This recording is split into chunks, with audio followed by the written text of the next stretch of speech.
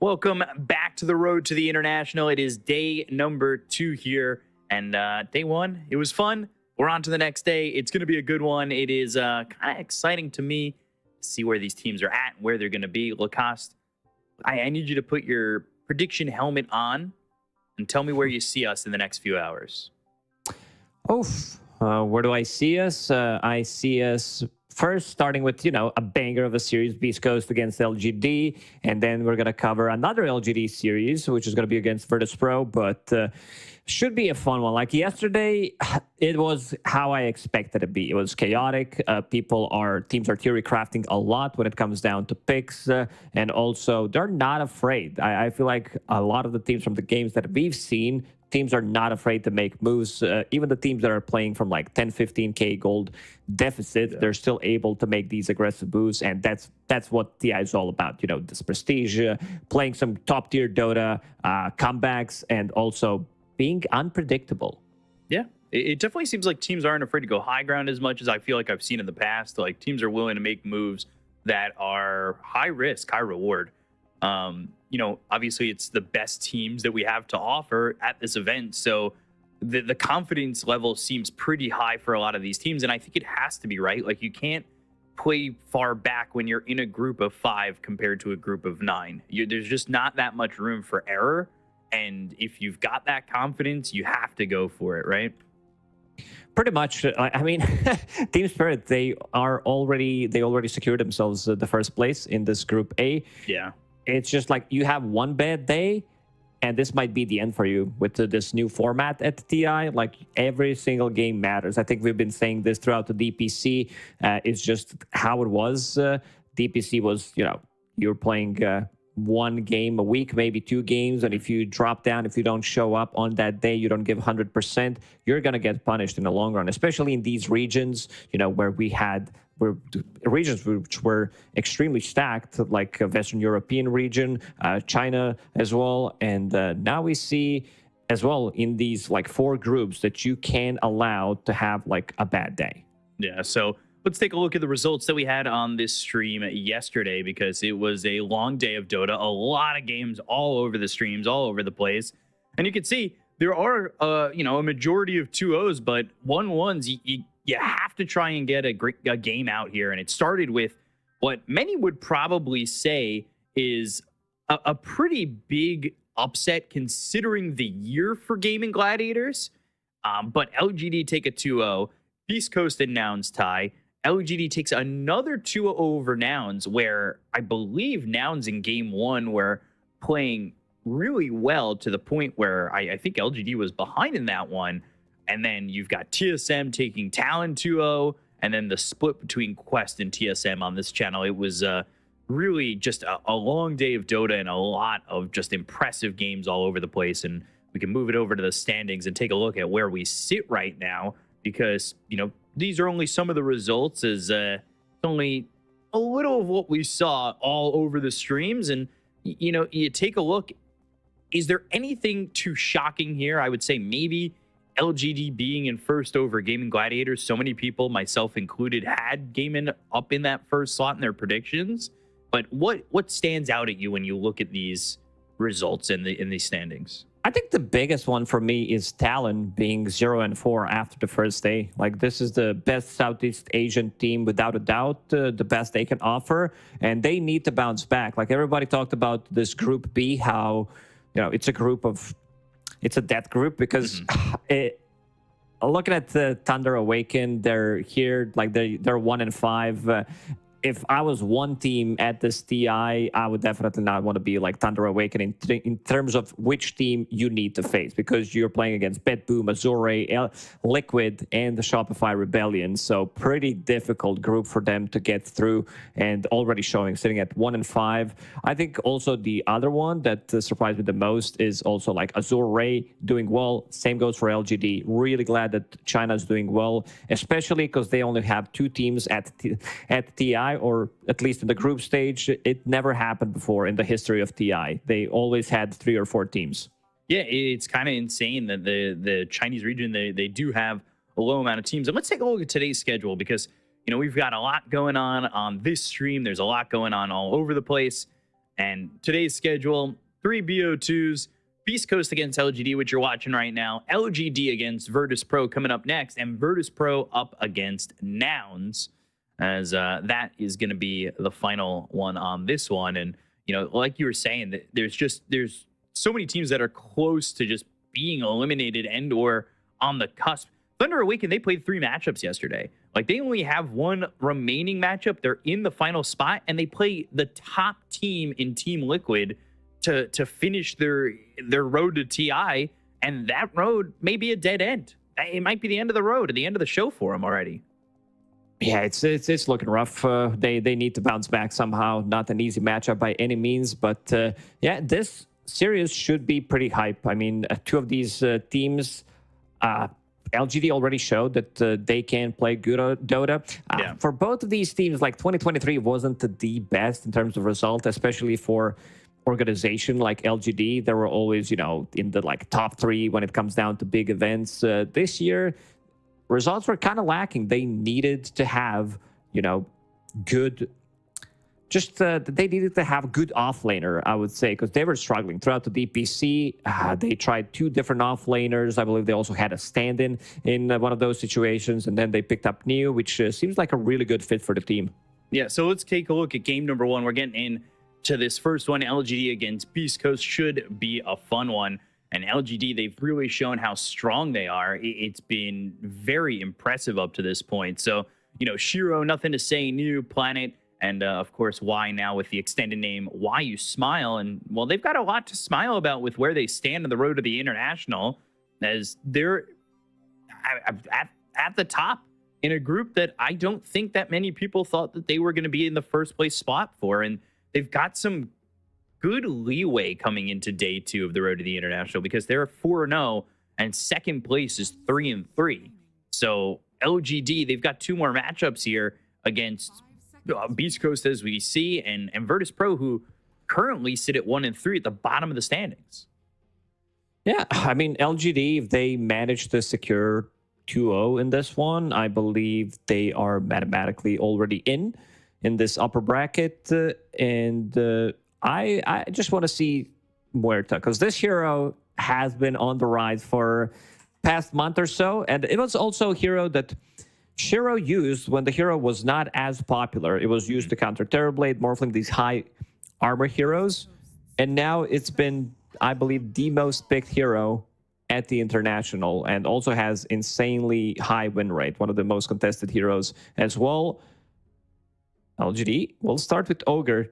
We talked about Ogre yesterday when we were covering Tundra games, because I've seen Thompson playing a lot of mid Ogre. It's pretty much the same style where you pick up Heart, you pick up Blade Mail, and then you start to scale some Overwhelming Blink, Aghanim Scepter. You're very annoying at these early levels. You dish out tons of damage if he's played from the mid lane, because all of your abilities deal a ton of damage, plus you can multicast them as well.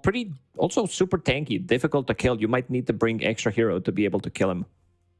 Yeah, we'll see if it ends up being for nothing to say. Nothing to say, of course, grabbing himself a bronze medal at the Asian Games recently, which was on LAN. And, you know, he had a couple of games with that Tinker that is just so destructive. There was a game that they were playing, game number 1 against the Chinese national team.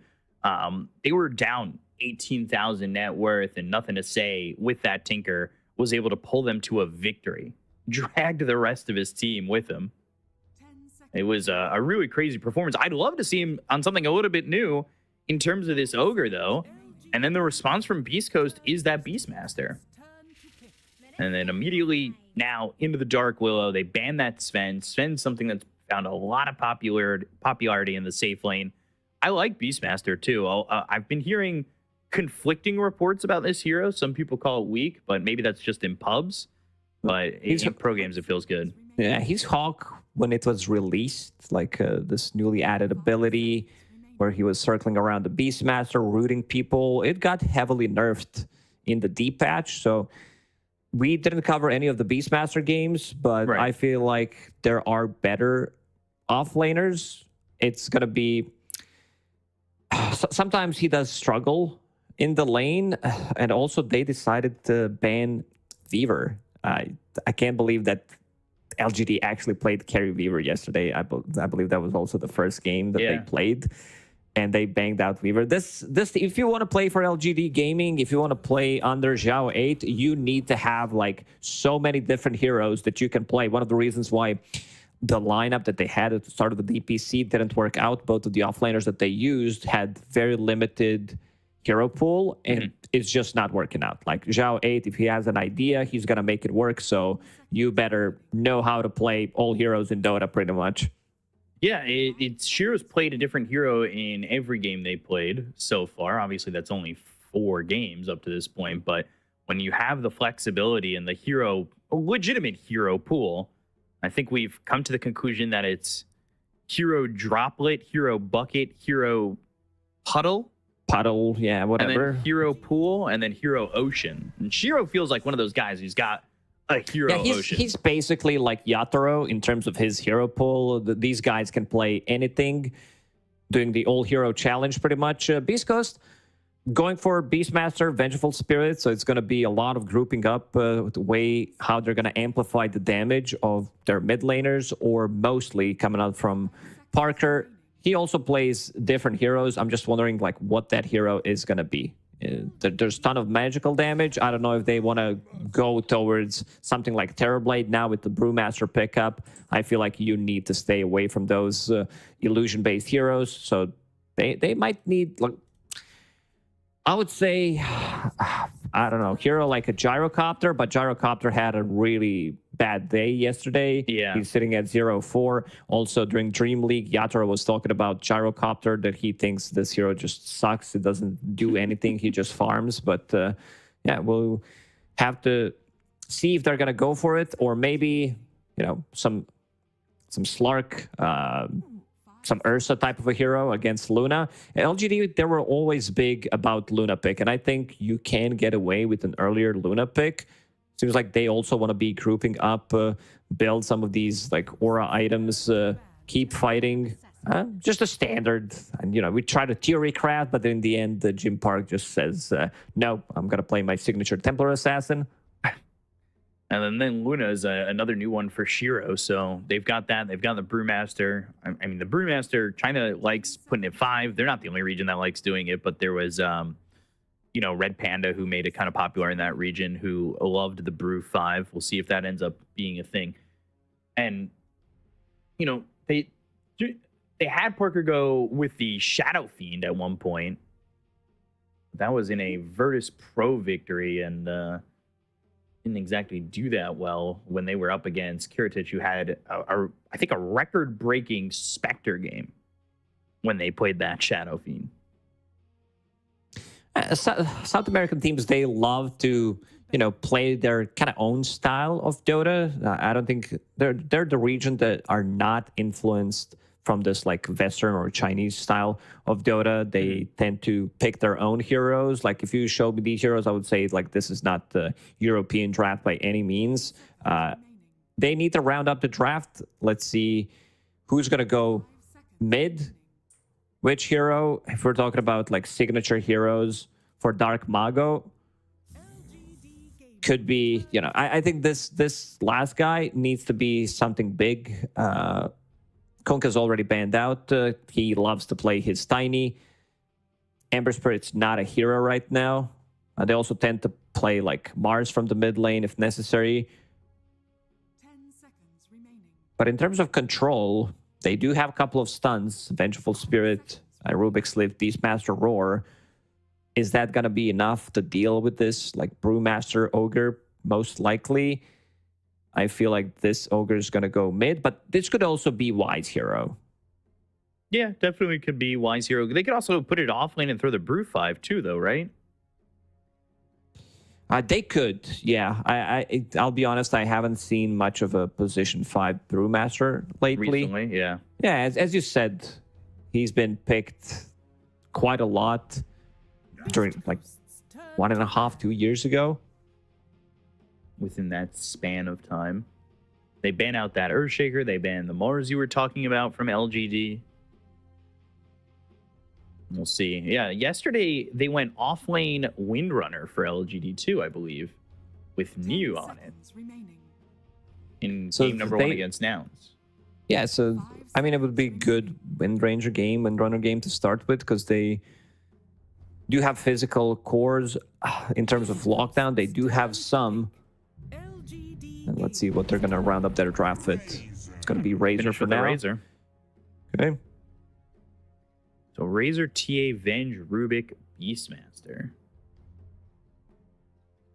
It's got pushing capabilities. The lockdown's pretty okay. Damage if TA gets off to a decent start's there. I don't hate this draft.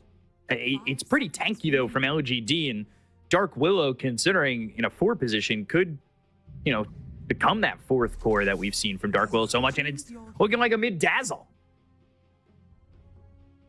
Yeah, nothing to say is going to pick up that last pick mid-dazzle that we saw Thompson destroy with the other day.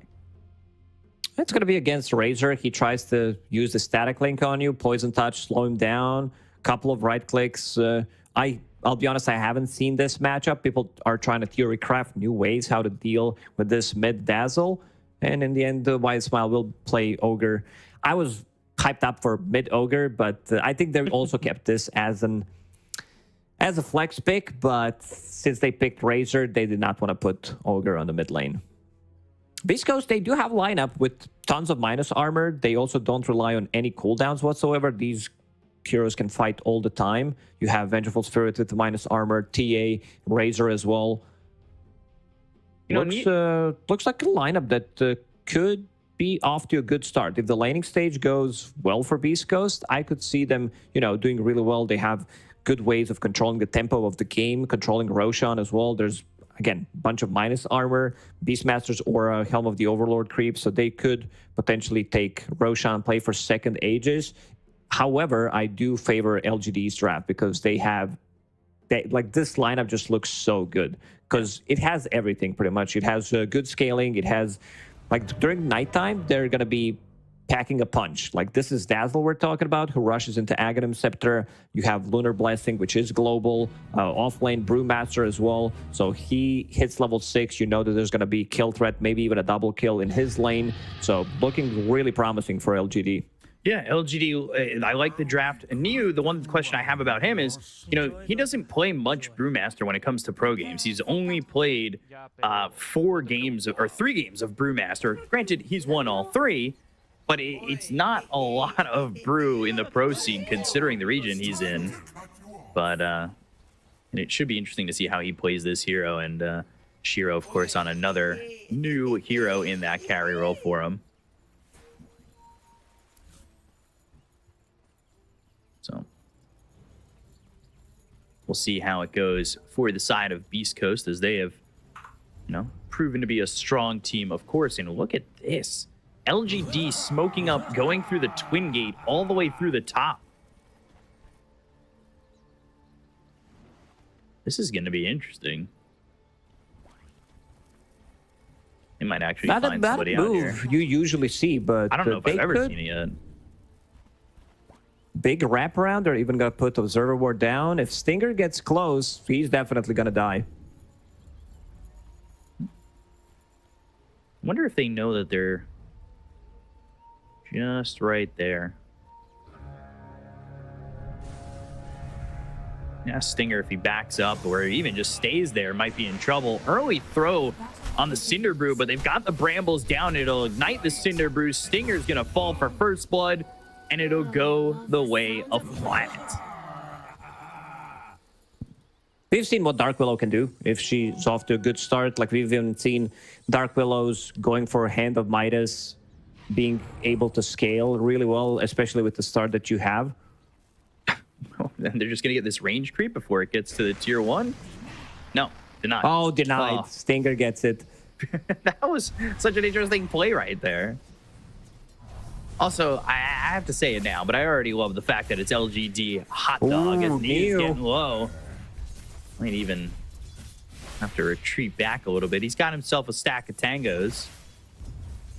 And up against Jim Park and Stinger. This is chemistry at its greatest. We'll see if Beastcoast can kind of hold on to the lane and see where it's at. Going up against Planet on the Dark Willow. Cinderbrew again looking to ignite it. There's the blood grenade. It will ignite. Stinger's kind of, again, sitting low at about 100 health. Doesn't have any healing salve, so will be low. Like right now, raging only from Tango. So that's going to be very difficult. He gets close. Planet has another ability available. They could go for the kill.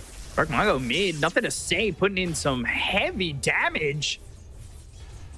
It's a fairy fire there, and we have seen Dazzles do well in lane where this early poison touch, the shadow wave, it just feels so strong. And you'd already see Dark Mago struggling with the aggression that's coming out from the Dazzle, who now is a second level in the poison touch, but Sacred has to run back, and Schofield just fighting Why You Smile. A lot of aggression coming out of LGD early. An interesting build from Why You Smile, starting with Bloodlust level 1. This ability has been buffed. Like, bonus attack speed has been increased, self-bonus attack has been increased at level 1, so you're really getting in that damage. We also seen yesterday Dazzle beating mid Lina, which was kind of impressive. So Dazzle does really well against these heroes that can even like try to outrange him, that want to battle early on. If you have Poison Touch on, I don't think you can trade with Dazzle. While You Smile getting chased, there's also some brambles in the top lane. Every lane is just a little bit of a back and forth. Stinger looks for that pull, and we'll get it. Planet just throwing an early Shadow Realm strike in, but eats a magic missile and a blood grenade, throws down the brambles, Cinderbrew, and that's going to be ignited. Meld Strike is there to get the kill on the Planet. Now Stinger getting chased by New. He at least get the trade, he will. So it's solo experience for him as Jim Park got the first kill in that opening. And a 1-for-1 in the top lane. And New getting the kill after means that he's going to have that level 3 available via Smile. He doesn't have, like, yeah, he's dead. Packing a punch, but in terms of tankiness, he's not that tanky. Yeah, not yet. He's going to fall to Sacred on this Beastmaster. It's just level 2 right now, has the Call of the Wild as well as those Wild Axes, and you can see how much the Hawk can be annoying in the new way the Hawk exists. Or newer. Not as new anymore. It's existed for a couple of months now, right? Yeah, it's not like the newest ability, but it's fairly new compared how old Dota is. So, bottom lane, Shiro, only 15-4 compared to the 23-7 of Jim Park. Jim Park's having a good lane. You know, got that kill, had that Meld Strike. Got Stinger doing a good job of having these pulls. They might even get another kill on a Planet. He's in an awkward position. Stinger's got another magic missile in 2. So they should be able to throw that over, but goes into the Shadow Realm and will throw some damage out. But once that's over, you got to expect there's a Meld Strike and a magic missile in his future. And that's exactly what there is with Jim Park getting the kill on a Planet. Really well done by Beastcoast. You know, there was early aggression coming their way and they didn't falter. And I think these 2 kills are going to really open up the game for the Templar Assassin. Yeah, you got to be careful about positioning in this lane. You get Meld Strike, you get like stun in your face, you're going to die. Hero like Dark Willow is not tanky at all. So we mentioned that Beastcoast, if they're off to a good start with the lineup that they have, they could be, you know, it's a good scaling lineup as well. When they hit their timing of between 20 and 30, 35 minutes, it's going to be super strong with all these auras, Helm of the Overlord, Razor being on top of Luna, stealing her damage, but you also got to be aware of Dazzle. You see Schofield stacking, very important when you play with the Beastmaster if nothing's happening, and there's also tri-lane going on from LGD in this bottom lane for now. I think they trust Niu enough to you know, hold the lane himself and at least survive, get that experience, get a little bit of farm under his belt, and maybe make a play happen over in the bottom lane. But for right now, they're bringing 3 over mid. They really want to secure the 6-minute rune. They're a bit early for it, but they also want to get a kill here on a Nothing to Say. The telekinesis, the magic missile, the control is there, and they really got to help Dark Mago out because he's only got 15 CS, and they do just that by getting that kill. Jim Park in trouble with both supports coming up into the top lane. Bramble Maze is down, and they'll get a kill on a Jim Park, so that's a good rotation. They showed tri-lane bottom and then went through the twin gates to go top. Yeah, when twin gates were introduced, we saw a lot of teams just going through. Then we added 1 more second to it, and people kind of stopped using it for a while. But yesterday we saw Tundra being like super active early on, and I see LGD as well Ooh. being very Double active going damage. through the gates. Dark Mago, he's in trouble. Yeah, stunned. Brambles has to navigate that maze. It's the plasma field out and has the fairy fire to eat, so he survives even with the double damage on Why You Smile, but it puts pressure on him to back him away and open up the lane for Nothing to Say, who's now level 6 and does have that first level in Bad Juju. But bottom lane, Shiro, this is constant, just all over the map, but the Lucent Beam's gonna get the kill on the Sacred. It looked like Shiro was in trouble, and they've got a couple of TPs coming bottom to get a +1 on Schofield. Throws out a Fade Bolt, He but wants that they've urn got charge. the Thunderclap, and they'll get the kill on with Shiro as they take out Schofield, and 2 heroes die bottom. Very interesting build from Shiro. I will say I haven't seen this one on Luna. Like, he just thinks differently. They want to battle it out, putting 3 points in Lucent Beam. So we might even see level 6 being taken on Luna. Why You Smile trying to invade this triangle, maybe pick up the rune, but doesn't want to die. Gonna use the scan, make sure that someone is there. But very interesting build from Shiro. Usually you want to have like maybe one, maybe 2 points in Lucent Beam, but that's about it. And you want to max everything else. For now, just keeping things open. And we caught a glimpse of how many stacks were made so far. Beastcoast, I believe 7 And only already. 2 for LGD. We were talking stack game, what, all of yesterday with Tundra playing? They had that game where they had 35 camps stacked. That is an absurd number when you give it some thought. Ags are ready for Nothing to Say being built, not finished. I don't want to get too ahead of myself like I Oh yeah, normally that's do. what you're allowed to do. Like has 400 gold, doesn't even have half a component. He's almost at a hax. Yeah. Dire are scanning. He's kind of close, isn't he? Theoretical time of physics. Curse Crown. Jim Park in some trouble. Going to the primal split as well. Curse Crown's going to pop. And they've got the vision detection ready to go and trying to get this kill. But the magic missile thrown on a planet. Schofield's here. So is Shiro. An eclipse on a Schofield. That'll get the kill. They'll take out Stinger. And now the Cyclone up in the air goes to the Razor. Jim Park's trying to see if he can help. Back to form is Neo. A Curse Crown on the Dark Mago. And they get themselves a 3rd kill. They look back at Jim Park. Not a lot of health left on Neo and Planet. And Shiro's kind of low as well. They can't What a exactly fight chase from too far. LGD. Dire structures. He's still chasing Well, him. he's He taking wants it. him, but needs to be careful. Evasion He's good. is okay. This was another great usage of the Twin Gates. Shiro going through the gates, putting that early point in Eclipse. Is under attack. Getting through. They didn't kill Jim Park in the end, but they killed 3 other members. Maybe the better now how like this fight played out. Maybe it would be better if they just left him alone to die, because they lost much more from losing these 3 heroes.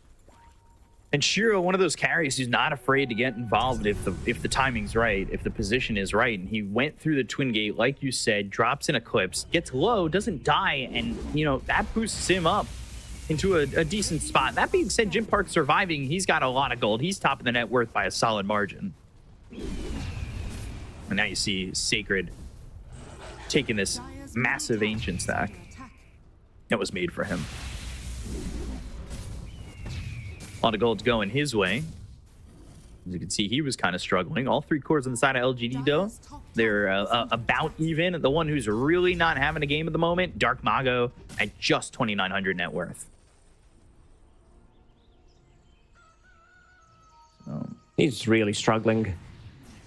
I want to see what the build's going to be. This might be the game where you like get one small item into BKB, or you just might need to rush BKB on Razor. Considering how bad of a start you have, you need to find a way how to fix your game. And you're playing in ton of magical damage. This is going to be like max Bloodlust on Why You Smile, plus Luna with her abilities, like just gonna shred them apart.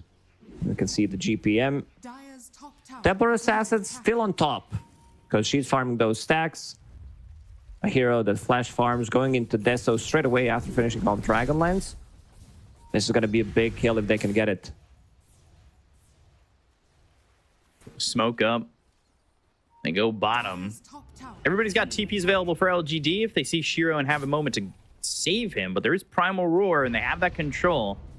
And already News down here. Shiro knows something is up. Smoke breaks, getting pinged out. Stinger throwing a magic missile, thinking about going to the Primal Split, but it forces them all away. And it will be Bad Juju picked up for the Rubik. They're still thinking about coming bottom. They're going to re-engage here. Dark Mago moving forward. Finds nothing to say. He's got the vision. They've got the swap onto Shiro at the same time. And they're trying to get this kill onto this Dazzle. He doesn't have Shallow Grave, so he's unable to survive. They get the kill into nothing to say. They use the Primal Roar, but the Eclipse, with the help of the Primal Split from Neo, gets the kill on a Sacred. And now they look back at the Razor. Lucent Beam from a distance, trying to finish off this kill. The Cyclone onto the Rubik.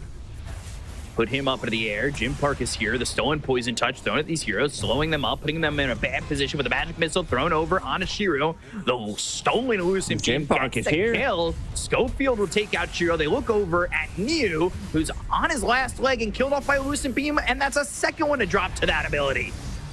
Trying to finish off Why You Smile. He gets onto the low ground away from the Razor, who's just got a sliver of health as they take out Dark Mago. It's nothing to say back into the fight. Poison Touch on a Stinger, taking him down low, and he dies as he tries to TP.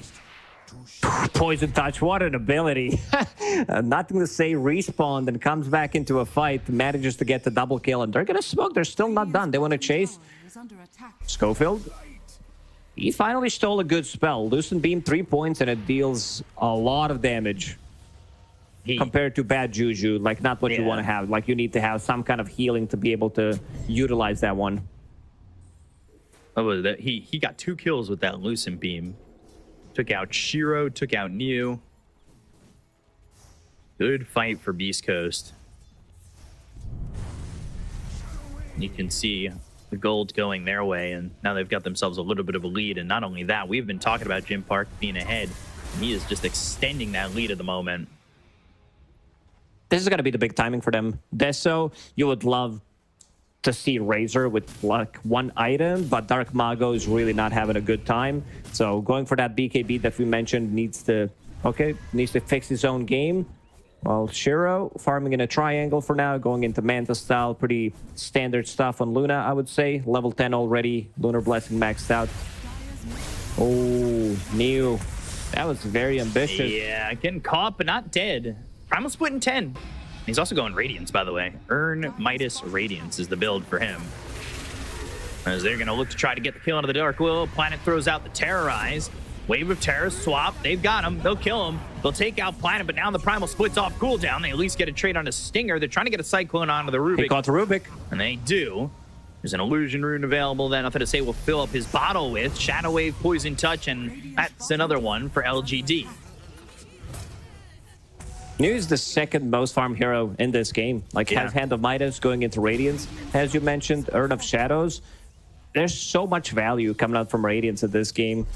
You're playing against Templar Assassin, burning those refraction charges against right clicks, Mischance, against Razor, against the Beastmaster, his units.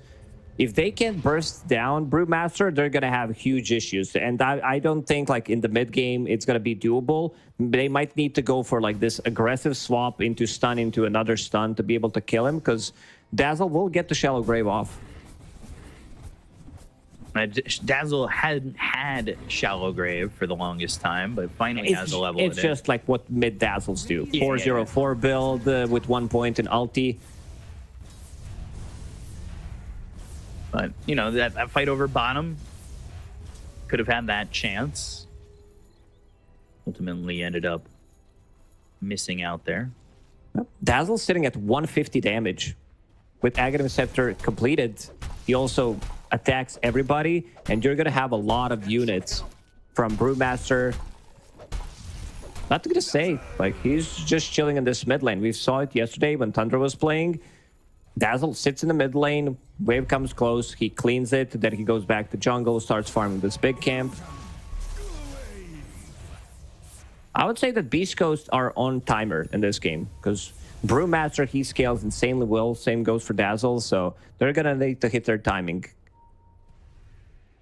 Yeah, we'll see if they can succeed in doing so, of course, with the timings. Always feel like some of these teams have harsh timings. Ooh, Schofield jumping in, has that blink, telekinesis. They've got the silence onto the Dazzle, and he's got nothing to say about that attempt, and, well, he falls. No shallow grave, no way to survive, and they've done a good job of kind of shutting down what Dazzle's done in the early game and slowed him up a little bit, and that's 2 charges on that Deso that was just completed for Jim Park. He's also, of course, got that shard. That's what's silencing there with the Psionic Trap. Yeah, that's pretty massive. Just Templar Assassin prioritizing that shard early on to be able to control the team fight. Some of these heroes are super annoying to deal with if you don't have this instant stun, which they don't have. Like, you don't have blink initiation. You need to like lift someone with Rubik. Now Rubik actually has blink dagger, so that's going to help a lot. But this long duration silence from the trap is going to come in super handy. Schofield also going straight into an Ags after that blink. So not really supporty items coming out from this Rubik. And it's straight Ags. I think what he wants to do is steal Dazzle's abilities and become better Dazzle in this game. Like, you steal Poison Touch, bad Juju, you steal Shallow Grave, bad Juju, and anything you can steal from Dazzle is going to be of great value.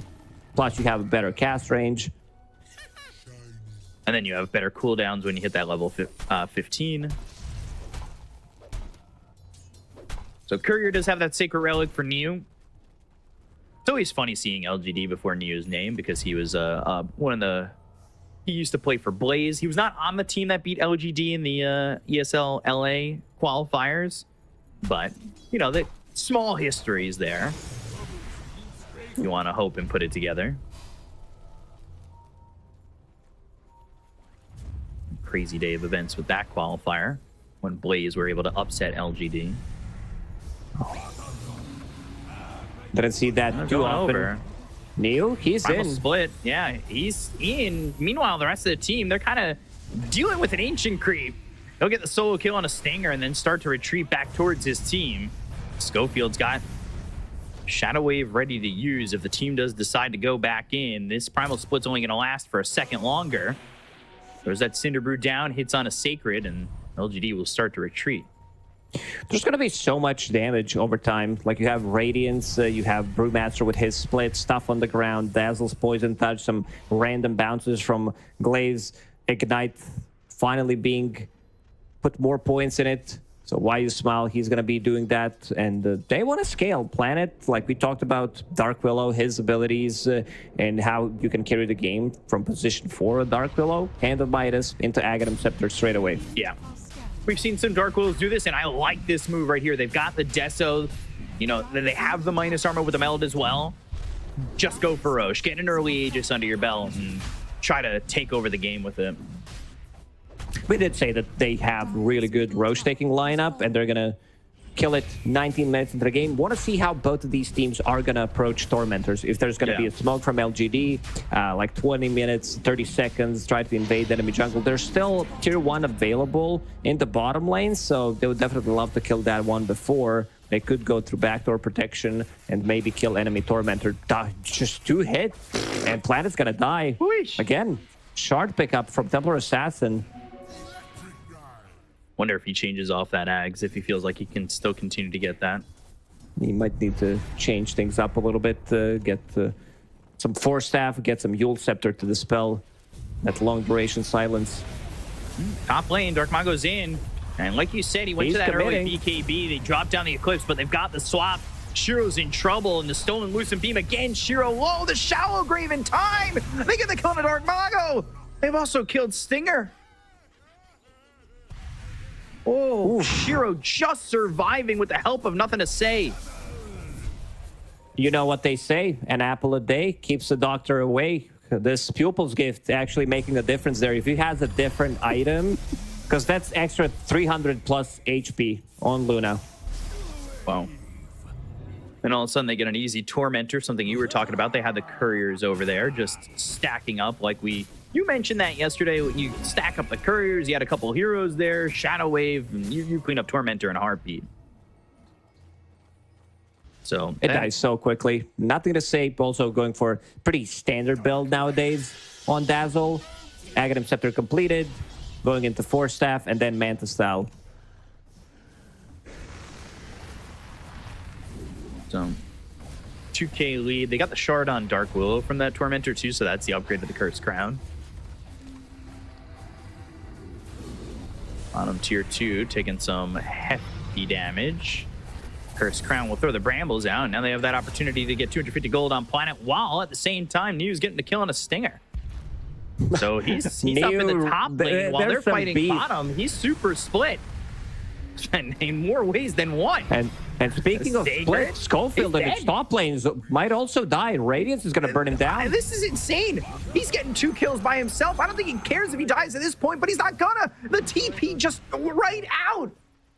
I heard you saying that he played 3 professional games on Brewmaster, but this guy's owning. He looks like a god. I mean, wow. I don't want to fawn over one person or the other, but he's splitting the fights, splitting himself and getting 2 kills on his own and TPing out. They have no stuns. Like, he understood that they killed all the heroes with the stuns on their side. Uses Drunken Brawler Storm, so has this insane amount of evasion, and they can't kill him. Also has Aghanim Shard available. It's a lot of text. Look at that text. It'll take us a good 2 minutes to read it. Brewmaster can switch stances based on... You guys can read it yourself. It's fine. Going into AC next, understands that most of the damage is going to be physical from Beastcoast. Once you get that, like, level 18 Primal Split, then you get level 20 Brawling HP. We saw what Brewmaster can do, like, especially when there's siege in the high ground. He can split siege, use the Cyclone, be very annoying. Then the tier 3 falls, bounces from Luna, starts. It's a super strong lineup from LGD, and we're going to see the full power of it in the next, like, 5 minutes. Even though Beastcoats are the one with Aegis, they can't really fight back. Especially after that last exchange. And of course, by the way, he's got the shard, so that upgrade to the Primal Split is pretty big, allowing you to cancel it early too, have that positioning, and you can see how well Niu positions himself in fights that he's taking on his own. And he's almost got this AC. So he'll have that in a moment. All of a sudden, it's a 6,000 net worth lead, and you can still see Dark Mago struggling to the point where, by the way, Planet has 8,000 net worth. He's going for a Lotus Orb, switching off of that Ags, but still, he is doing so well in terms of gold. And they have found Schofield. They're going to try and fight the telekinesis. It's going to be on a Neo. They go to the Primal Roar. Oh, Terrorize on all of them. Terrorize lands on everybody, and this is just going to send them right back. They have an Eclipse to follow it up. Sacred's in trouble. They look at this Ancient Creep and the Primal Beast and slam them both down. Stinger's going to be caught with a Bedlam on top of himself for Planet. And they get 3 kills. They don't care about an Aegis on this Templar Assassin at all. Their lineup is just so powerful at team fighting. You see this Primal Split. Like, how are you going to kill Brewmaster? It's almost impossible unless you're going to isolate him with some swap into 3 stuns. So this... It was a good silence, but these heroes are not dying. They terrorize in the back lines, and look at the positioning from Shiro. Goes from a different angle, comes from the eastern side. Eclipse doesn't deal as much damage since a lot of that damage is shared between those units, but still, they manage to clean up. Yeah. I don't think LGD is going to let them take next Roche. Then, on top of that, when you saw the Primal Roar come through, they had the telekinesis, then the Primal Roar on Anu, but the Force Staff, they just to push him away, and that was from Nothing to Say to make sure that he survives if they needed him to turn it around and be a force in it, and they end up turning it around anyway, so... the Force Staff from the Dazzle, he's almost got himself Manta style. And we were talking about Ags potentially being built on Planet. He switched over to a Ghost Scepter, and now he's going into the Lotus Orb.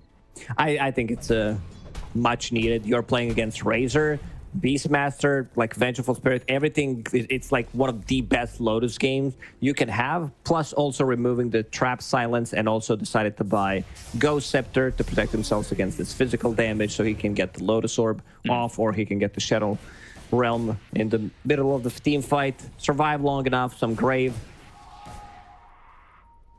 So what did Beastcoast have to do here? Because you could see really the only one not falling off in terms of net worth is Jim Park. If you put all eggs in one basket, they can like easily counter it with one Cyclone. She goes in with no BKB whatsoever, kill the rest, and then deal with Templar Assassin. Also, if you look at the neutral items that LGD picked up, everybody's buying for tankiness / armor. Brewmaster, he has Dragon Scale, which gives you armor, Ring of Aquila on Dark Willow, and also Ogre having Gossamer Cape, so that gives him dodge every 4 seconds. So many games we see everybody grab Gossamer Cape. Gossamer Cape, really valuable item. Like, and Ogre is the one who's got it. He's the one with 2,000 health. He's tanky enough. He's got a Solar Crest, and all of a sudden, well, you're dodging an attack every 4 seconds. they also picked up an early gem on Ogre, something that we've seen like Chinese the teams during the DPC do quite a lot. Azure was the one prioritizing it after killing first Roche. If they're the ones controlling the map, they're going to pick up gem and get rid of all vision. You're also playing against Templar Assassin, so you want to kill those traps so you don't get silenced. Oh, what did he get? Lucent Beam. Always a good one to have. Did he commit to the Ags? I mean, he is still committing. He still needs 1,000 gold, though. They're both committing. They want to get those Aghanim Scepters up. I think Aghanim Scepter on Vengeful Spirit and Rubik could change how the fight's gonna go. You also need to be able to kill this Dazzle, which is easier said than done, because right now he's sitting at 2,000 HP, has a Dispel of his own with Manta Style. You mentioned the Force Staff on him, and Luna also has Hurricane Pike, so they could force people out of the trouble if necessary. Some Terrorize on the ground, Solar Crest to keep people alive long enough. Shiro just scouted Razor. Yeah, Dark Mago trying to run, but there's the Manta, has the Lotus Orb, BKB just TP out. And there it is. That's simple. BKB, your best friend. Second Roche, that's available. Aegis Cheese. Some teams liking cheese more than others, and this will be right off that TP out into going for Roche. So they send Razor away. They have a quick and easy Roche to grab themselves. Nobody coming over from Beastcoast. And this will be the second Aegis. First Aegis for LGD, second Aegis in the game.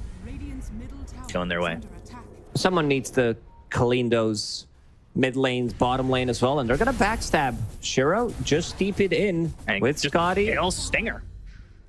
Stinger is playing very aggressively, trying to get any kind of farm that he can. I believe he just finished off the Aghanim Scepter, needs to use the Courier. This is where you want to start dying on Vengeful Spirit. Yeah. And they might even get a +1 Schofield. He's not too careful. Yeah, shows with Lucent Beam.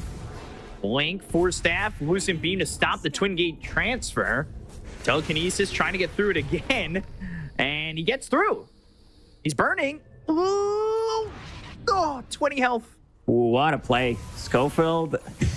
And the Aghanim Scepter is now completed. So they have double Ags on supports. Just found a neutral tier 3 token. Let's see what he's going to pick up on Rubik. In park? No. ETP's out. Dire's bottom tower is under attack. TPs might be the strongest thing in Dota, and I think it's also free, by the way. Yeah. You just need to keep dying. Unlimited amount of TPs. Oh, Dark Mago. This is the second time he uses BKB as a defensive tool. Well, no BKB anymore, and Shiro's here, but he doesn't have a lot of mana to work with. Does have a cheese in his backpack, stinking it up. And Stinger gonna try and push him back with that Psychic Headband. They are right on top of him, and they will get that kill. Now it shows off the Ags. He's got the swap, but they will take that illusion out anyway. So they get a kill on a Stinger. He's there for 35. Already able to quickly dispatch that illusion, but of course that's not in a full team fight exchange. Dire's middle tower is under attack. It's time to go for the high ground. They need to push out the waves. Dota Plus win probability 84%. I think Dota Plus is being very generous at the moment. Maybe the reasoning is Dota Plus loves Templar Assassin. Yeah, there's a few heroes like that, Spectre being one of them. Lucent Beam stolen. That's only one thing stolen at the moment. So we'll see if he can get anything else. Look at the damage onto the Ogre, but a save there with a Shallow Grave. Terrorized Throne. Now lands onto a couple. The right clicks coming through from Shiro, doing so much damage onto the Venge, and now there's the illusion. They've got the swap with the Magic Pistol. They'll take the Aegis out. First life. A blink in you, no fear. Primal Roar, though. Shallow Grave with the Lotus Orb. He needs to get the Primal Split off and will. They have Dark Mago going in with the BKB, and Mew standing his ground. He's getting a little bit low, though, for comfort in terms of these pandas, as he's only got 2 left. Jim Park doing some hefty damage and showing that he can kind of defend. And that will Mew's send playing LGD it very packing. smart. He does not want to give Rubik even a chance to steal Primal Split. He understands that immediately needs to fall back with his Brewlings, with his main hero as well. For now, Rubik just holding on to one ability. Needs to steal another big one. So, see the damage numbers from the TA. Well, they don't quite add up. From the map. Another Tormentor by the Couriers. And Dazzle, of course. He's not the main character in that story. It's the 4 or 5 Couriers. Yeah. It's the supporting team helping him. And now he's got a shard, which is going to make things a lot more difficult. They catch the Venge again. Stinger will swap, throw out a stun, but there's not much more for him to do there. Ooh, from the high ground, they've got the break onto the Brew. Terrorize charged up, not going to be thrown, but the blink, as well as the clap on top of Jim Park. They've got Schofield into the Shadow Realm as he stole that out. Pretty high from Jim Park. Level 23 enchanted go, quiver. He can't miss. MKB as well available on him. So Brewmaster needs to be slightly more careful. Is under attack.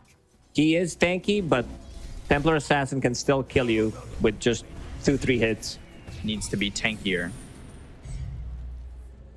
Shard, by the way, for Shiro, too. So he's got that Moonglaive upgrade.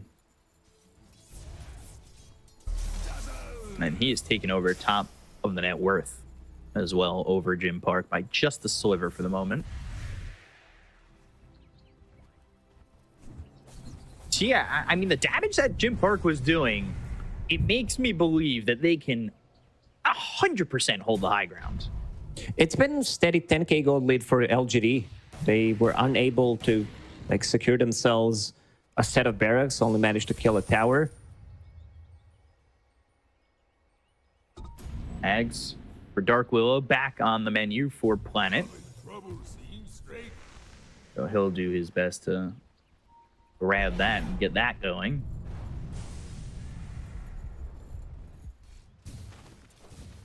Game kind of quiets down, not having that Aegis anymore and sensing the damage that Jim Park's able to do. They don't exactly want to just run in there and go onto the high ground, but if they can find Beastcoast away from their base, a lot easier for them to secure those kills and have that advantage. And a couple of obs here for the side of Beastcoast that sees LGD coming.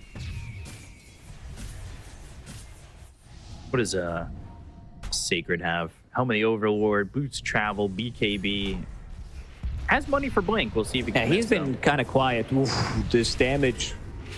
Let's see if they can find him. Jim Park, he's out. He's that type of a player that will make this kind of a play like very high risk, sometimes no reward, but throughout this game, he's been on point. And also, it really takes experienced Templar Assassin players to understand like when you can buy a BKB. In this one, he's completely skipping it.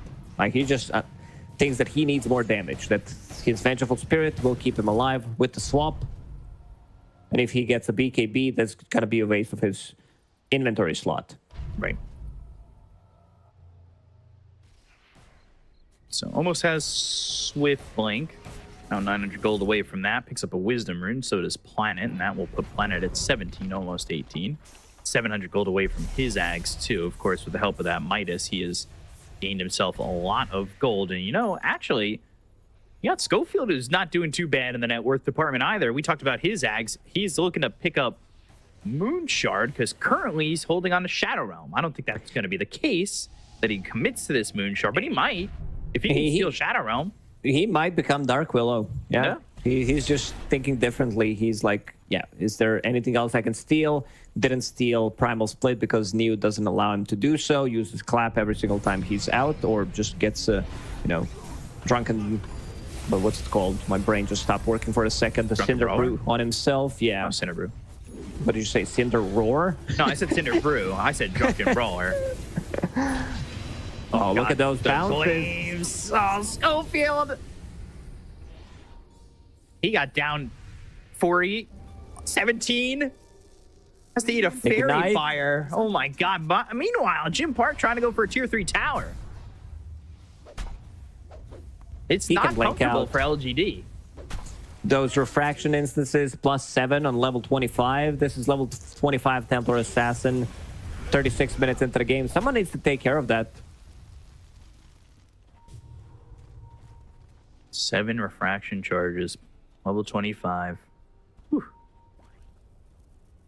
Anybody else? Well, I didn't realize Dazzle's only level 20, but I guess TA not forming with illusions, and you get yourself to 25 pretty quick. Surprising that Nothing to Say is actually lower in level than Razor. He's been keeping the distance, staying away from a fight. Like, he's been involved in some of these early engagements, but your job, like, you need to get at least 1, 2, 3 graves off in a fight if you want to win it. Again, it's 10, 11k gold lead for Just sitting LGD. here, yeah. Waiting for next Roche, which is going to spawn in 1 minute and 40 seconds. Couriers Dire's are flying has out. been killed. Dire's top tower is under attack. So getting to the 37.5-minute mark. Again onto the high ground. And Beastcoast is like, you know what? These couriers, they're really valuable, Tower has fallen. especially for the third Roche. You might steal Cheese, you might steal Refresher, might steal Aghanim Scepter if it's on Radiant side, but they're going to lose side jumping one in already. side if they don't respond. They've got the primal split. They get the kill on a stinger. Schofield ends up dead. Shiro, he's low, needs to try and survive. Gets a little bit of health back and now turns it around with a Lucent Beam. They've got the break on a planet. He goes Dazzle's into the coming. Ghost Scepter, and now they've got Dazzle coming over. Jim Park hit with the Poison Touch. That's going to hex him up with the Shard upgrade from Nothing to Say. They get the kill on the Dark Mago. He doesn't have buyback. He's dead for 85. Stinger Bob back. The primal split is ending in a moment. They've got this top set of racks. They've got what they came for, and they can back away. No casualties. Stinger forced to use a buyback, but they still lose this side of barracks. There's also no tower in the mid lane. Brewmaster is just insane hero. I don't know if we consider this like mid or the start of the late game. Depends, but he's just nuts how much damage he can deal, how much he can tank as well. He can be the one controlling the fight. There was nothing to say in this fight, but still good Manta style from Shiro, keeps himself alive, and like we talked about the atomization on LGD, everyone is buying armor, AC on the Brewmaster. He's gonna keep them alive. Roche. At all. Spawn, they've got Refresher Shard, potentially. Let's see what these couriers can do. They don't even see them. I think they've been sent back to base. Yeah, one has. They didn't do anything. Okay. Well, those couriers were set there. They didn't end up doing anything. But, all right. Couriers are the 6th player right now. Dazzle utilizing them to finish off Tormentor. Now they try to steal something, and look at them go. They're going in again. The cavalry has arrived for the Tormentor. Here they go. Donkeys gathered. Look at those. Donkey army. We are part of the team. I think if they're going to be a part of the team like this, if Dazzle's going to be a big part of this TI, whatever team wins, you know how they always make those backgrounds? The couriers have to be included. Oh, yeah, for sure. Otherwise, it's upsetting. You know what's the play? Get a hero that can kill the couriers. You like get some Ricky to counter Dazzle when he's trying to go for Tormentor. Stay one step ahead. So, Dazzle, I'll take the Ancient Camp.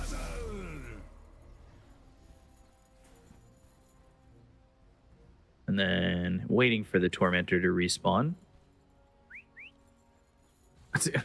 He's High like, five. when did I Donkeys take can't this? do it. When did I take this Tormentor? Did I get the timing wrong? Somebody just comes over there and kills all couriers. Dire's You can see Planet's got access to that Ags. Divine Rapier for Jim Park. No boots of speed, no power treads, holding on to Swift Blink. This is Templar Assassin with almost 800 damage. Damn. That's a lot of damage. Is Dazzle still waiting over there? Dazzle's still there. Yeah. He's just like, They're all going right. to write it down. Yeah. This is new Roche. Tormentors, you need to write those down. Needs like there's so much to do in Dota nowadays. Like every Wisdom 3 minutes, runes. every 2 minutes, every 10 7 minutes. Pretty much every minute. Stacking every minute. Nothing to say, still there. His team's going to need a shallow grave as well.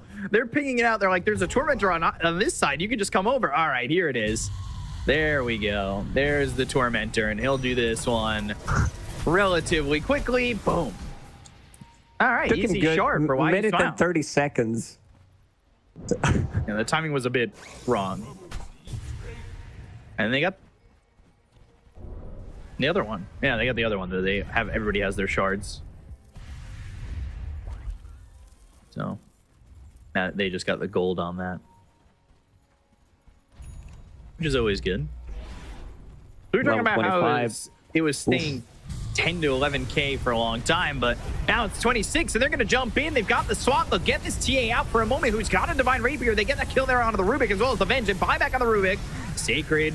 Ooh, Eclipse. Shallow Grave. Shiro surviving. Has that Aegis, but it will expire. Cyclone, that's going to be on to Jim Park. That's going to keep him onto the backlines, but they get the kill on an EU. He's dead for 100. The Stolen Eclipse doing a lot of damage on a Why You Smile. Will clean up the Ogre, and now they've got 2 dead on the side of LGD. Do they have the damage? The Ghost Scepter's going to keep Planet alive. Curse Crown on a Jim Park, keeping him on the backlines, but they've got nothing to say as well as Shiro going after Dark Mago, who will die on the Razor. Lucent Beam once again. Sacred Low, he's gone. That's going to be a buyback used by the Beastmaster too. There's a gem on the ground. Jim Park survives. He holds on to the Divine Rapier. And so far, I would say that's a hold.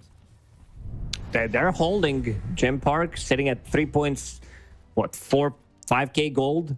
They bought back on Neo. Thinking about the BKB, but it's going to be a very difficult hold. Razor has buyback available, might be forced to use it. I'm surprised he didn't, considering the commitments that came out from both teams. He wants to jump in. He has Refresher available, but also waiting because Primal Split is off cooldown in 45. And he bought back, so he doesn't need to put himself in an odd spot.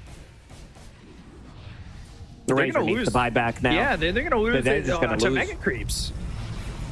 So there's Mega Creeps. The buyback's very late. They've got the swap. It's going to be on New. Pops the Refresher with the Shallow Grave, and now he's got the Primal Split.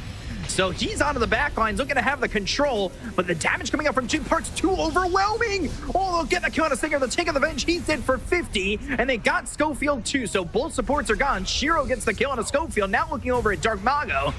Invis for the TA, still trying to find the damage. Throws these right clicks on, nothing to say, but they've got themselves the BKB. That's going to be popped here. It's not looking like it's going to matter. Jim Park ends up dead. Divine Rapier's on the deck. GG is called, and LGD get the team wipe in the first game under their belt. Oh, Jim Park held them in this game for, I would say, extra 10-15 minutes because LGD, once they group up, like having Luna Aura, having Bloodlust, and then bounces start to hit from Luna, you see how fast they can melt. And Brewmaster, like Neo played the perfect game on Brewmaster, going for these like solo pickoffs, killing both supports on Beastcoast multiple times, getting out of trouble. He was godlike in the end. I believe he ended the game with only 1 death. And same goes for Neo died 2 times, but Shiro died only once. Shiro also having a pretty perfect game, coming off very hot from the laning stage. I really like that he put multiple points into Lucent Beam, actually maxing it out, and also going through the gates, ganking the enemy carry, ganking the enemy mid laner, making a rotation, taking the tower. He's just like very active on Luna. And again, as a part of LGD, you need to play like pretty much everything. This is why this team was always so fierce. Yeah, they did a really good job overall for LGD. I mean, those 2 deaths for Niu, but he's 14-2 and 15. He has such a good game. He makes things happen himself. I mean, he got a couple of kills while the rest of his team is splitting and fighting. And LGD, it was close from Beastcoast for a little bit. LGD ended up breaking the doors wide open, and they're not afraid to run up the high ground and play in deep. And you could see Neo did that in that last fight. And he ended up dying in that last fight. That was his second death, was him committing, going to the back lines, using that primal split, and trying his hardest to make anything happen there. And he was pretty successful with it. And both teams playing, at least their support wise, kind of greedy, right? Like Schofield and Stinger, second item, both of them Ags. It's a lot of gold saved up when you think about two heroes who don't have like any real support. There's no like a Glimmer Cape, no Solar Crest, nothing. They're just like playing for themselves, which makes Core's games like really difficult because they need to, like, one of the reasons why Dark Mago didn't have that good of a game is there's nothing to reduce the amount of damage that they're throwing on him, so he needs to take care of himself. Went for this tanky build and Razor, first item BKB. Very greedy, I would say, from both supports, but in this situation, after like they saw how the game started, you might need to go for it. Like, you need to risk it. Yeah, they ended up going to those Ags. Planet, I like his item decision-making as well. Decides to not go straight Ags, goes back for the Lotus and the Ghost Scepter. Ghost Scepter keeping him alive a bunch of times, and then he gets Ags and Moonshard, and that's kind of like the reward for him knowing not to be so overly greedy, right? Yeah, I mean, the whole squad just itemized perfectly pretty much on LGD. We talked about the neutral items that they picked up, early AC built by New. Gives them so much tankiness. They're also taking care of each other. Like, you need to focus Dazzle, who does have ways of removing those silence. Like, Jim Park played a perfect game, but so did Neo. Like, Neo completely nullified what they tried to do. Some of the like early splits, picks up a Blink Dagger, jumps in their base, and he's the one like controlling the team fight. Who's gonna go where? Drops this Cyclone on Templar Assassin, so she can't deal the damage, and Luna's taking care of the business. They take one side of barracks. Just some perfect gameplay coming up from Neo. And he gets the reward of the dropped Divine Rapier in his inventory that he gets to show off here on the MVP screen after all is said and done. And it gets that boost to the net worth, and that puts him higher than anybody on the side of Beastcoast as well, that little Divine Rapier boost. As he had a perfect game. And then Shiro too, he had 41,000 net worth. He was kind of slow out of the gates, I would say, in terms of where he was in net worth. He was kind of low, but you give enough time to a Luna and you're going to really get there. There's no ifs, ands, or buts about that with the way that Luna farms in a game like this, right? Yeah, pretty much. It's just like the power of this hero. I think we've seen a lot of Muerta on day one. I think throughout the rest of the international, we're going to see a lot of Luna as well. Yeah, so LGD take game one over Beastcoast. We're going to be back with game number 2 in just a moment, so stay tuned. We'll see you in a bit.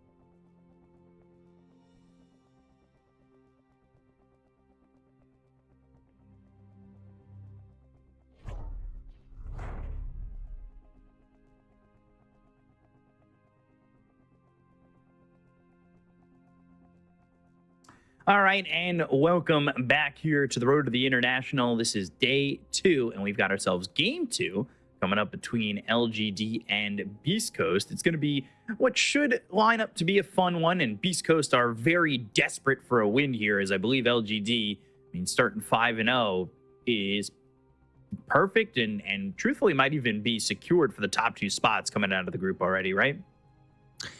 Yeah, because Beastcoast, they are the ones with like 2-2 score. Now they're 2-3, holding that third place. Nouns 2-4, Virtus.pro 1-3. Gaimin Gladiators do have 3-3. So I believe that they might have already secured themselves.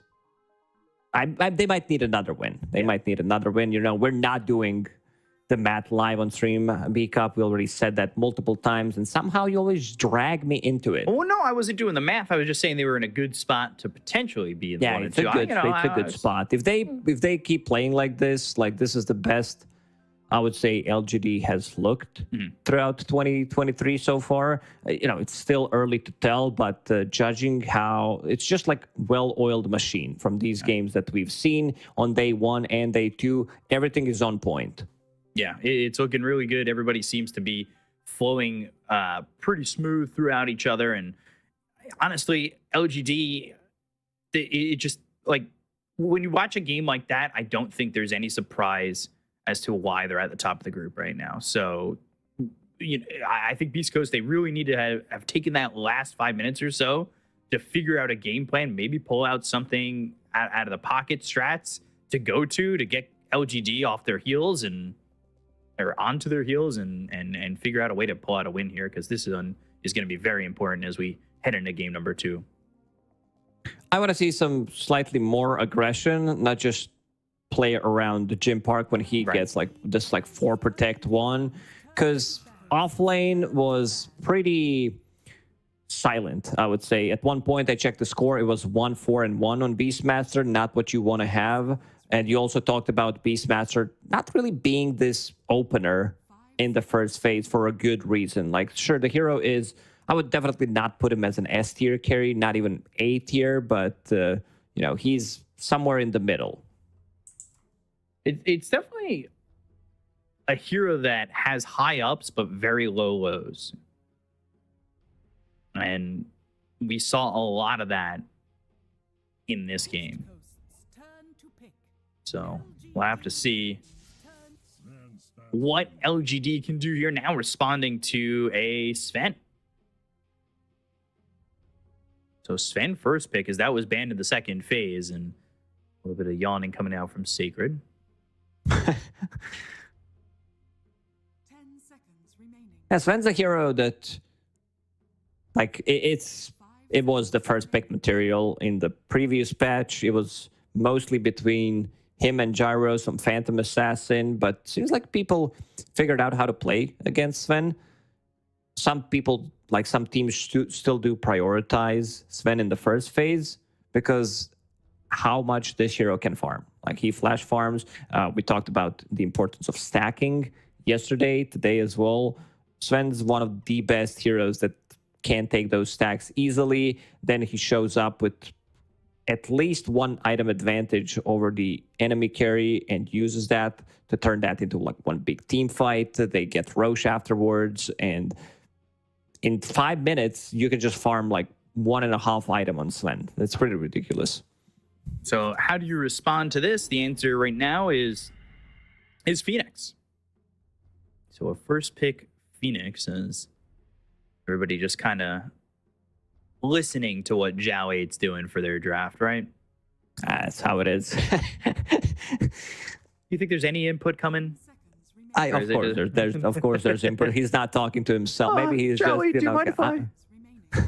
maybe they just have to listen, and he's giving all the directions how the game's going to be played out for the first like 25 minutes to smallest details. Wouldn't be surprised if it is actually like that. But want to see Zhao 8's approach towards Sven. They were playing yesterday against Gaimin Gladiators, and the hero that they picked was Carry of Ever. This was like the carry-to-carry matchup, which is by not a counter to Sven by any means. Dude, Neo always looks so happy. I think it was there was a couple of events where he was on cams and everybody was just like, he always is smiling. Why you smile? Why ask him that question and he just smiles?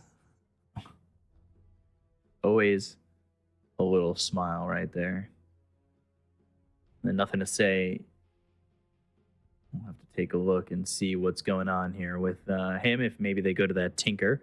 That's something that has been getting banned out, but you give him the opportunity to go to something like that. And in a lineup maybe that from Beastcoast that doesn't have enough lockdown to deal with him, and that could be a problem. Yeah, I want to see some like BKB control, some tankiness in the front line to deal with this when he jumps in. The reason why I want to see BKB piercing ability is something that can cover the egg. One of the reasons why Beastmaster's gone. Lifestealer as well. Another hero that can match up against Sven, not at early levels, but if we're talking about like 3, 4, 5 items, Lifestealer is a good answer to Sven. So they banned Tusk, Shadow Demon. On the side of LGD, they got a ban remaining here, and Jim Park talking it over with his team. He had a good game. It's just the team around him didn't give him too much opportunity to win the game because he had to do it on his own. And you said eggs in one basket rarely stay unchecked or uncracked, I guess. Silencer and then Earthshaker, and that could be the mid. Could be mid, could be like off lane, position 4 if necessary. So they're not revealing anything at the moment. Why don't you take this time to wash your face, okay? 5 seconds remaining. I'm smiling. So let's see how Beastcoast react as they go Centaur. Not something we saw yesterday. It's a good way to deal with egg. If you can't kill the egg, you can run away from it, or you can use it aggressively, get on top of the egg, close the gap, and then kill it. I think that's a good response to Phoenix in general, even though Sunray could be super annoying against both of these like tanky heroes. Percentage-based damage does melt you. Ooh, Grimstroke. We've been seeing a lot more Grimstroke, and we've talked about it. Inkswell, the changes to that ability have made it feel like a very strong support.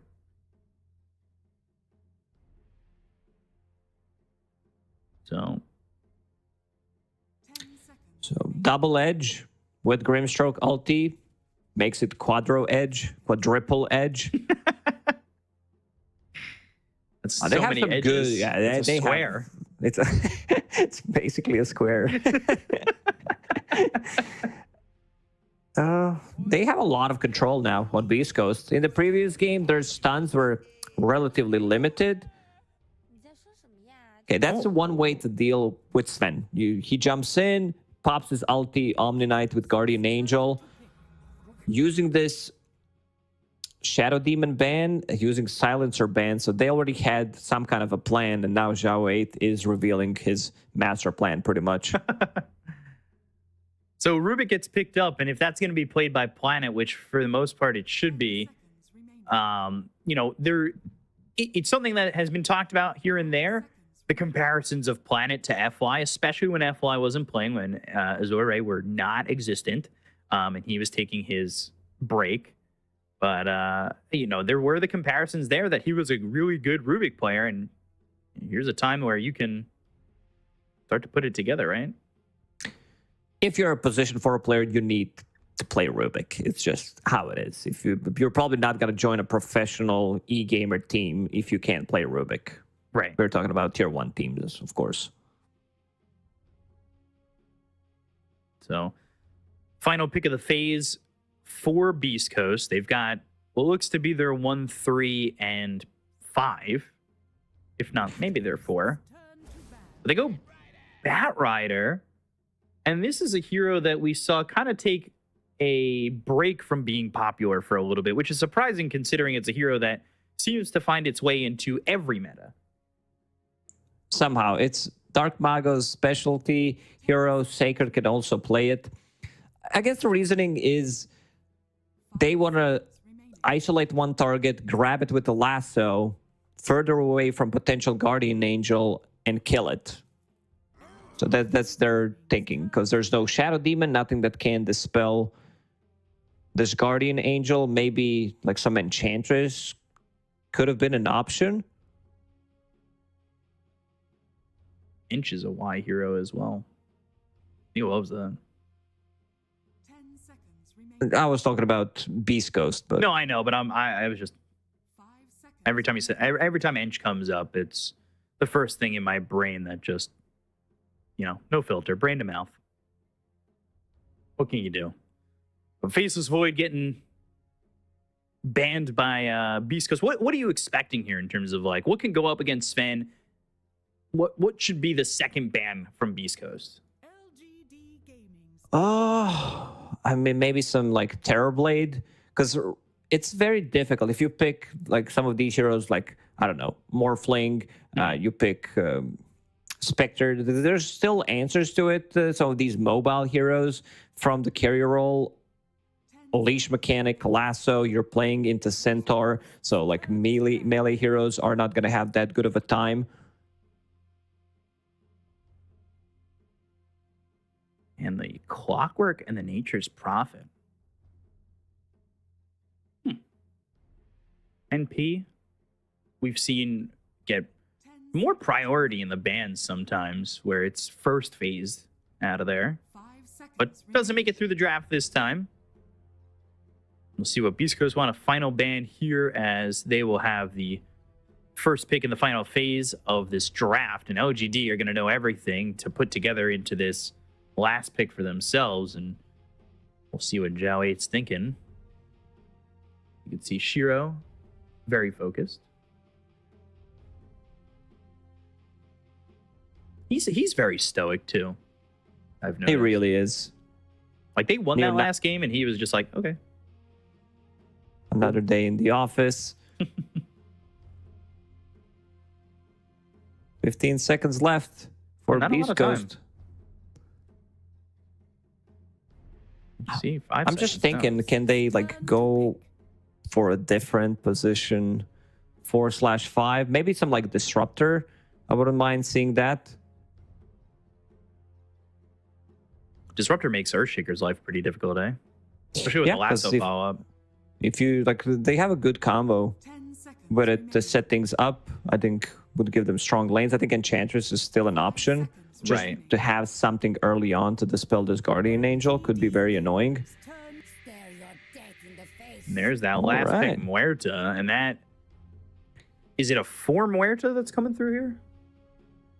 Most likely. It could also be like a steal pick. A lot of the teams, I mean, you're playing against LGD, you know that potential Muerta is coming since Shiro played it before it was cool. Right. 5 seconds remaining. So I was theory crafting in my mind, taking a look.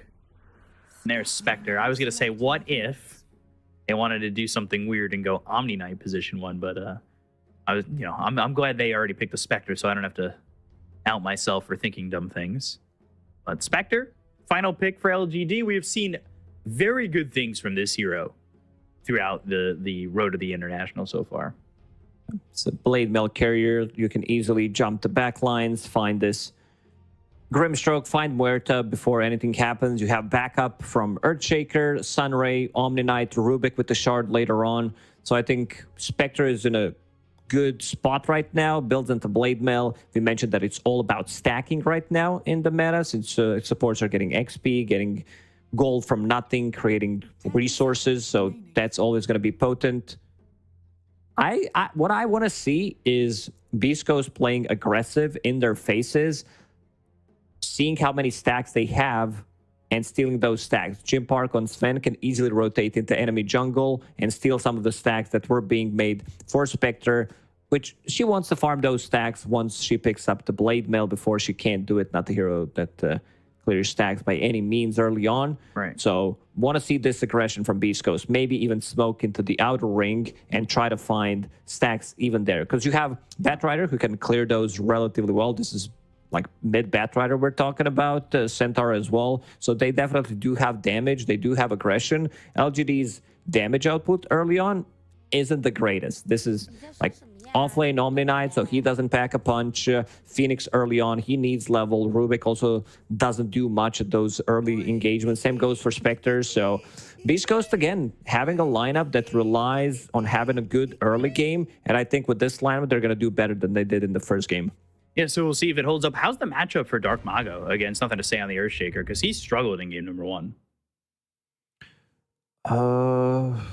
Also, another lineup that I haven't seen in a while, because Batrider definitely not the hero that was popular. Most of the time, you'll see Earthshaker just destroying any melee hero that he's playing against. He does struggle against some of the heroes who are ranged, but Dark Mago should have a good time.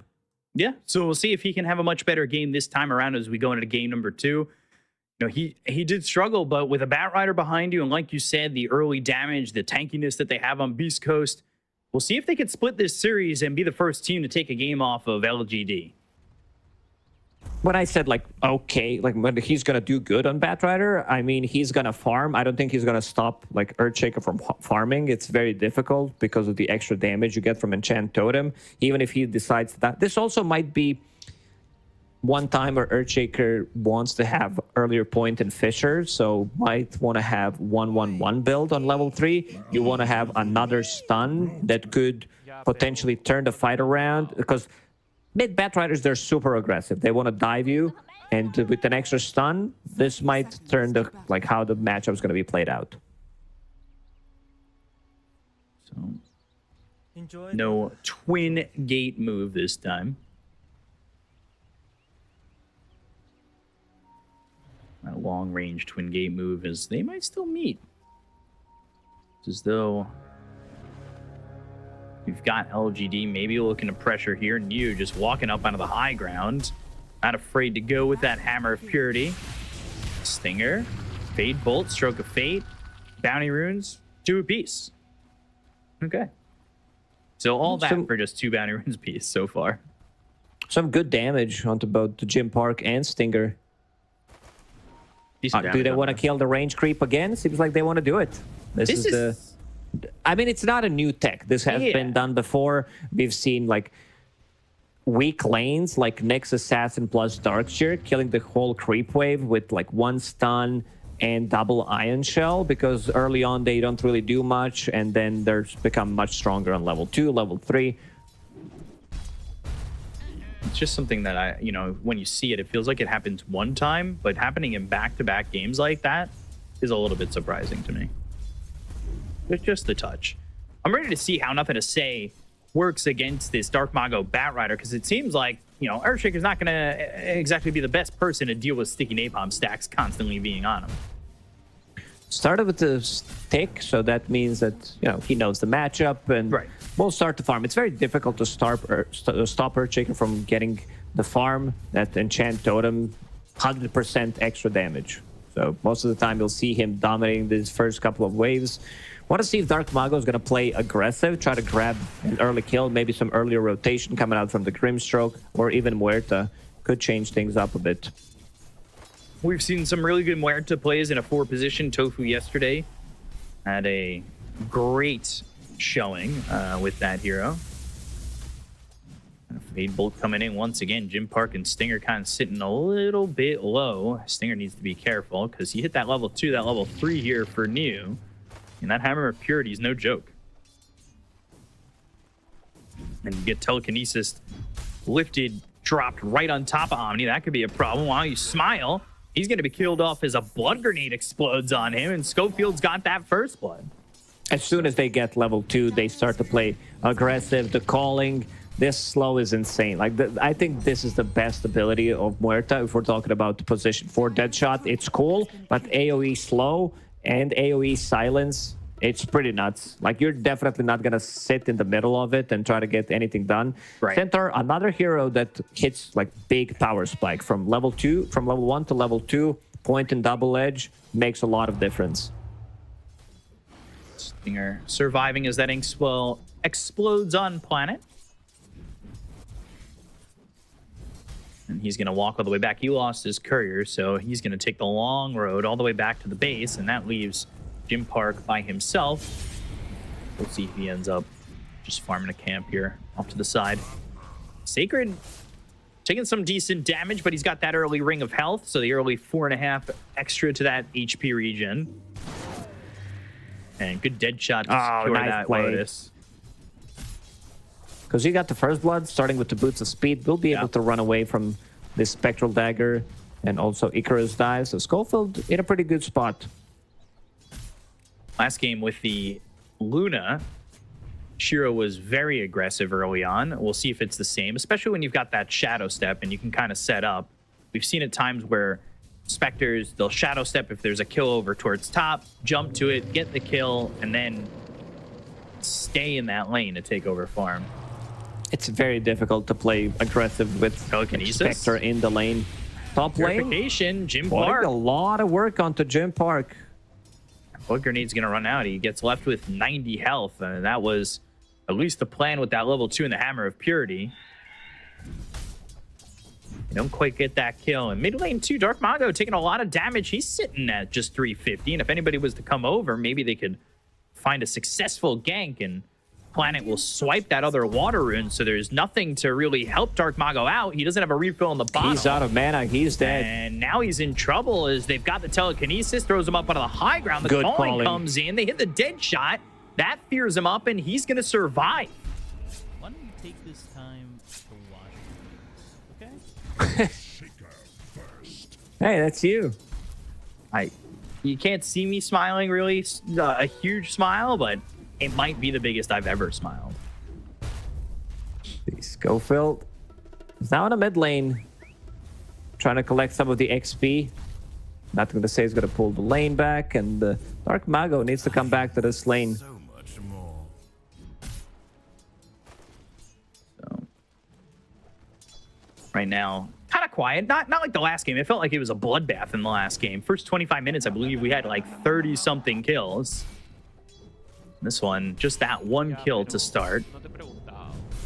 You can see Jim Park going for these stacks, making him himself, and kind of being right by the tower in this camp over here, just to get a little bit of excess farm going his way. So he's happy with that. While things continue to stay quiet. And they can leave the Centaur by himself. There's no real fear of him kind of dying here, unless it's honestly +2 heroes. I don't even think +1's enough. They need to bring Earthshaker plus Phoenix to be able to get the kill. For now, it's just going to be Shiro doing some farming underneath the tower, while Y makes a rotation to the top lane. Schofield's wrapping around, nothing to say. He's burning a little bit.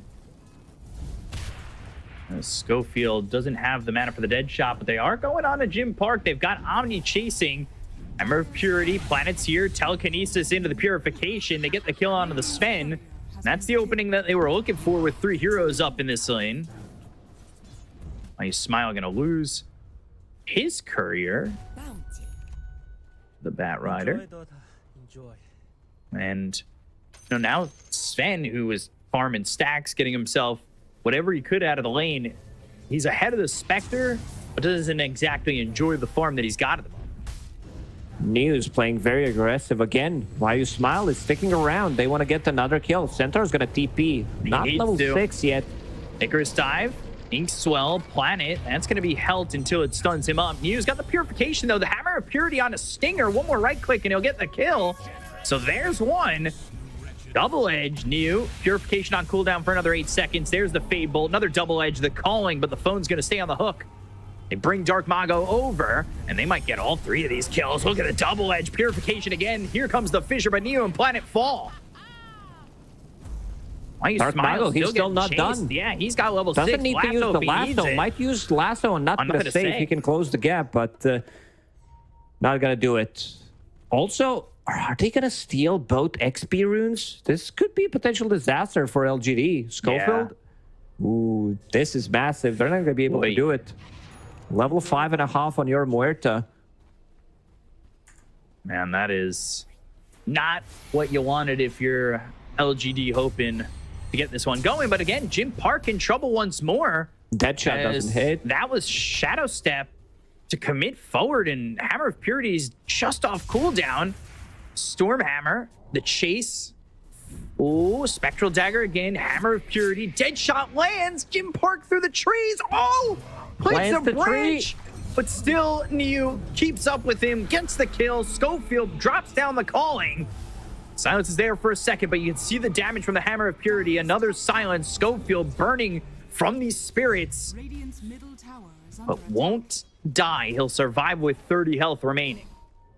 Dark Mago, he's steeping. Planet will lift him. And also secure the room for not going to Echo stay. Slam.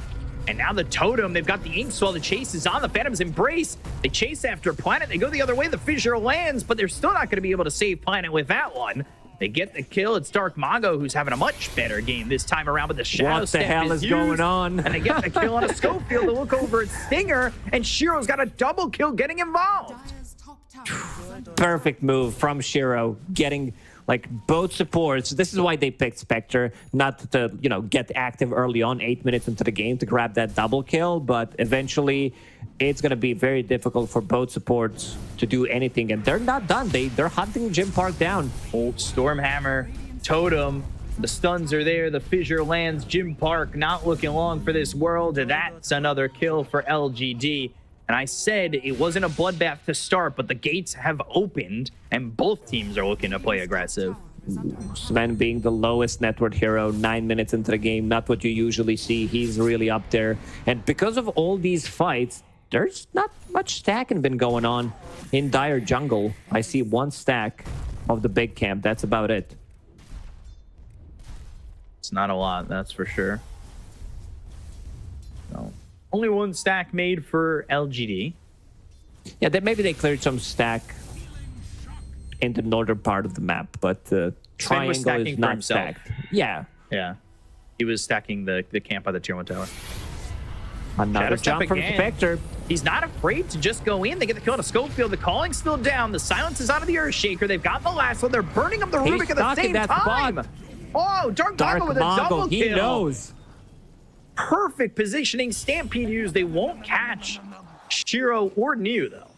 This little spot where Centaur's farming right now, I want to see that again. I want to see him using Flame Break to catch Rubik and like stucks him in there, plus using Lasso and getting another kill. That weird little Beautifully cliff done. that's right there. It's like that. It's a cliff that's halfway the height Yes. of everything else. Weird spot. So Niu, despite the death that he had, and let's take another look at this. So Rubik's there. They get the initial kill, the flame break, and then, yep, he's on that little tiny Yeah, cliff. he knows. He definitely knows the play. He knows that spot. That was beautiful. Wow. Yeah, that was impressive. Meanwhile, nothing to say. Drops down an Echo Slam, gets a kill on a Schofield. So he's died 3 times. Nothing to say. His game's, you know, not perfect, but he's towards the top of the net worth. He's had no issue with what he's got, but he's going Blink Dagger and he's almost picked it up.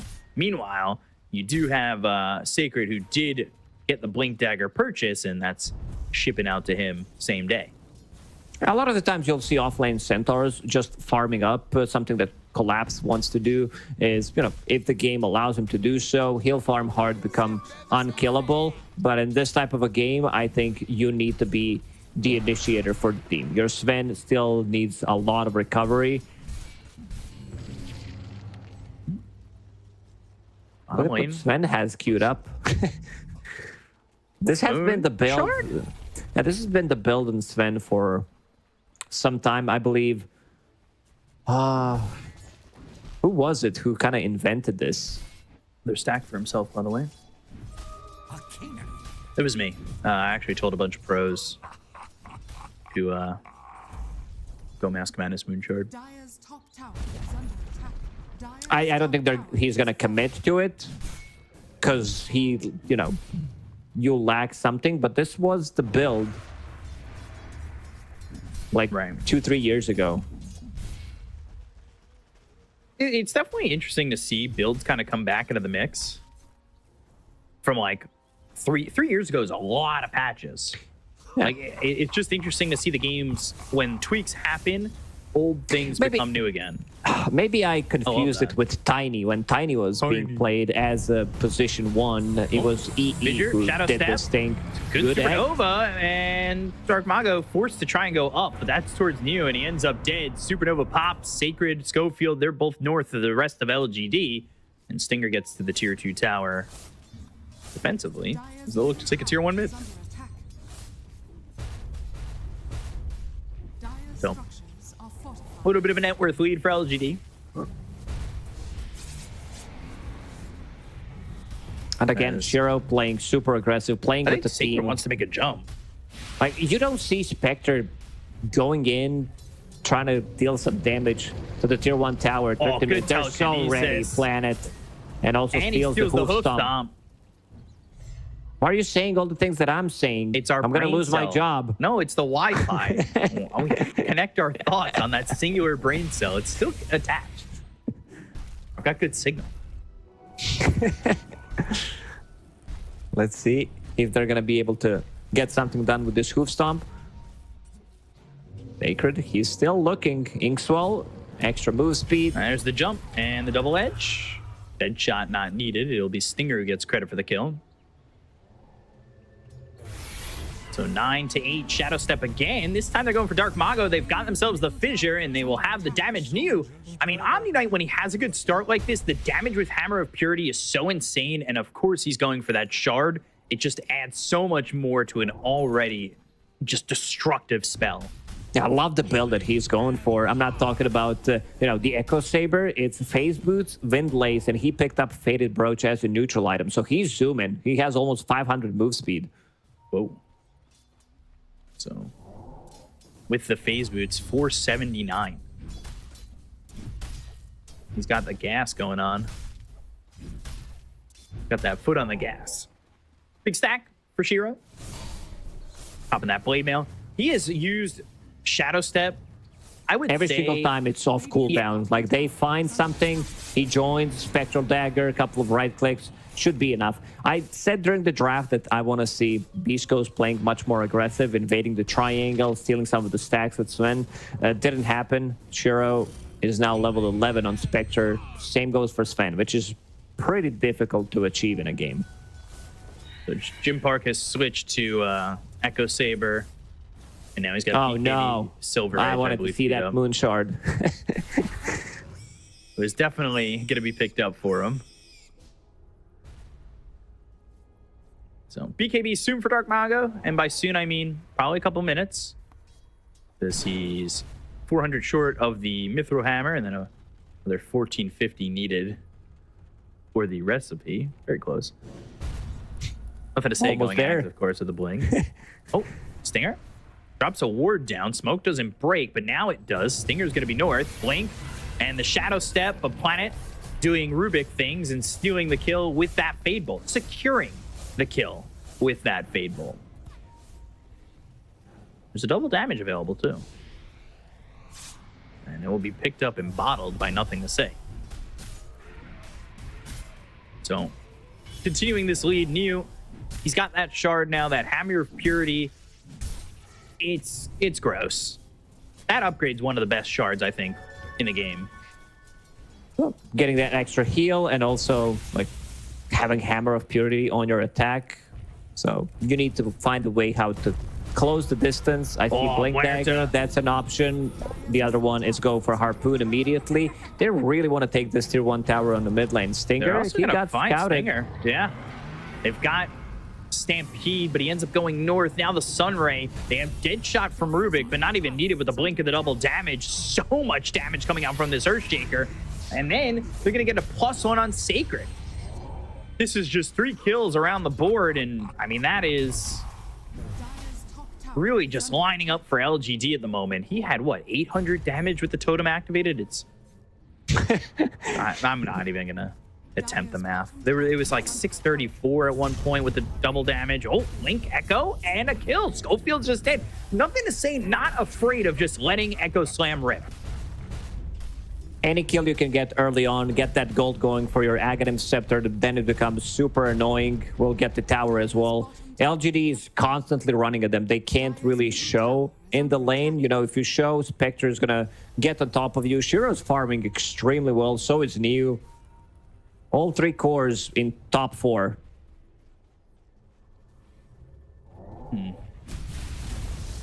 Dire's middle tower has fallen. What's Planet got? He's going for Blink Dagger. He went 4 staff, so going a little bit more position heavy and friendly. Slow popping, and they're gonna smoke. They want to continue to just go, go, go. So, 4 staff, Shadow Step once again. Dead shot coming through on a Dark Mago. Nothing to say gets the kill. They'll stampede. They want to try and get something in return. Oh, Jim Park, he can't blink. No, he can't. Supernova used. That's going to explode. Neo now looking to go into the front lines of this fight. Trying to save Nothing to Say. Does do so. Sacred's in trouble. Hoofstomp's not going to matter. Nothing to Say he's got himself a kill. He's on a mega kill streak. Fissure, Totem, a lot of damage. Avoiding the Ink Swell. They'll go for Schofield. Planet's got a killing spree, and now they're looking for more. Jim Park forced to blink the other way as he'll TP out of the situation. What a crisp execution from LGD. Everybody, like, not overlapping any of their abilities, keeping each other alive. Rubik with some clutch dead shots as well. Like, cast range on dead shot, it's exactly what you want to steal as Rubik. Like, position for Muerta, she needs some cast range. And look at this. It's beautiful spell casting. Sven tries to get in and gets hit by Supernova, so he can't blink. Also, the way they protect each other with the sun rays, with those heals, he almost dies. Immediate Guardian Angel. And we talked about the importance of having the spell mechanic. There's nothing. Like, they don't have anything to dispel this Guardian Angel with. So that's going to be a massive issue. Now, this has been tough fight after tough fight for Beastcoast. Hell, truthfully, most of it hasn't even been fights, right? It's just been singular pickoffs for LGD. They've done so well with it. 4 staff forward, trying to catch Jim Park. Steals at level 4 Warcry. And now they're going again. Ooh, looking for Shiro for a second, or maybe Shiro looking for them. But he gets out. I would like to see the damage dealt by heroes. I want to see, like, how much Jim Park managed to do in some of these fights. Yeah, it's very low. I didn't see him Planet use it to hit the heroes. Calling down Planet, Purification, dead shot. So he's surviving for the moment. Fadebolt's going to be thrown at Dark Mago. They might even reinitiate. They've got the blink on Neo ready to go. He blinked forward, couldn't find anything, and you know he's going for the BKB. A lot of times you'll see Omni Knights also upgrade this Echo Saber into that harpoon, especially when they're really utilizing that Hammer of Purity.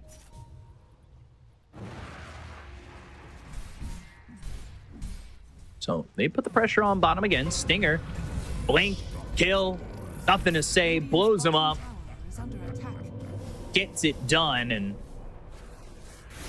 they're going to Shadow Step once more. Looking at Schofield, the calling's down, but he pops the Manta. He's got the Blade Mail. Flame Break, that's going to push him back. They've got the lasso on Shiro. He's out in front. They've tried to get the damage out. Stun, why you smile? He's going to die. Never gets the Supernova off. Guardian Angel's not going to be enough to keep Shiro alive.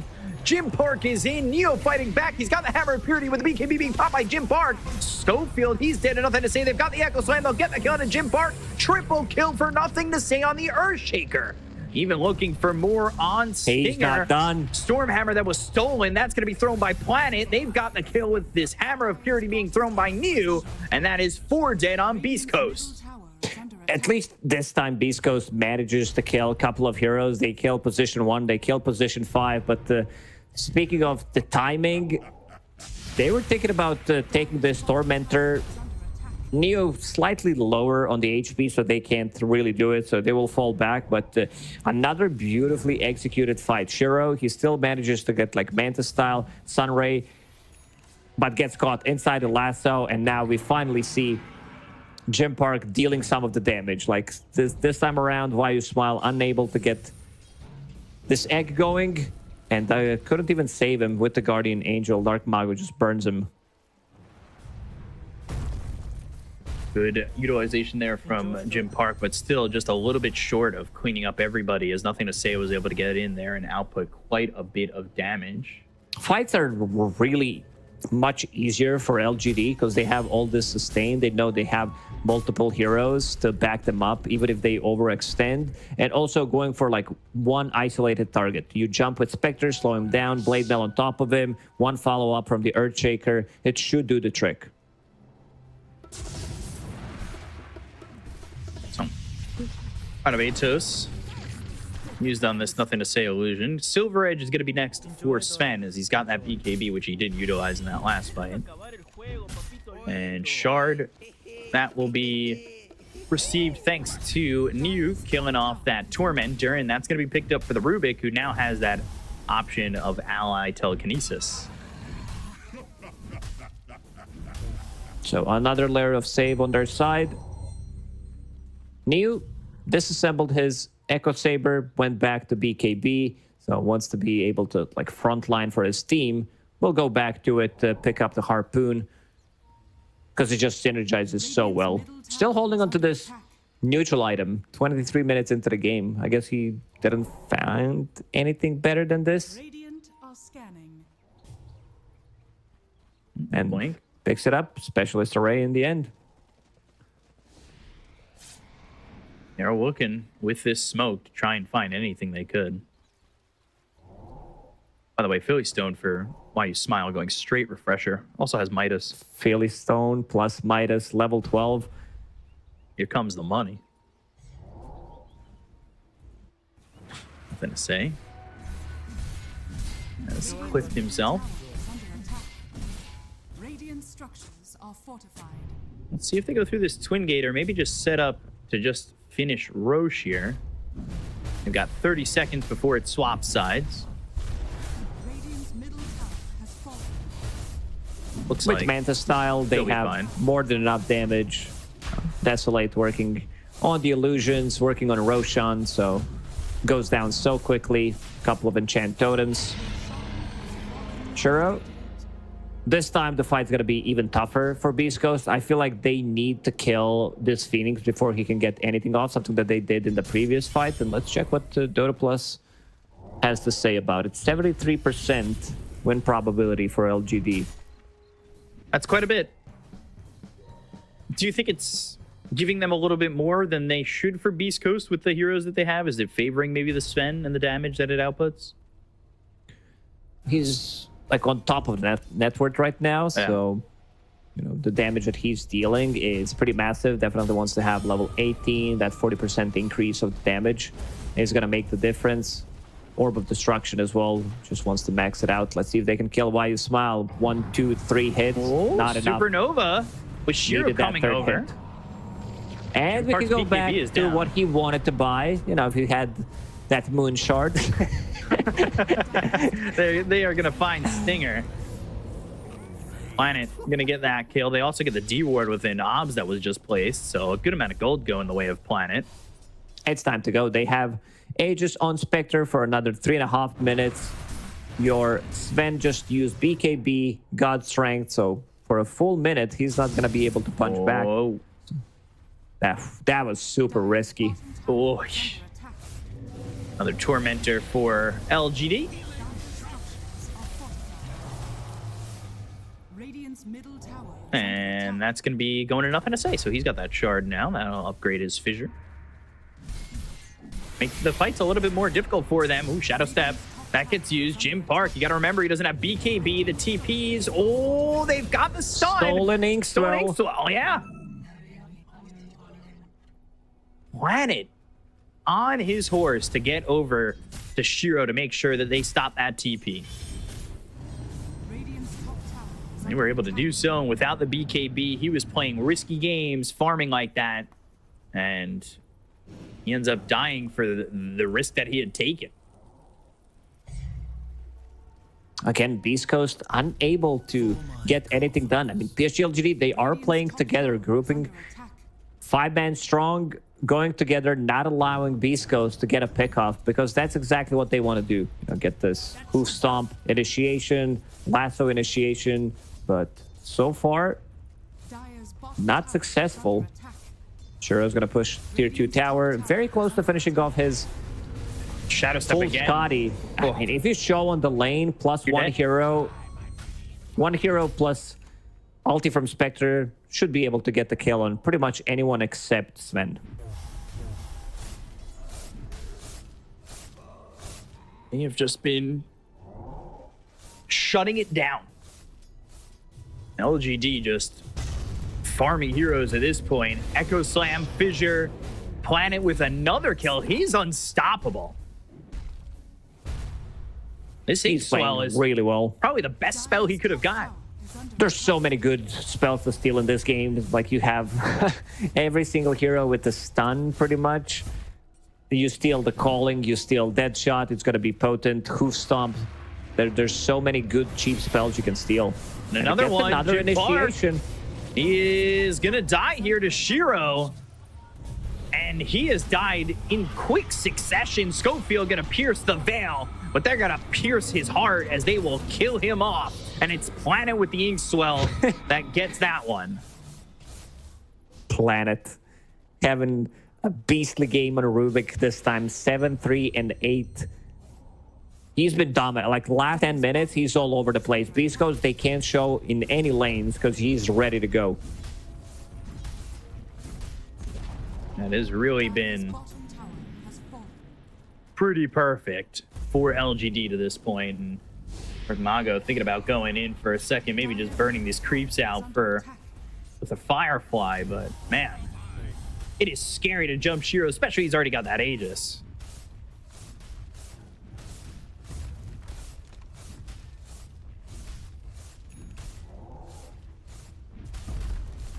Dire's middle tower is under attack. They're becoming so tanky. You talked about Bayou Smile. He's going for Refreshers, so multiple Sun Rays with double egg. It's just going to be so difficult. Like, they need to get the good angle. Beast Coast will need to smoke, plant some vision, and then try to backstab, isolate one of the targets so it's not going to get hit by Guardian Angel. Very difficult task to ask for Beast Coast. Still, seems like LGD, they don't want to go for the high ground. They want to keep farming, wait for second Roche to spawn, and probably go high ground. Until then, they're just going to keep picking them off. Wait for that Aegis. Who's new? Who was top of the net worth for so long, and all of a sudden, nothing to say has really jumped to the top of the line. He's also going into a Silver Edge. He's got this Lincoln, Zags, Chrysalis, outputs a bunch of damage. Like we've been talking about, he's not afraid of using this totem, or using the Echo Slam with it. Jumps in and swipes up kills. 5-man smoke from East Coast. They know the Aegis is down there. Gonna play LGD, a pretty risky play. They here. already know. Yeah, this is... They're grouped up. I don't know how you get this fight started. Maybe Blink Lasso, but you have to kill them so quickly. Smoke. BKB's online. Lincoln's as well. Trying to figure out who the original Smoke was. Yeah, that's the problem with the new Smoke. You're like, who did it? Because I need to get in close range for myself to get smoked. Nothing to say showed himself. Yeah, he did. That was weird. They kind of like touched everybody and they didn't get smoked.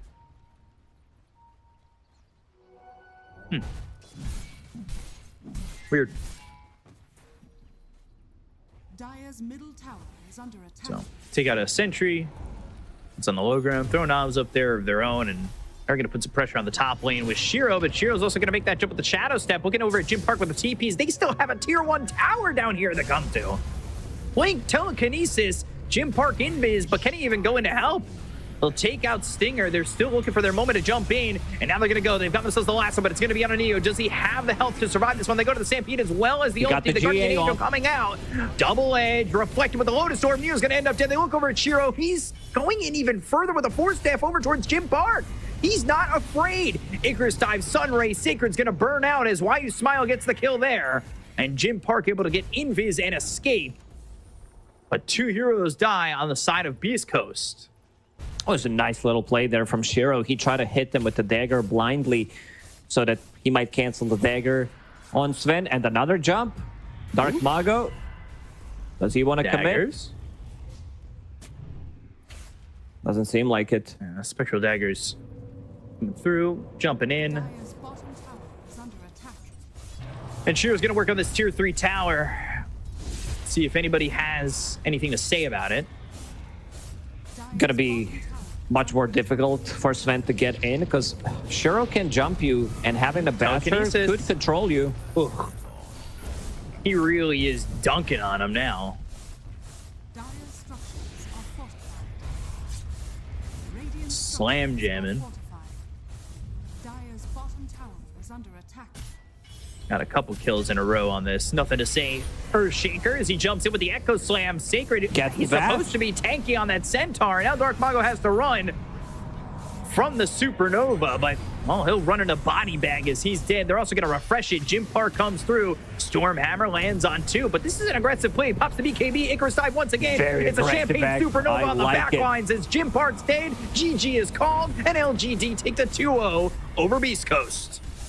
Man, the execution from LGD is so crisp. They didn't drop a single game yet in this group stage at TI, and I believe with them being 6-0, this should secure them a top spot in the group and also secure them the upper bracket. So looking really good. Like whenever, like if you go back to DPC to see how they played, it was always the same style of Dota that they wanted to play. It's just that they were unable to replicate the old LGD. But now it seems like they just needed time, and with time on their side, they had the like good 5-6 months with Neo to sharpen not just him up, but the whole squad, and they look really, really good. Yeah, it looks amazing from them, and you know, maybe it's the hot dog buff. It could be that now LGD, they've got the hot dog on the back end of their names. It's the buff that they all needed, and well, I'll ask a question to the viewers at home: is a hot dog even a sandwich? But you think about that when we look at these highlights here. As this is a great play from Dark Mago. It was a good start from Beastcoast again. They just like split this game open widely because they did not allow Sven to get any farm. And what you want to like, where you want to be with Sven is on top of the network, staying half an item, full item ahead of the enemy carry. Shiro just had too good of a time in this bottom lane. They also forced a rotation top again on Jim Park, which forced Centaur to rotate to the top lane, and then things open up. Every single time they see an opportunity, they catch one hero, Shiro immediately gets on top of him. This was the best fight that Beastcoast pretty much had, killing Shiro and killing Y, but still losing multiple heroes. Yeah, most importantly, still losing Jim Park, right? So you get why you smile. There's no Supernova. Even with the Guardian Angel, Jim Park gets a kill.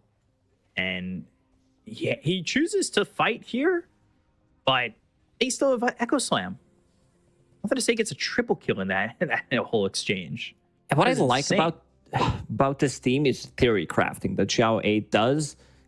You know that he's going to try to break down every single time there is a popular pick that you know that it's potentially coming. He's going to have something. And this is Omni Knight we're talking about. Spectre, 24th pick, just becomes super tanky. And they split the map. They cancel any initiation. Schofield Stinger, they couldn't really play Dota. And Planet was also the one who was shining. He was really putting in some work with Rubik, with his rotations, the stolen spells. I think they got the most value out of Inkswell in this game. Yeah, they really did. More than Beastcoast did, to be honest. For sure. It was such a good game for everybody on the side of LGD. Not a lot of deaths overall. Shiro only has one. Nothing to say only has one. You know, Planet, I made the comparison early on with the Rubik, FY Rubik talk that always happens. And he definitely proved why he's a good Rubik player for sure. And I liked everything that LGD did. And for me, I think Shiro's the MVP because he wasn't afraid of using that Shadow Step every time it was off cooldown. He was just in all the time. And I know it's easy to give a carry the MVP, but it felt like he just exacerbated the problems that Beastcoast had by being in a lot of those fights early on. He was so ready, and he also understood the limits when he can go in. Team did make some of the things easier, having Omni Knight behind you, having Sun Ray egg, especially if necessary. If this Sven goes in, like, he immediately puts down the egg. That was also the big part. But Shiro, yeah, love the itemization. The rest of the team stacking for him. So he goes into triangle, farm those stacks, stays on top of the net worth. Sven took over briefly, but he was popping off. Yeah, a great game overall from LGD. They end up securing that 2-0. They put themselves at 6-0. They put Beastcoast in a pretty precarious position coming into the rest of this group stage because, you know, there are teams that are going to get eliminated today. Like, this is the end of the road for some of these teams here, and you don't want to be in that bottom spot. It could be a big problem as, you know, it's very close for Beastcoast, Nouns, and Virtus.pro coming towards the back end of this group stage. One more loss here or there could be the difference maker, right? Yeah, and I mean, LGD, I already see their name printed in green, which means that they secure themselves the upper bracket. And the next matchup is going to be against Virtus.pro. Yeah. Virtus.pro is sitting at the bottom with the 1-3 score, so they need to pull some miracle. Like, they need to play the best Dota of 2023 to win against LGD.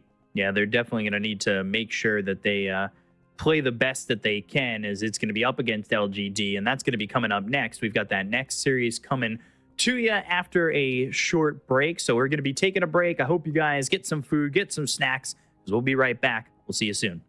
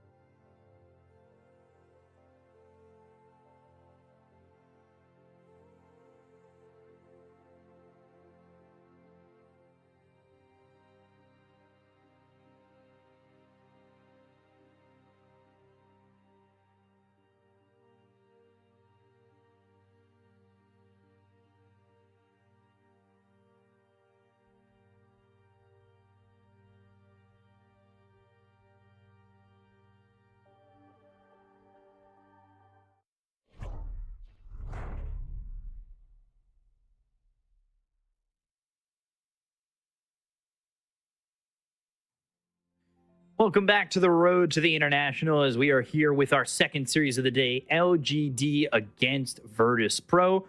It's LGD who are at the top of the group against Virtus.pro who are at the bottom of the group, really needing to dig themselves out because they have 1 win and 3 losses for Virtus.pro. And then Beastcoast and Nouns have 2 and Gaimin Gladiators have 3. So even 1 more win gives them a chance at potentially having a tiebreaker in this situation. But LGD, they've looked perfect, and Virtus.pro, they really need to throw something different at them, right? Yeah, they're going to need to pull a miracle, some rabbit out of hat to beat LGD, who looks like one of the best teams besides Team Spirit. These are 2 teams that, already secured themselves a phase 2, but not going to be an easy task for Virtus.pro by any means. They also need to win against, because so far they played against Beastcoast, they played against Gaimin Gladiators, and there's still 1 series left to be played out after this one. That's going to be against Nouns. So looking rough for them, but they better have something prepared for this one. Virtus.pro, when they played against Gaimin Gladiators yesterday, I would say that they look good. They put themselves on slight timer in the second game, picking this bristleback Razor Zeus lineup, and they looked good for good 25-30 minutes. It's just that decision making from Gaimin Gladiators and they also allowed them to pick Necro 2 times, dumpstering the mid matchup completely. So I want to see how well Virtus.pro is going to be able to match LGD and their energy coming into this series. Yeah, the one game that they won over Beastcoast was that record-breaking Kiritich Spectre game. So we'll see what they have here coming into game 1 against LGD, but it's gonna be tough. But this LGD is showing to be no joke right now, so we'll see if they can break the defenses and everything that's working for LGD, because it ain't gonna be easy. So definitely not easy by any means. Virtus.pro did manage to, as you said, win that game against the Beastcoast. They so far in 2023, the results were not there. This is a team that didn't play any lands other than Riyadh Masters. That's about it. They never managed to qualify through Eastern European DPC. They were always getting this 4th spot, always BetBoom Team Spirit ahead of them. 10 seconds remaining. It's tough, right? They have those 2 teams ahead of them. You don't really get this big LAN experience, and now you're kind of thrown into the biggest event of the year. Try and make something happen. Usually you want to have some kind of a slow build-up. They just played at Riyadh Masters, which is high-pressure tournament. Same goes for the international. A lot here at the stake. You're playing against the best teams in the world, so let's see how they're going to approach it. They have very skilled individuals. They can play good Dota. They can play fast, like the classic Eastern European Dota. This is exactly the hero that's going to set the tempo of the game. A hero that opens up the Roche, opens up early towers with the Deso. Hero that deals well in the laning stage against some of these heroes like Kunkka. So LGD might start to think about whether they want to shift this Kunkka to a position 3, or if they want to keep it on the mid lane and just play this matchup. So Kunkka we've seen be quite strong. Blade Mail is another one of those items that just feels very strong. It's something that Kunkkas do go for from the mid lane. So we'll see what the deal is with the Kunkka for LGD. Is it's what? It's like Blade Mail with the Shard and the Torrent Storm. Just wanting to have the damage reflect and push and pull people wherever you want on the map. 5 seconds remaining. He's an insane hero. It's low cooldown ability, good damage, repositioning tool. Multiple of those scales extremely well into mid and late game. Aghanim Scepter being his core item becomes super tanky, makes team fight difficult. If you have any kind of ability like channeling ability, it's going to get canceled by the Torrent Storm, which is massive AoE. Also, walking into the Storm, walking into Torrent still deals damage now since the recent changes to how Torrent works. So all the buffs in the world for Kunkka. And there was a long time where people were avoiding this hero like the plague. Yeah, we can go back to Lima Major, where I still remember the stats. The hero was sitting at 10% win rate, won 1 out of 10 games. Wow. Pretty, like, it looked good. Like, it always looks good in the laning stage. You dominate some of these matchups, and then afterwards you fall off. Because there was no item that you can buy. Like, you try to go for the right-click build, it's not going to work out because you struggle getting close, dealing damage with the Tidebringer. So you were more like a utility, get a BKB, maybe build into AC, some like Heaven's Halberd if you're playing against heroes like Templar Assassin, Hex maybe, but it was a difficult way to execute. Some of the people went for, some of the players did go for Aghanim Scepter. Shard was also an okay option, but ever since the changes to like Blade Mail being popular, Heart of Tarask as well, this hero has just been on the rise. And now LGD Gaming putting in some extra just like team fight abilities. Warlock's always going to give you like superior team fight. Dark Willow as well. Terrorize. Kunkka synergizes as well with Kunkka, a hero that goes in with the Blade Mail. And ever since we've changed how Bedlam works, you can use it on the heroes who go in. So that's going to be insane amount of damage. Deals well with Templar Assassin, her refraction charges. Overall, I'm slightly afraid already for Virtus.pro. I think they need to match this huge, massive team fight from LGD. Yeah, TA was the first pick for Virtus.pro, and LGD just dismantled the Templar Assassin in the first game against Beastcoast. So, you know, they're already warmed up and ready for a hero like that. And we've seen Dark Willow do great things for LGD. Are they going to put Shiro on something different this time around? He has played, I believe, something different just about every game, if not every game.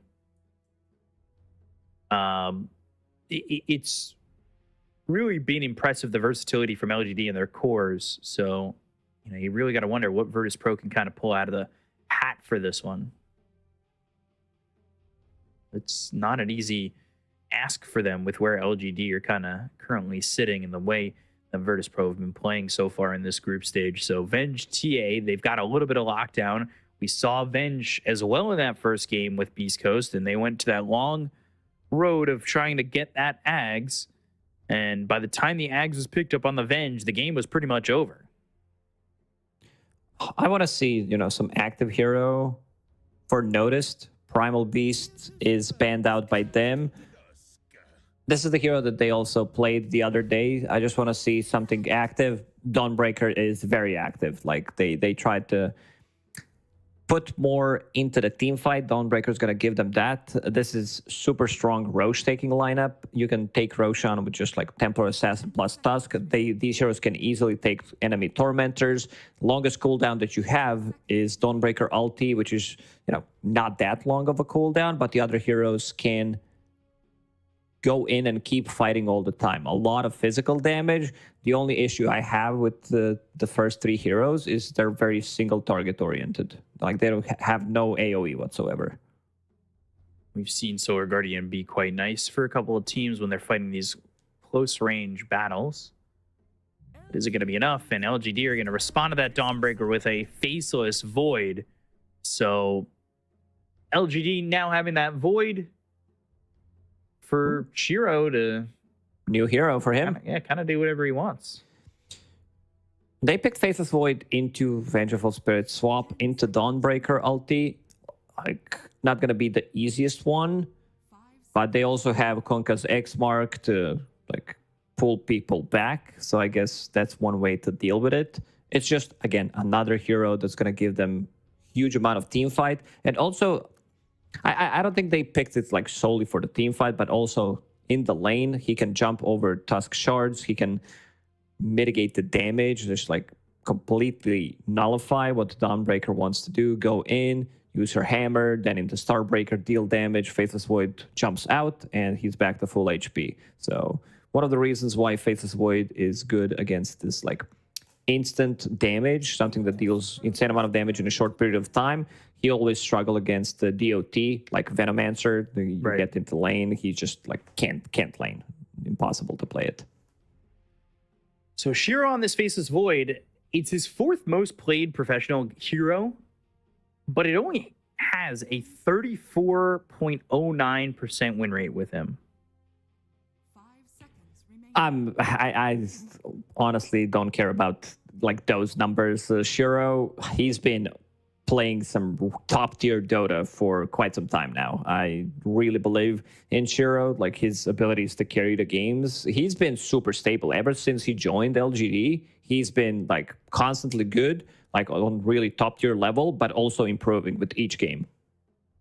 And he is definitely getting better and better with this LGD lineup. So we'll see what these final bans are. CK getting banned out from LGD, and then Niu is going to be the focus for a lot of this, as it will be the Brew. And are they willing? Would they ban the Omni Knight here?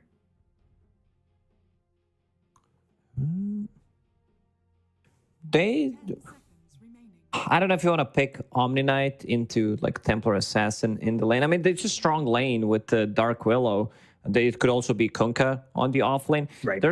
If there's one thing about LGD, they're the most unpredictable team to pick against, because they can play anything. They love to flex their heroes, and they're also not afraid to experiment, especially right now in this game, because they already qualified to the second stage of the international. 10 seconds remaining. He's been playing it an okay amount. Bristleback is also one of Neo. Oh, great. Never mind. Gets banned out by Virtus.pro. So, I mean, it leaves him with that option of, you know, he played Omni. He's played that Wind Ranger, which was an interesting one. And then he also played Centaur, which is still in the pool. But like you said, they could just throw Kunkka in the off lane.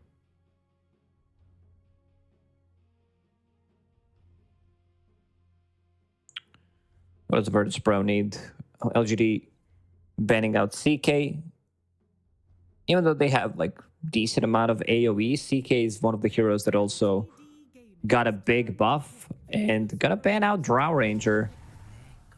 Okay, this is a big one. Still keeping everything open. Like this Necro can go to the mid lane, can go to the side lane if necessary.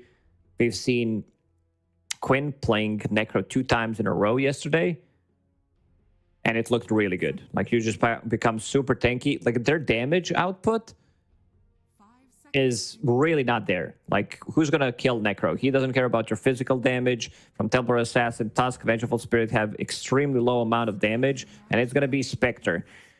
Oof, not sure if I like Spectre here too much. This is gonna be Templar Assassin.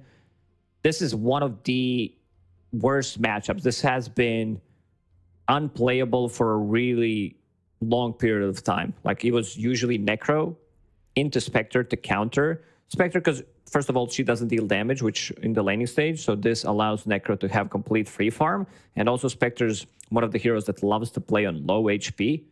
This is where Reaper side comes in as just a, you know, cherry on top. This is looking tough for Virtus.pro, and we'll see how the lanes go for them, but feels very comfortable for LGD. They go to the Kunkka over mid. They've got Neo on the Necrophos. That's a new hero for him for the road to the international. But I could see this for LGD just being level 6 and go, an item or 2 and go too. Like there are multiple timings that I think LGD hit throughout this first like early part of the game, right? Oh, yeah. Also Virtus.pro, after seeing Necro, Faceless Void's also a hero that just like destroys Spectre. They do have 2 saves that we talked about, but Faceless Void in the late game, like he just deals well with the rest and then goes for Spectre. In this type of a game, I'm not even sure if like BKB is needed on Faceless Void. I think in this one, you might just be able to tank up as much as possible with, you know, these SNYs, Mantis Styles, Satanic Scotties, and become almost unkillable because they can't burst you. Like that's the thing with the lineup that they have. A limited amount of damage. Most of the damage, again, is going to be pretty similar to how Beastcoast played against LGD in the previous game. They're going to rely on Squadix to deal damage. This time around, it's going to be Templar Assassin from the mid lane, so she's going to become, like, come online slightly more faster than from the safe lane. Yeah, so we'll have to see is, you know, can Kiritich have a repeat performance of the game that he had against Beastcoast, where he did over 100,000 damage, had a disgusting amount of farm, were LGD going to shut him down and, well, make him eat a hot dog? So we'll see. As we get into game number 1, it's going to be a fun one. And LGD already sitting 6-0, so they've got a lot of confidence behind them, too. I'm really surprised that they went with Spectre into Necrophos, and also if they wanted to go for it, why not ban Necro? They lost yesterday 2 times against Gaimin Gladiators playing versus Necro. Observer dropped down. Well, nothing to say. Not sure if that was revealed.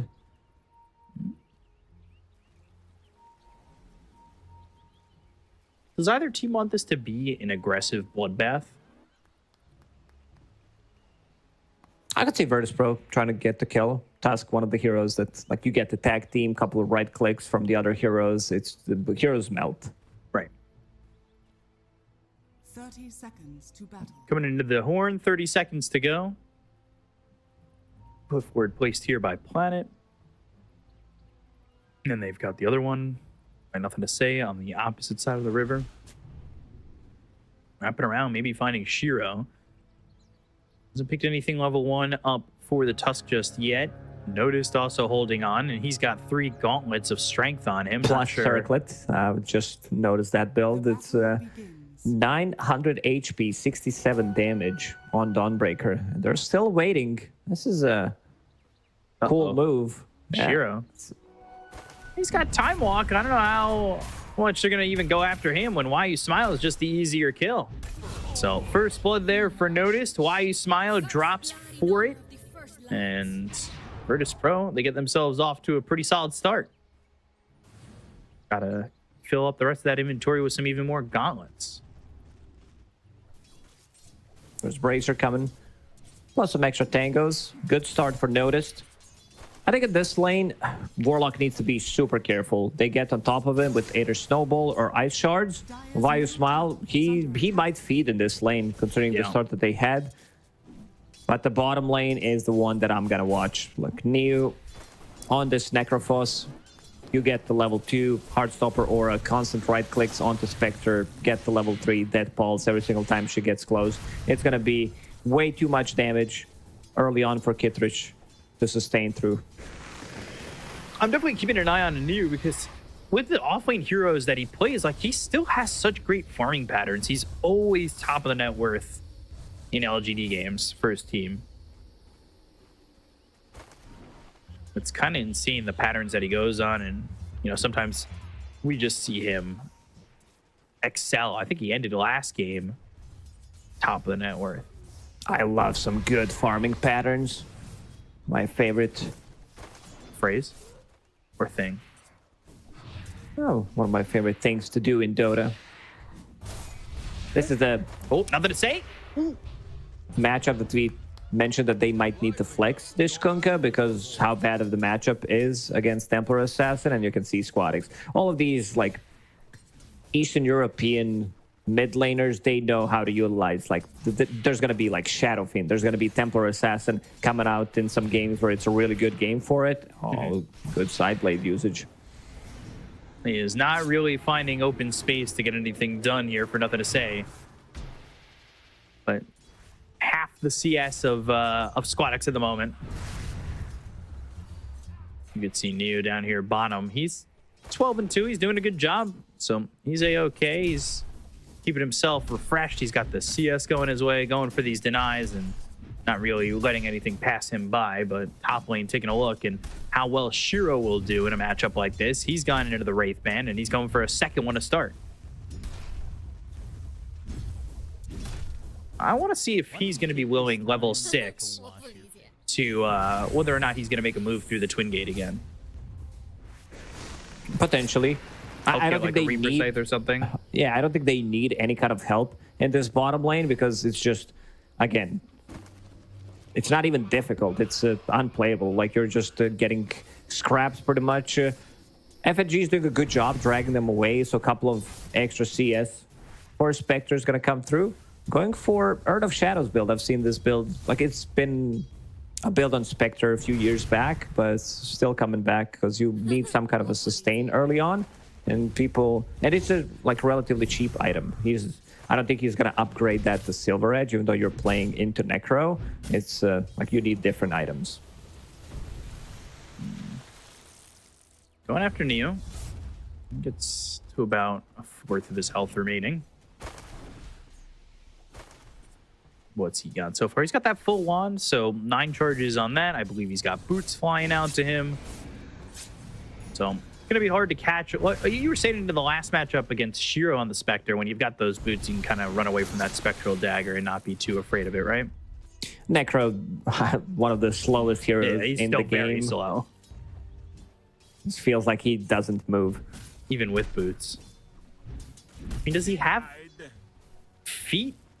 Or is he kind of, I mean, he does stride like he has feet, but there's like that cloak over it. I don't know if he's just kind of floating in that area because he's undead. Why do you always have to talk about feet, Beakup? That's not true. Why you smile top lane? He's dead. Thank you. Distraction. Appreciate that. Why Notice smile him like kill there. in a difficult spot? Like they use the full combo. Dawnbreaker, notice he's level 4 and it still has a full creep wave coming towards him. Under attack. Very good spot for him to be in, and 22 and 12 also has himself 2 kills, both kills there for Virtus.pro for him. TP over mid, fatal bonds, and nothing to say. Gonna do some damage onto Squadix, but again, he's got that refraction, he's got a water rune to work with. It's not really bothering him all too much, but what they're doing is leaving Neo alone. Get that soul experience, maybe get that Reaper Scythe up and going as quickly as possible, trying to match him with the experience that Dawnbreaker is getting. Level 4.5 for now. On Necro, 3 heroes mid for LGD. As you said, leaving Neo some solo XP. He's in a good spot. At the moment, 33 CS for him, but 36 and 14 Magic Missile, for Squad Squadix. Grenade. Slow hero gets even slower, turning. Ghost Shroud doesn't have a Death Pulse for a little while. Shadow Realm Strike. FNG's in trouble. Magic Missile again, but does have that Death Pulse now, and they might even get a second. Kiritich. She has 6 Ooh. charges. Gonna be okay, but the Necro getting regen. And also bought Infused Raindrop, so that's gonna make him even more tanky. Level 5 right now. Spectre, like she needs to either get the kill, some kind of a trade kill, so that she gets Urn of Shadow charges, or needs to bring a healing salve for him. So Spectre is going to need to be careful. Does have a salve, but a Shadow Realm Strike and a Death Pulse into a Reaper Scythe. Why you smile read this perfectly. He knows, like he immediately TP'd bottom, so Tusk making a rotation, so he's gonna be there to back him up. Ramble Maze down, Magic Missile used. Get the upheaval going. Good shards, goes into the Shadow Realm. Death Pulse comes in. Snowball's going to stop the upheaval. They've got Nothing the to Curse Crown say, of the it's also Kiritich. coming. Neo's Level not level 6. 6 just yet, but nothing to say is they get the kill to Kiritich. They'll take out FNG. And now, well, notice this down here. He used the Solar Guardian, and Neo's going to continue to chase. Now with those kills, he is level 6. Bramble Maze, the damage in. Death Pulse on cooldown. Body blocks in. Good body block. Looking to get through the Twin Gates, and they're going to let him leave. Neo didn't get the charge on Reaper side, didn't have enough mana to cast it, didn't want to pop Magic Wand, but LGD, very quick with the reactions. As I said, Viosmile immediately TPs to the bottom lane, and then you also have Kunkka TPing. Solar Guardian doesn't hit at the right time, so the boat damage comes through, the full damage, and it's just way too much damage to heal through. So they do get this tier 1 tower bot. Dire's middle tower is under attack. As Shiro, he's halfway to level 6. But still not the easiest lane dealing with this Dawnbreaker, who's already in level 6 and close to level 7. Radiant are Not scanning. too fun there. Both carries not really having a good time playing into bad matchups. Good thing is Squadix killed the tier 1 tower in the mid lane. This opens up the map so they can potentially backstab, go from different angle, maybe invade enemy jungle, steal some of the stacks that they potentially made, because I see LGD, they have 3 ancient stacks and 3 big camp stacks in the triangle. Ramble Maze going again. Only level 4 for Kiritich. Curse Crown, Shadow Realm. Ooh, no Reaper Scythe commitment. But I just like Shiro's getting pressured, Kirtich can't find some safe time in his own lane, and he's by a tier 2 tower. And there it is. They're stealing their stacks. Uh-oh. Giving up the stacks like that. Dragon Lance, Wands, probably the Deso after for Squadix. Top lane, X, Upheaval, the Torrent landing. They've got the ghost ships come through and land on a notice. Will use that hammer to try and get up onto the high ground, but ends up still on the low ground. Celestial Hammer not enough. And a kill for nothing to say. They also didn't need to use the Chronosphere, so they also have that potentially available for the bottom They're lane. still on the Ancient stack too. Oh dear. Dire are scanning. This is massive. Something that Virtus.pro is doing really well is keeping up with the farm. Yesterday, when they played against Gaimin Gladiators, both games, they managed to keep up with the farm for a good, like, 30 minutes. First crown. Good dodge.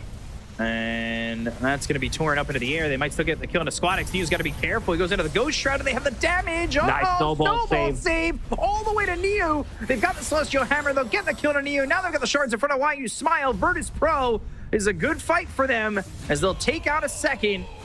Avoid the Reaper Scythe, avoid the damage, avoid any casualties, and get themselves a third as they'll take nothing to say his life away from him. And everything looking good 10 minutes into the game for Virtus.pro. Beautifully executed team fight by Virtus.pro. Spectre gets level 6, they get the jump, snowball save. I don't think that would kill him there, the Reaper Scythe that is, but still good save, dodging some of the damage and keeping everybody alive. Vengeful Spirit also getting closer to level 6. FNG holding on to Tumber's Toy. So much easier to close the gap if we're talking about the ganks or if you want to get the swap in.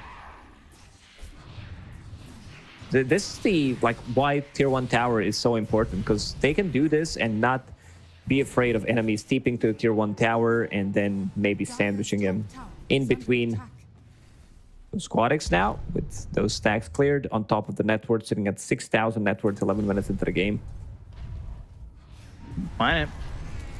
Wave of Terror, good shards. Terrorize, thinking about it, not getting it off. First crown pops, ghost ship coming through. FNG gonna swap north away from his team. That'll drag him or drag them away from Squadix. Yeah, FNG with the aggressive swap drops the Watt in the old chat.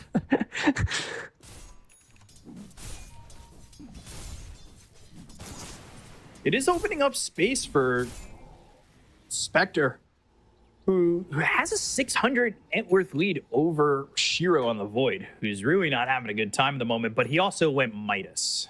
Or, well, he didn't go Midas. He's still going Midas. He will get I mean, in terms of levels, he's at a good spot on Shiro. It's just that he couldn't farm. Warlock didn't put any pressure whatsoever. He died for the first blood. We can see the hero damage comparison.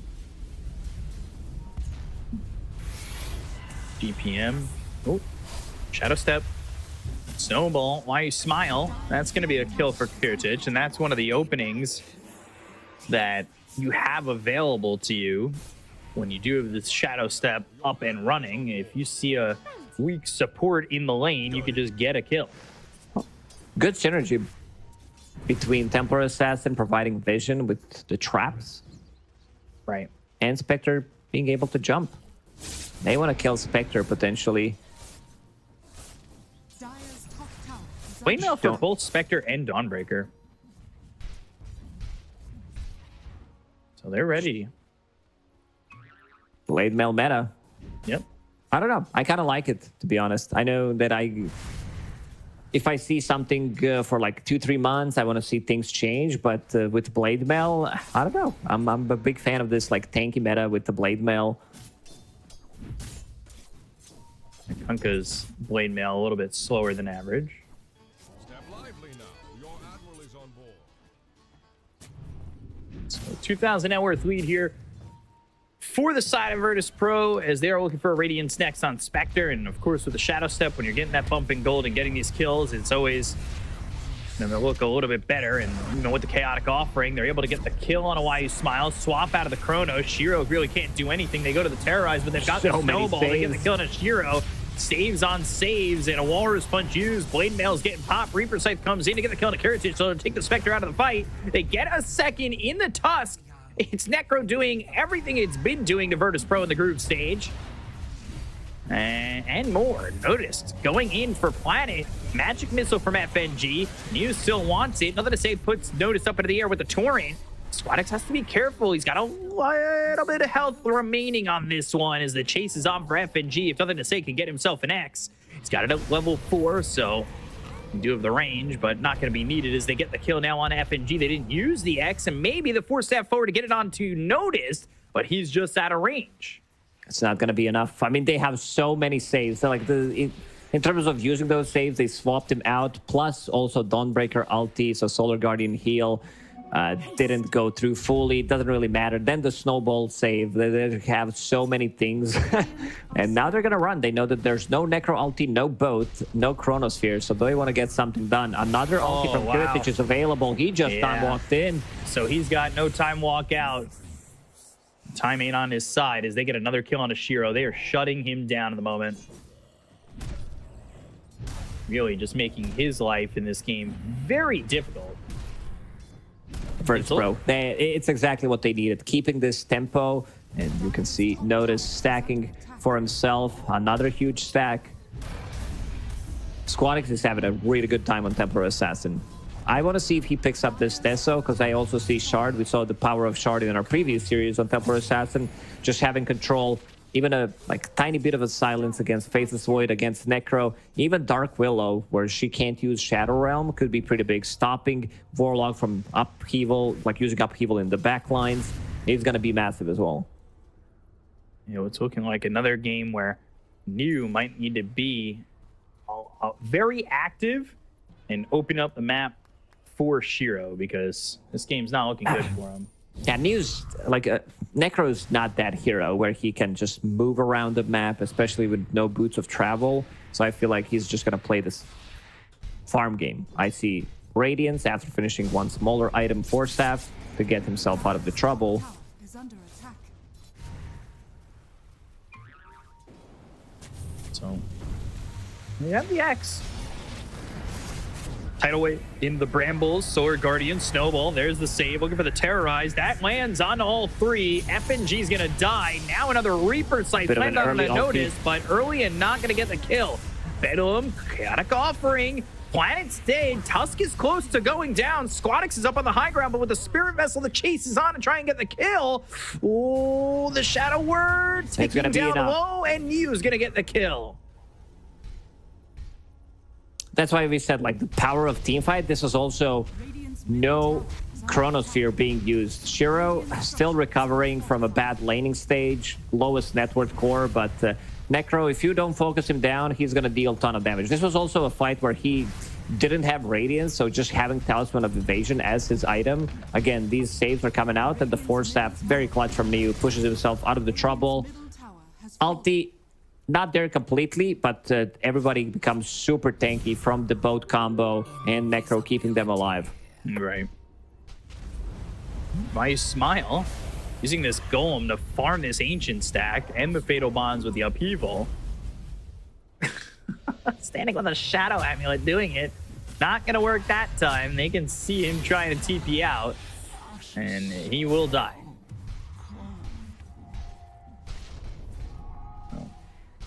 Unfortunate for YU Smile, but he's trying to get anything he can. Sneaky taking the stacks, right? Anything that they could do to slow down the TA's game. Virtus.pro stole some of their stacks, so it's only payback time. Yeah. Both teams having wards up on this high ground, and well, now one team has wards up on this high ground. Damage rune bottom. So Shiro got that Midas, and now he's going into the Mantis style. Meanwhile, we've been talking about how Nothing to Say and you got to hold it together. They've got the Radiance in the hands of Necro going into the Death Seeker with that Shard, and then Nothing to Say, of course, wants that Ags. It's some build we've been talking about. with LGD will have like Wait, two I'll show big it. items coming out. Necro just finished off his Radiance. Once he gets his Aghanim Shard, it's going to be even more heals. He can dodge stuff. The big one will be Aghanim Scepter that you just mentioned on Kunkka. It's going to be so much overtime damage, damage on the ground, upheaval, Torrent Storm, Tidal Waves, Radiance Burn, Heartstopper Aura. So fights for Virtus.pro is going to be extremely difficult. We did mention that Virtus.pro has extremely good Roche taking lineup, and they're going to use that 19 minutes into the game, take it. LGD probably, they have a good knowing that it's happening, but they don't want to take the fight right now. Aegis for the side of Virtus.pro, and they smoke right out of the pit, and they're gonna go through the twin gates and potentially have a backstab on LGD. Let's see if they're ready for it. TP in, planted in the trees, and they see him. Uh-oh, that is a bad one to lose immediately, and they lose Mew as a +1. Man, they blew him up. Why Smile is going to be a third one here. They overstayed their welcome pretty heavily. Not respecting damage coming out from Templar Assassin. They have so much minus armor, maxed Wave of Terror. There's also Solar Crest coming out on Vengeful Spirit right now. Ooh, nothing to say. They go in with the snowball. Solar Guardian, Ghost Ship lands down, but now they've got the Walrus Punch for some more control. He doesn't have any mana. He'll pop a Blade Mail, but so will Spectre. Nothing to say with a Tidal Wave. Ooh, pushes Kiritich away, but he's able to get the kill anyway on Nothing to Say. This is the timing where they want to strike.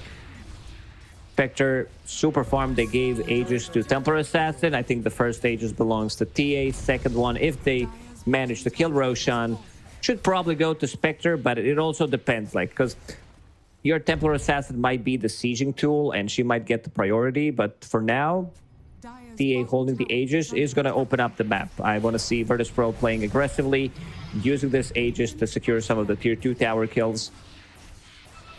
Dire's middle tower is under attack. 5,000 net worth lead. Have that Radiance on Spectre. Let's see how they use this timing with this Aegis. And if they can extend this and really break the game open. You're 1,000 gold away from the Ags on Kunkka. You are getting close to this Faceless Void Manta, but Shiro, I don't know if he's really yet in a good enough spot to want to fight, right?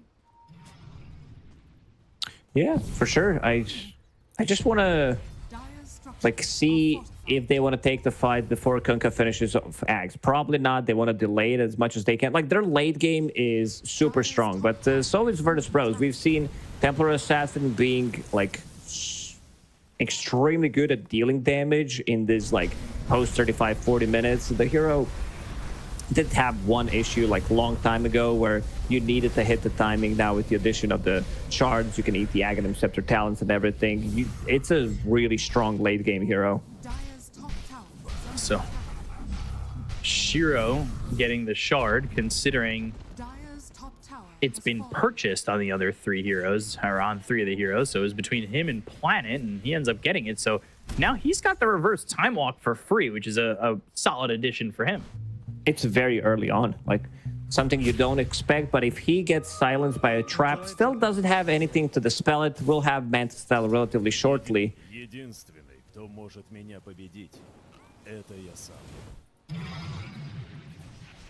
I like the translation of that line.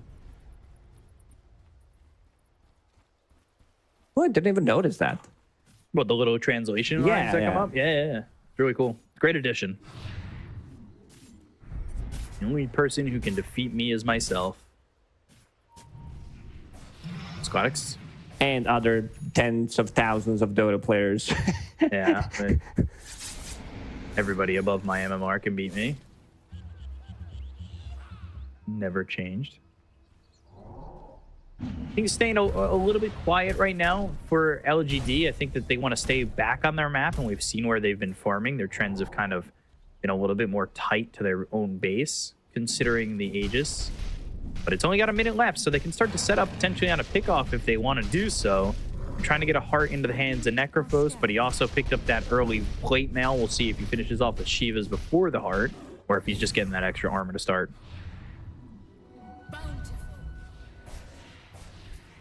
Smoke here by Virtus.pro as they again invade the triangle of LGD, and Shiro is going to be showing himself mid. He's going Scotty next too. He's not recovered completely yet compared to the TA. Blinking Walrus punch off the mark. Chaotic offering down now with the Fatal Bonds. They've got the swap. Upheaval will slow down FNG. Magic Missile on an EU as well as a Snowball going his way. So that will land onto the Necro. They get the kill to say it's going to be Shiro with the credit. Time Wall can't get over the cliff and down to the low ground. So he's going to still continue to chase FNG as Nothing to Say gets stuck thanks to that Force Staff. Manta popped. There's the kill on FNG. Why You Smile gets it. And Nothing to Say is forced to TP out of this weird locked position.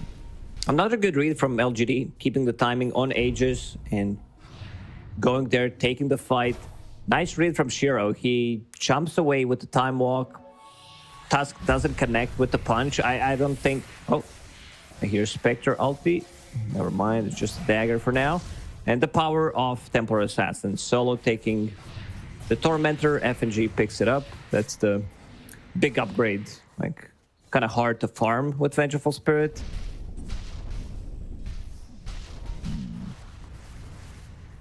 Venge. Decent amount of farm. I would say keeping up right now, at least with the Dark Willow. No Midas on this Willow. We've seen a lot of Midases on Dark Willow. So, to not see it here, but he's gotten into the Spirit Vessel as well as the Yules, and that was a Shadow Step used on Why You Smile. You get spotted for a split second, you're going to end up dead against this Spectre. As proven time and time again.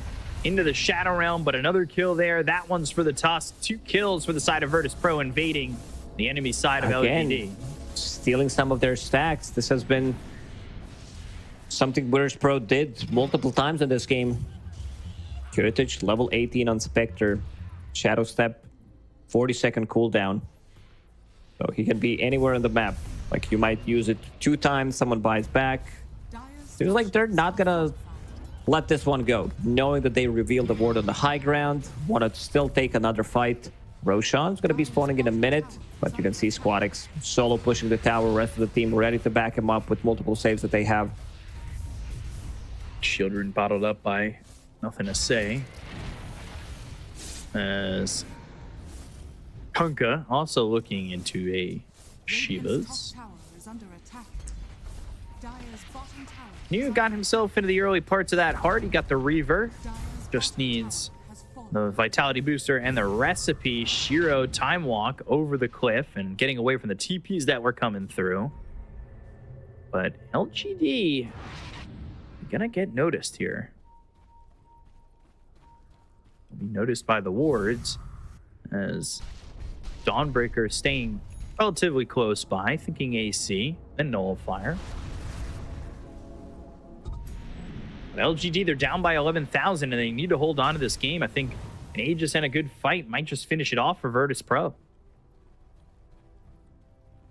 What LGD wants to do in a fight is have a prolonged team fight. Nothing to say. Well, scout him out. Torrent pulls it back onto the high ground. Man, at the same time, though, Why You Smile just gets ripped apart. Heritage is doing so much with this Spectre with the Shadow Step every time it's off cooldown, like we saw Shiro do to Beastcoast. They can't even D-ward. The second they show under these wards, they're just gone. Oh, Walrus Punch. Right clicks, the silence, gets into the Ghost Shroud. Now they've got the Bramble Maze down, looking for the Terrorize, but the BKB. Tidal Wave's not going to pull him back. Still some damage on Aniu with the Death Seeker to get back up onto the high ground. They need to fall back. Nothing to say. Still holding on to Shield Rune. Makes him super tanky. Let's see if he can steal this XP Rune. Sayu. 10 seconds until it spawns. They did put down the Observer Ward. So might pick up 2 of those. They know. LGD using a scan. This has to be one of the worst feelings in Dota right now. Especially the 7-minute XP Rune. You scan, you know someone is there, you just died, like your offlaner isn't able to pick it up. Just giving up too much there. Oh, they're going through the twin gate, but FNG, oi. That ops catcher, I think it just missed. Nothing to say, but he's showing on the wave. He's got some help, but Niu not nearby. And he's a big part of this. He is not got a TP either.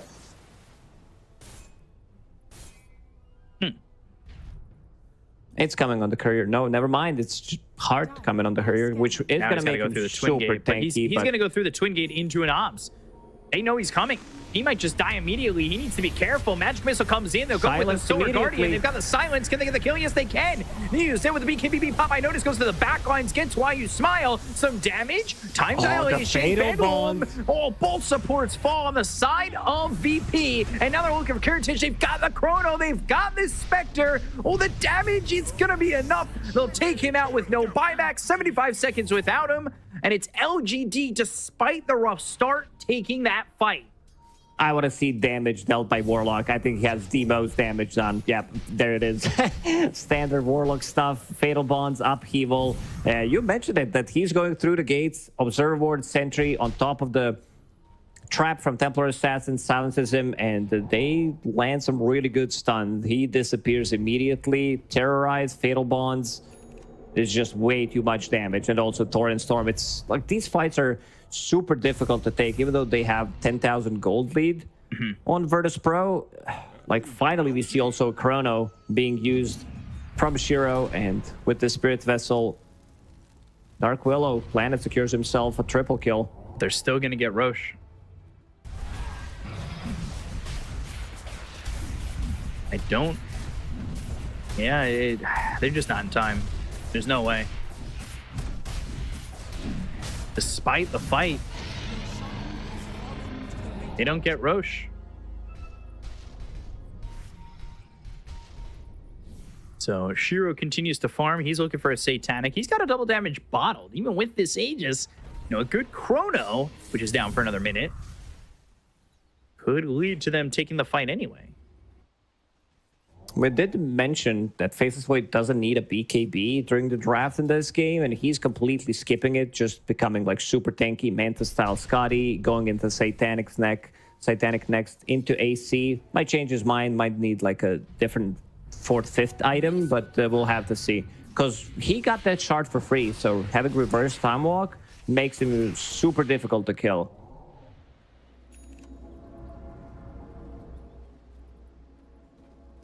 So Squadix pushing bottom in a little bit. Radiant are scanning. There's the Shivas for Kunkka. So they're coming over near their own Tormentor. Not going to spot anybody just yet. Shiro showing mid. He's got that double damage popped. Can they find anybody staying? Because they had this ward in the lane. And now they see the Tusk. They see the TA. Observer Ward Sentry is ready. They're baiting if enemy wants to go for this Tormentor. I haven't seen a play like this ever since Tormentors have been added. Why you smile? Hiding underneath the Shadow Amulet, pulling off Chappie, ready to drop that Golem. They're staying nearby. Both teams waiting for somebody to show for the Tormentor. Niu's in the lane at the moment, but the rest of the team hiding behind the trees. How long are they willing to be there? Now they see the TA with the ward that's in lane, so they know he's nearby. They haven't left just yet. Scan used by the Radiant over towards the south part of the map. And now it's Squadix just TPing away.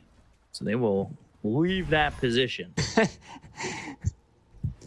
3 members of LGD literally AFK here for a good minute. We saw Dazzle in the previous series waiting for Tormentor to respawn. Nothing to say. He loves to be around this Tormentor area. Yeah. Enjoys it quite a bit. And they have that gem on planet. Like you said, these Chinese teams, they get early gems. Not afraid to buy it early on. pretty sure this one's Mostly been around for a it's while. against, Templar Assassin. You want to see those traps. Silence, we saw how powerful it is when they caught Necro. I mean, they also landed every single ability that they had on top of him, which did help. Planet? That was not the easiest Tormentor. Kunkka, not the hero that like deals the most damage, unless he wants to use the combo onto Tormentor. And now all 5 members of LGD, they do have shards available. Yes, they do. So all the shards available for them. The last one to get it was Planet, who's got that upgrade with the Cursed Crown. Maybe that makes a little bit of a difference, having control. And why you smile again here with the upheaval, just to push out mid with that Shadow Amulet. Not turning it into a full Glimmer. He wants to stay in Viz. Stand still and stay in Viz. No Glimmer, just 15 seconds on that. It's a pretty smart thinking. He doesn't want to get, because if you upgrade the Glimmer, it only lasts like yeah. couple seconds instead of 15. And he doesn't want to get to jump by Spectre, so he's hiding underneath the shadows of it constantly. They're going on nothing to say. Does he have a way to survive? Ghost ships coming in. That's going to land onto FNG. They get the kill on the Why You Smile Planet. Now nothing to say to start. Shiro, now he's got to think whether or not he wants to go in. Time walk, time dilation. That will at least save Neo, but they lost 3 real quick. And that puts the gem on the deck. Neo needs to be careful. They have Nullifier available. Gem was picked up by Tusk. Time walk in, time walk out.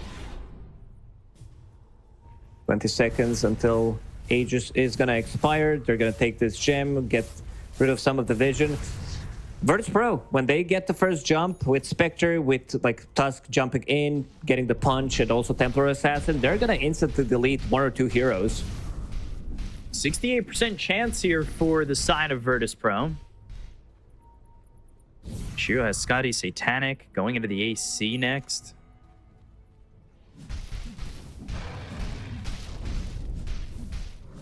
Neo wants overwhelming blink, by the way.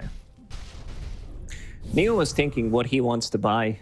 I saw Aghanim Scepter, saw Shiva's Guard, but Kunkka already bought that one. Like, he needs to be in the middle of a fight. I guess this is where Blink is going to come in handy. And also, if he picks up Overwhelming Blink, that's going to make him super tanky, plus also canceling some of the Blink daggers on their side. Right.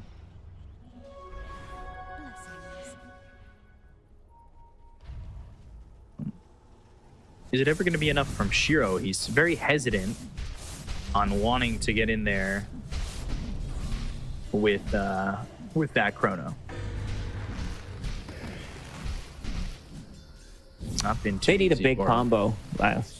Like, Why You Smile. I think this is the most time someone spent in Shadow Amulet, and we're not talking about griefing the game. Like, he's actually playing the game, but he's constantly hidden. Not sitting in the middle of a lane, Collecting just XP. collecting XP so he doesn't get the abandon.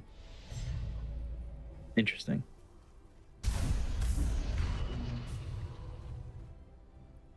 So almost level 25 for Spectre too. Also has that Ag, so Haunt and Shadow Step both here for Spectre, and soon to get another 25, or get that first 25 talent. TA is 23, and the experience difference between these teams is pretty expansive. massive. I'm watching Why You Smile. He moves straight into Shadow Amulet. Move. Shadow Amulet does not want to die to the Spectre. Can't really show himself in lane at all. This is even dangerous for nothing to say.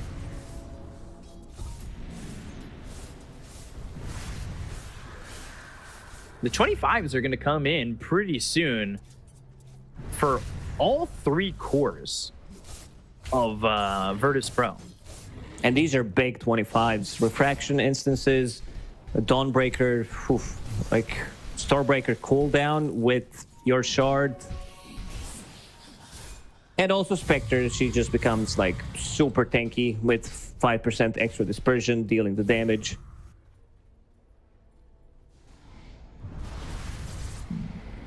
So I was just about to ask, should anybody be going for a Silver Edge? And it is now Void trying to get one. He's slowly running out of slots. Needs to replace this either Midas or Power Treads. He found Mindbreaker as a neutral item, so that's going to be some extra damage coming out from him. Trickster's Cloak for Kunkka as well as Neo on the Necro. And if they can somehow snag this next Roche, they could find themselves in a good spot. They are down a lot of net worth as Virtus.pro have played so far the first 40 minutes of this game perfectly. So we have to see how it goes for them. The game slowed down for a bit. Virtus.pro still waiting for that Roche to respawn, and you can see LGD. They need to get rid of this trap inside Roche, so Virtus.pro doesn't know when it's gonna spawn.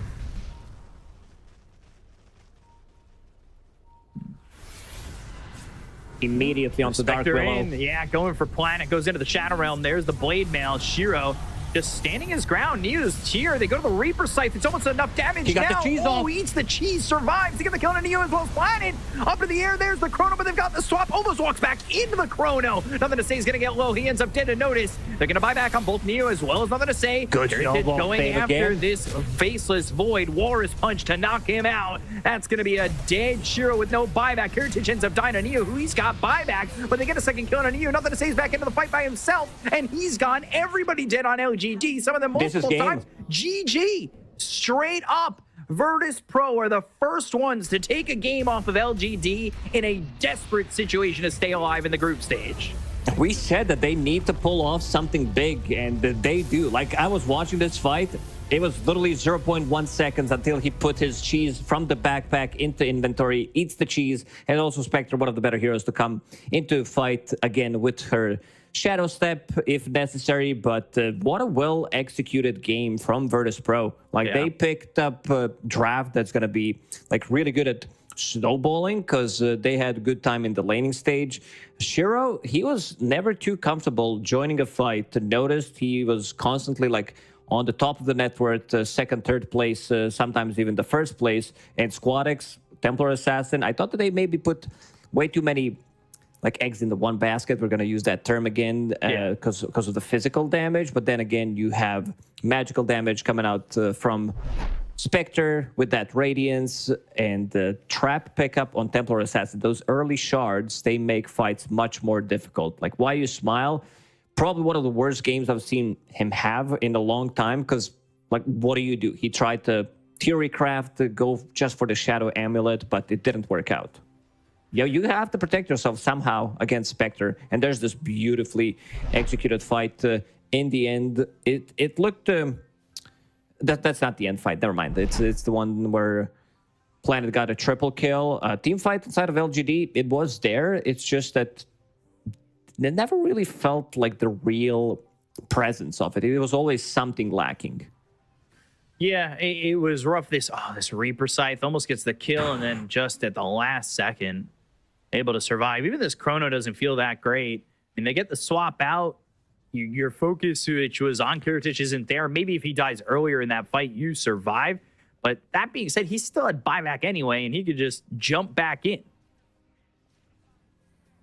There was really nothing stopping him from getting back into the fight, whether it was Shadow Step at that point or the upgrade with the Haunt. But he also had a tier 1 in the top lane where, Kiritich dies at the end of the day. But even if he's the first one to fall, I think Virtus.pro put themselves in such a good spot to win that game straight up in that fight, right? Yeah, so Squadex made a lot of difference, taking the early tower in the mid lane and then invading enemy triangles, stealing some of their stacks, then stealing some of their XP runes. This game was all about stealing from Virtus.pro, where they managed to get the most out of it. And Kiritich, I love the build. I think this Earn build is super good because Spectre needs a little bit of a mana early on. It's exactly what you need. Those early Urn of Shadow charges can make the difference for you, like where you're farming, and also just to finish off the hero, that like extra around 200 damage that you get from it makes the difference. Dagger plus a couple of right clicks. And also have in mind, this is Spectre on Radiant. When you're farming under those, they're not Mighty Mines, they're Well Wishes or whatever they're called. You get mana regen. So if you're on Radiant, you want to have some kind of HP regen, that we're talking about the neutral item early on, or you build into Urn, and then you have both mana and HP regen. So a really perfect game here from Virtus.pro, something they desperately needed to get their second win in this road to the International. And it's teetering on the edge of them being eliminated, so you really needed something there. And I don't know the results of Beastcoast and Nouns just yet, but they put themselves at 2 wins. They're tied with those 2 other teams prior to those results, and they want more, of course. You want to go and get this other win in game number 2, and we'll have to see if they could take a 2, not only take the first game off of LGD, but take a 2-0 over LGD. But we're going to find out when we come back with game number 2, so stay tuned. We'll be right back.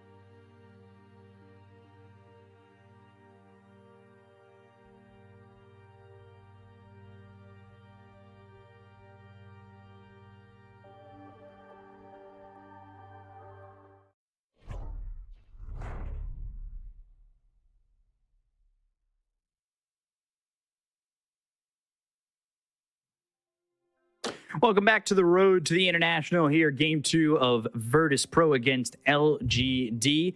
And Virtus.pro took game 1 in what was a perfect performance needed to stop LGD's perfect run in the road to the international. And so far, it's looked good for Virtus.pro, but they got to put it together again, right, Lacoste?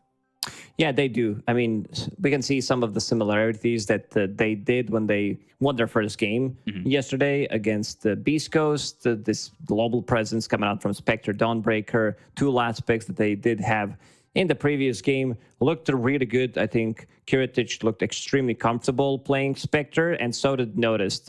It's kind of hard to choose like who's the best on this squad because all like 3 cores are very aggressive. They can carry the games of their own, but also like support duo. We saw Sayu on Tusk, which is one of his better heroes. Some clutch saves coming out from this snowball. They have multiple ways of saving people, and now with this win, it puts them in an interesting spot because Nouns are in the group as well, 2 and 4 waiting at the bottom, and this is going to be the matchup. So maybe if they can get another win here against LGD Gaming, that's going to be massive.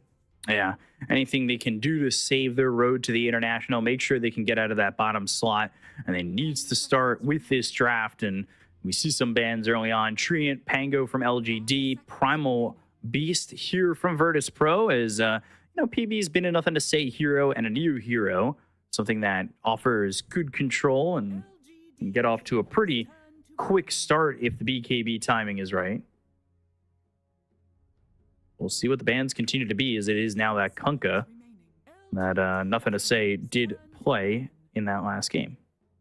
Yeah, we just praised Sayu about his Tusk performance.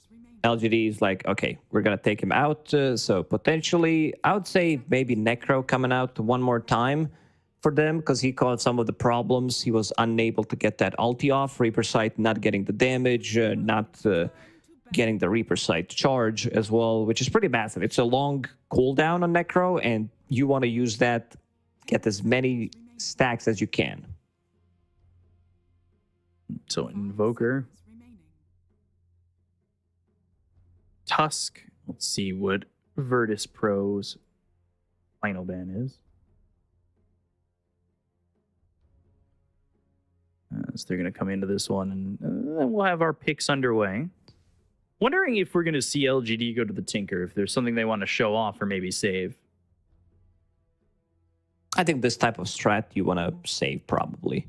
You want to keep low profile on some of these heroes that you might bang out at the second stage of the international. You don't, want to show it immediately. There are certain heroes that, you're still going to play even though you show them at the early stages of the tournament. And Ancient Apparition, this has to be like Necro, maybe some Alchemist down the line contested, but immediately they're going to pick up Dazzle. No heals stops coming out from Ancient Apparition. Most likely going to be mid Dazzle. I like just get inside the brain of Xiao 8. I would like to get inside just for a minute to see like his process of thinking. He's like Dazzle, how many steps ahead he's staying, because I want to see how he's going to counter Dazzle, because we've seen Razor on the mid lane. It was not good. Any of the melee heroes are going to get dumpstered. Lina yesterday also didn't do too good against Dazzle, so want to see what he has prepared for it. Yeah, Dazzle seeming like a very strong hero at the moment. Go to the Nature's Prophet, so something that's got movement. We've seen early Orchids for a hero like this. Maybe that's an answer. Even coming out from position 4/5, Nature's Prophet, if he's off to a good start with this like Urn, Spirit Vessel build, straight into Orchid, could make the difference. Something that Tundra did yesterday. It's a bit on the greedier side, but Tundra as a team, they love to farm, and the map is big enough for them to get that farm. The map's huge these days.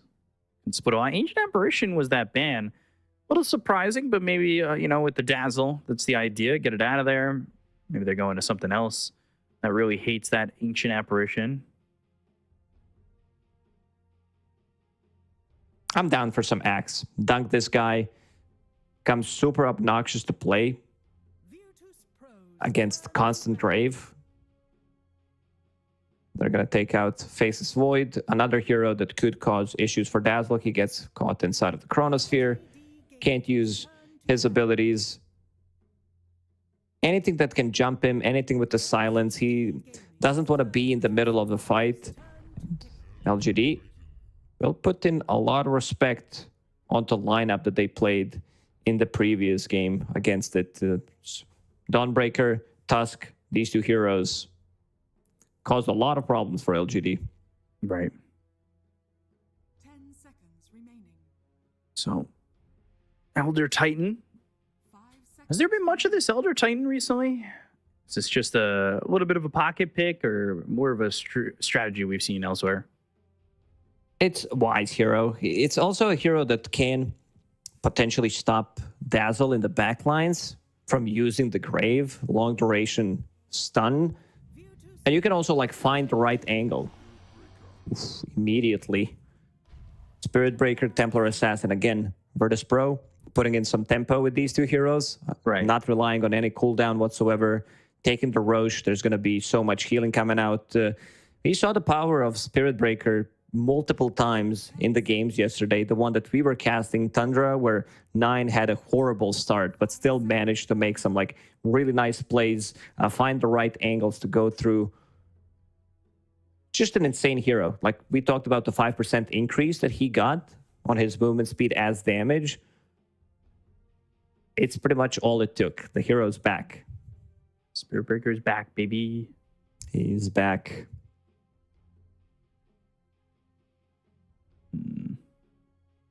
So Dawnbreaker getting that out of the pool with the CK, of course. And, you know, the Dawnbreaker was a big part of noticed success from Virtus.pro.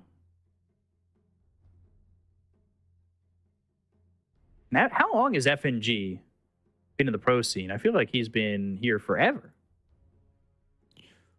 Pretty much. I mean, he's one of the old school guys. He started with Power Rangers. Oh wow, what a name for a team. I love Power Rangers back in the day. With Cheshire Cat, J4 and all them. 2013, he started playing with Power Rangers. Power Rangers is like Empire Light. A lot of Eastern Europe plays for Power Rangers and Empire. Yeah, Empire was like the team that skyrocketed most of Eastern European players into professional Dota scene. Brewmaster again. In terms of lockdown, they don't have much, but we've seen the power of Templar Assassin's Shard. Sometimes it's all it takes, so Brewmaster is not going to be able to get the split off. If he's brewed up in Void stance, this is not going to be a silence. This is just like one tick of silence. These bashes, Hex from Dazzle Shard. It's not going to be enough. LGD going back to grouping up, going together, 5-man strong, Brewmaster Luna. We've seen them play the exact same combo in a series earlier today. It's the first repeat for Shiro. Scrub is going to play one hero twice, huh? Dude couldn't have a unique hero pool. Wow, what a puddle. So, I like Slark a lot if they want to go that route.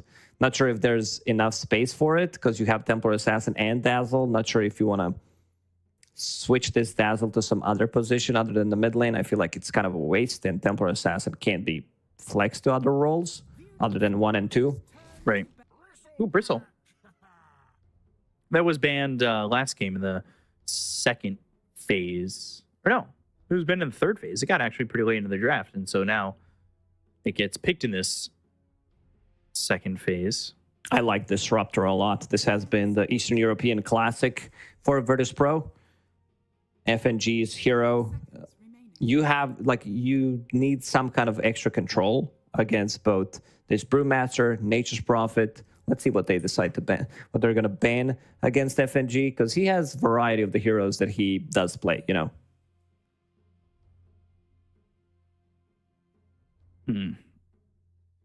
This kind of seems like a very run-at-you lineup from Virtus.pro. Whether it's from the fronts or from the backs. Ooh, you know what I like? What do you Wind like? Ranger for for this LGD squad.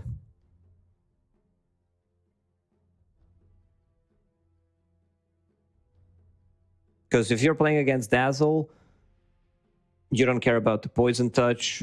Templar Assassin can't hit you until she gets MKB. But also, LGD covering their bases, removing Shadow Demon, which is one of the better heroes against Luna. She just kills herself. One ulti, one disruption, and you're going to die. You can also always get the farm. So let's see which position this Dazzle is going to be played at Grimstroke. That's also a good one. Like, I wanted to see Disruptor. It's also Silence, great against the Brewmaster. It's not, like, one of the reasons why I said Disruptor is he's better if you're having this status resistance from the Void stance. Phantom lasts for, like, split second, and you can't do that to Disruptor ulti. Okay. Viper. You have Break Mechanic against Kiritij. You have something against Squadix in the lane. FNG is going to be playing position 5 Dazzle. I feel like this Viper pick, this is 24 Viper, and you can see why you smile. Smiling on camera. They know how good of a Viper game this is. It's a very toxic lineup coming out from them.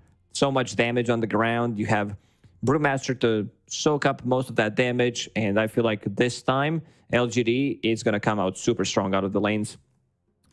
Yeah, it seems like a run at U lineup from Virtus.pro, but LGD trying to deter that and trying to reflect that back and not make them feel as comfortable. It's not the mid Dazzle that we've seen in the past. The Squadix is going to be back on the TA.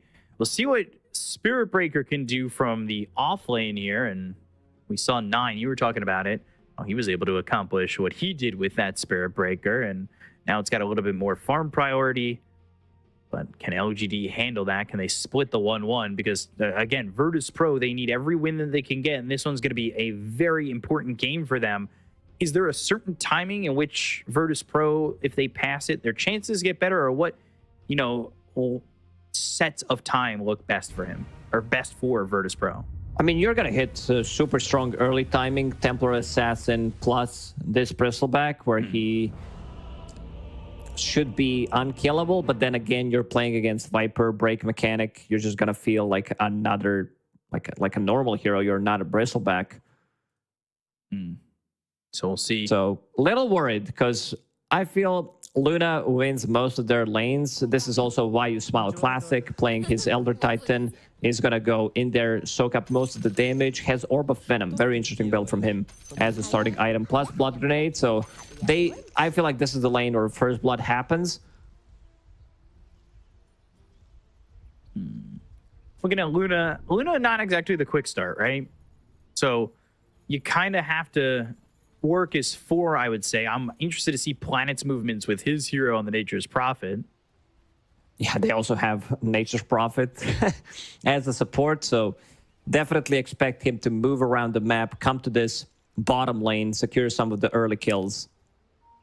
Because Luna is super strong in the lane, and then she hits like level 6, level 7. She wants to go to jungle, keep farming. She's not that much of a team fight, but Shiro made a bit of a case for that in the previous game when he played Luna.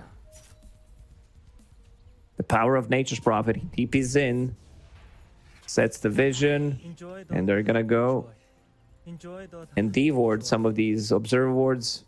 Enjoy Dota. Enjoy Dota indeed. It's the best time of the year. Planet getting chased, that viscous nasal goo, but has the TP off cooldown, so he'll go to the tier 1 tower over to his left. And bounty runes, 3 for 1. So LGD get the benefits of 3 bounty runes. And let's see how these lanes end up going and how we'll see this Elder Titan kind of be, because we haven't seen much of this at all.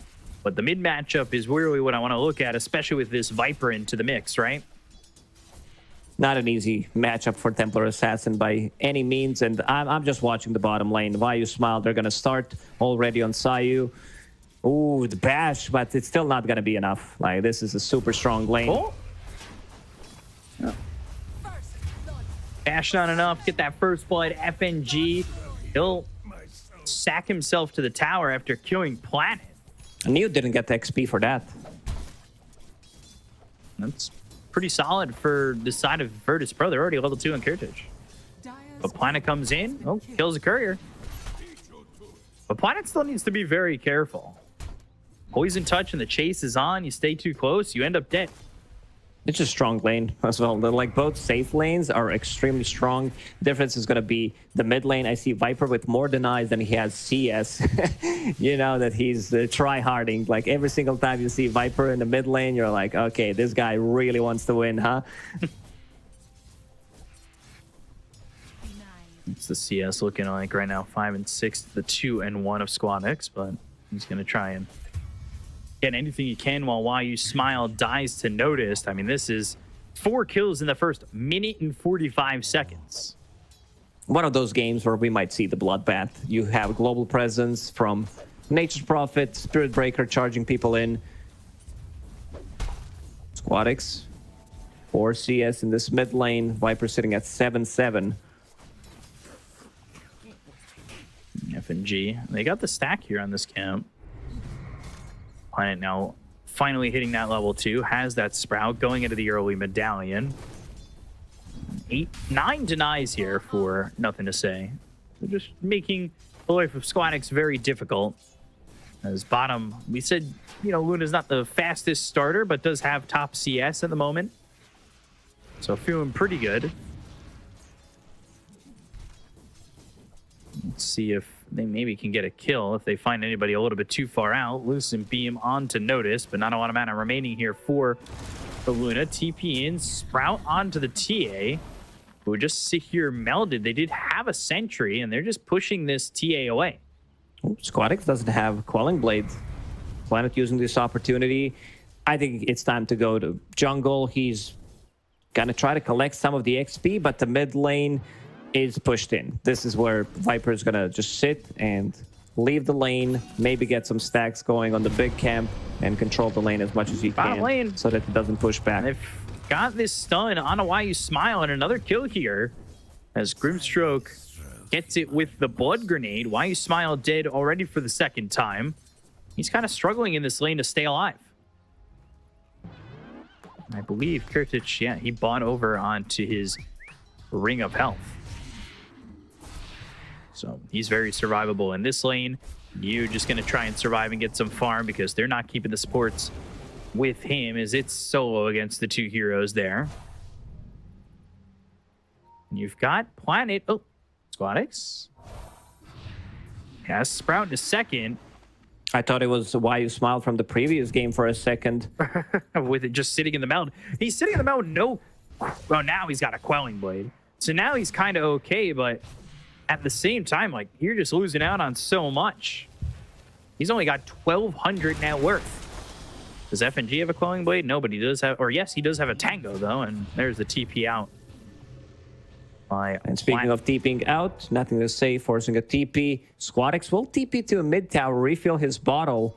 I mean, Viper didn't lose anything because he's not playing against him, but this is a big win for Squadix. Top lane. How do you kill Kurtich at this point? About to finish off Vanguard. He's not going to die. Nature's Prophet doesn't deal any damage. FNG, he's the one who's trying to collect that XP on the mid lane, high-fiving with the tower, has healing salve available, so he's good. But this tier 1 tower on the mid lane is in a lot of trouble. How do they defend this? I don't think they do. So a very early tower, if they just grab it here. Yeah, it's just 5 minutes into the game, and they could have themselves a full tier 1. They do get it down to under half health. FNG may be looking. This is before to clear Catapult. Some creep waves.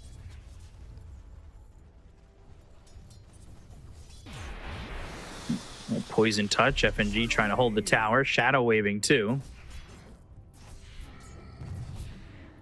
This Planet still just level 2. Not really in the best of spots considering the XP situation. They've done a good job of shutting down the Templar Assassin so far. He can play the lane top. That's why he's making a move, trying to make something happen in different lanes. And also, it's very important that Neo gets some of the solo XP. So, don't quite get that tier 1 tower as early as I thought. They were... Well, FNG did a good job of getting it stay healthy, and he just TPs away from the damage coming through from Viper and Planet with the Sprout there. They've got a +1 in Why You Smile, who's over towards mid, but nothing doing just yet. Vanguard is there for Kiritich too, so he's also getting his boots delivered out. They found Planet. They've got the Ink Swell, and this is going to pop.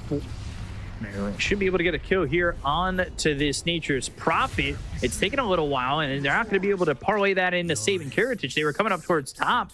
Losing your carry for a 4 position is not exactly a trade you really should be willing to make.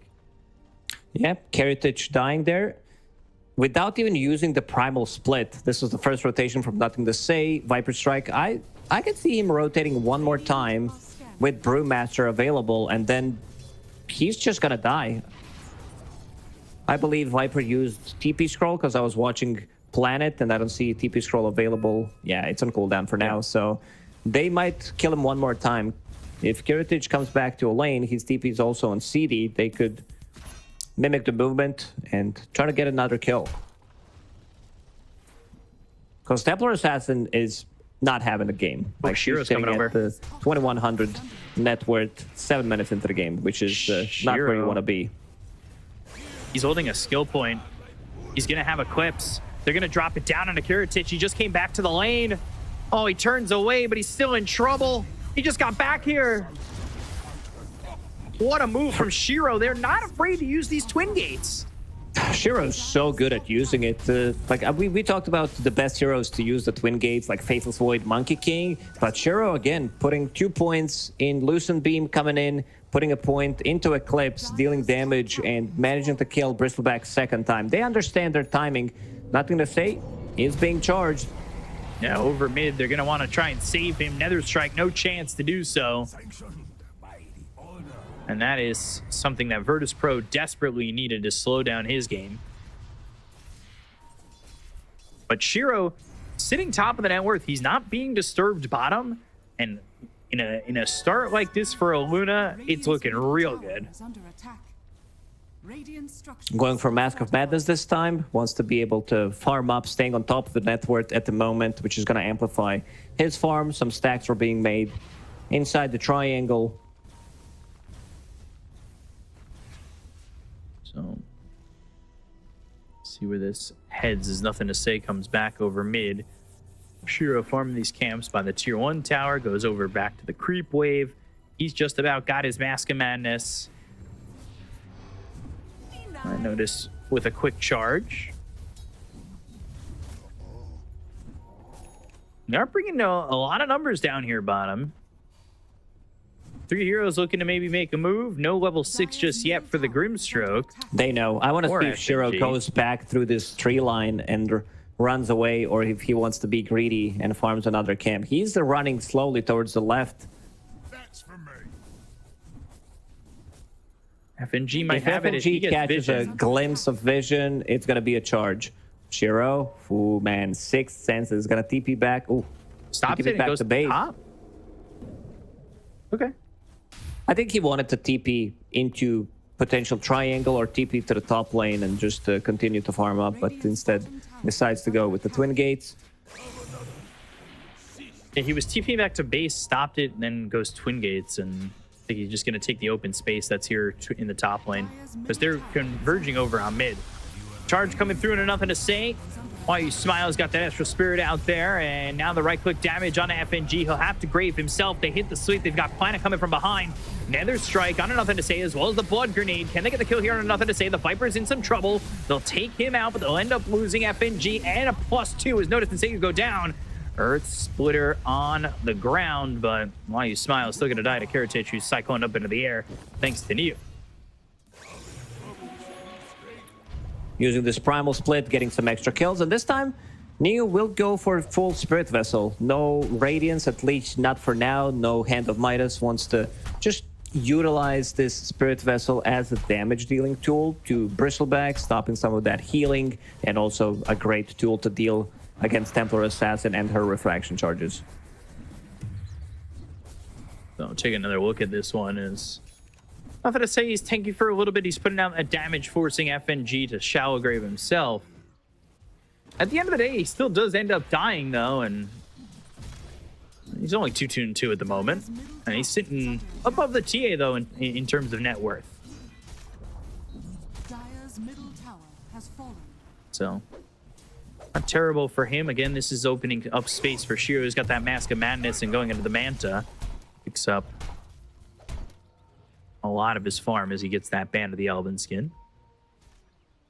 And has moved over towards top to open up that space to get that farm. If LGD wants to kill Bristleback, they need the Viper to use Viper Strike on him, break him, and they need to keep him inside. You saw the power of ET against Dazzle, where you can keep people who are graved with this long duration stun from Echo Stomp. Or you can stun him in the back lines and then he can't use the Shallow Grave. Radiant's bottom tower is under attack. Dragonlance soon for nothing to say, so we won't have to be so close to these fights. What does Planet have? Is this just the medallion coming out now? Yeah, I guess. Oh, yeah. It's medallion and a Wraith Band. And Gloves of Haste. It's been a while since this courier delivered things.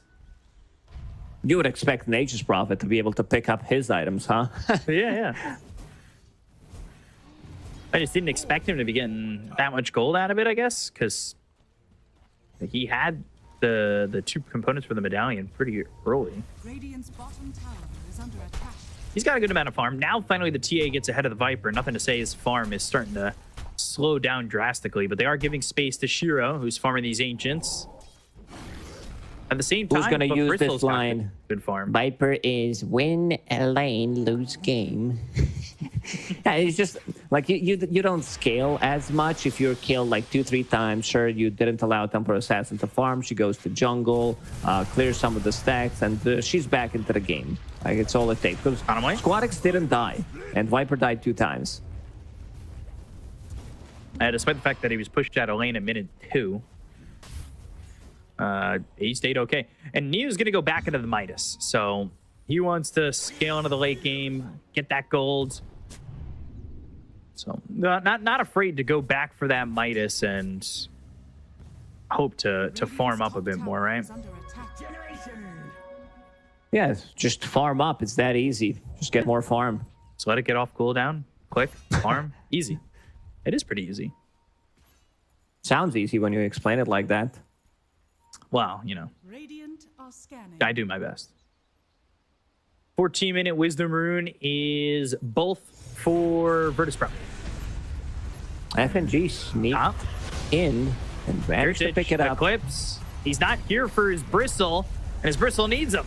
They get the kill on a Kiritich. Planet gets credit for that one, and maybe if FNG was there, you'd have a grave to throw on him, but unfortunately, nobody's around. Tower is under attack. That's nothing to say. Oh, this is a tough kill to get if you want to go, and nothing to say. Oh, Shield Rune, having a Cold Bracelet, 2 points in Corrosive Skin, but TP, very good item. this Bristle, despite the fact that he's died 3 times, has good net worth. It's also that you have Bristleback plus Templar Assassin, which also means that you can't farm in the triangle because Templar Assassin gets priority. So someone needs to sack some of their farm. And again, make big stacks inside of Virtus.pro. I want to see the number of stacks. I feel like Virtus.pro is just stacking way more. I mean, they do have heroes that clear stacks much easier. What's that? 7. It's kind of close. 13 and then 8, 11. 13, 13. Okay. Kind of close. I mean, it's even. Oh, Soul Line. DP on cooldown this time. And Grimstroke's going to die, charge out. Gonna leave towards mid, towards Planet, who can't get the Sprout around. They do get that 1 kill, and Neo's now got this Midas. He's going to be working on his farm even more as Shiro evading what was coming from the side of Virtus.pro. He backs up into his own jungle as he's just 480 gold short of grabbing this Manta. Groomstroke comes back towards the tier 2 tower with a TP. They're still nearby for the side of LGD. Viper's back over by the tier 1 tower. They want to at least control this, and there is a trap that sees the Brewmaster, and they're starting to bring numbers too. They've got the vision. Maybe they want to start this off with a charge. That's exactly what they do to go for notice and another strike. I'll do the play-by-play. They're going to get Viper, not going to say dies. Immediately Bristle thrown into the air. But those Brewlings, they are dying. Notice, getting focused down. And they're going to drop. Kiritich, are you back, B-Cop? Feeling okay? I got too excited. I choked on my own saliva. I was like, and then I felt myself start to drown. I got you, buddy. Thank you. Under attack. Radiant structures are fortified.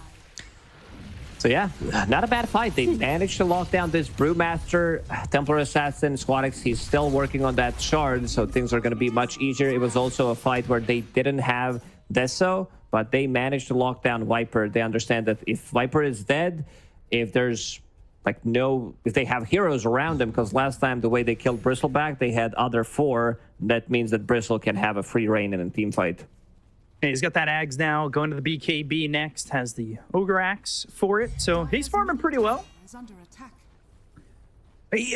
He's just had so much space. I think TA and Bristle, opposite sides of the map, they farmed so much. We were talking about this even with, we were really talking about Nature's Prophet, but it was, Planet having that space to farm. Ooh, Poison Touch coming in, Nether Strike, Eclipse used on the backlines by Shiro, and they're going to go and get themselves not 1, but 2. Notice is gone. FNG with a Shallow Grave surviving for a second longer. Finally, they get nothing to say, and Kiritich and Squadix are trying to get something in return.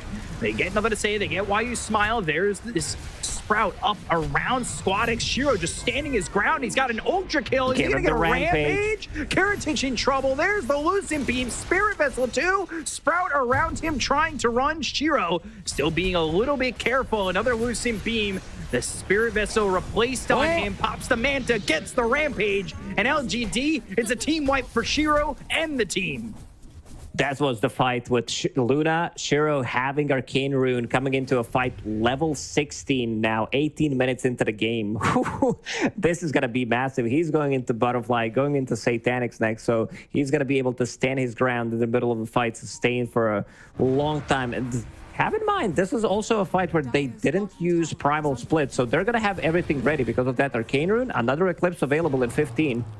Yeah, they could really look to go again. That is such a big injection of net worth for Shiro. And a Suddenly, very early 13,000 rampage. net worth. It was what, 18-minute rampage? Has to be one of the earliest ones. Yeah. These heroes disappear. FNG managed to get the grave off, but it's not enough. This is also only level 1 grave we're talking about. And now you see them controlling Bristle. He's going ham. Also, this cosmetic on Bristle, every single time I see it, I'm like, he's bloodlusted. Doesn't it look like it? A little bit, yeah. It's the engines going in that shell. This goes right for Roche. Again, like you said, they've got Eclipse ready to go. Butterfly, Satanic next on the menu.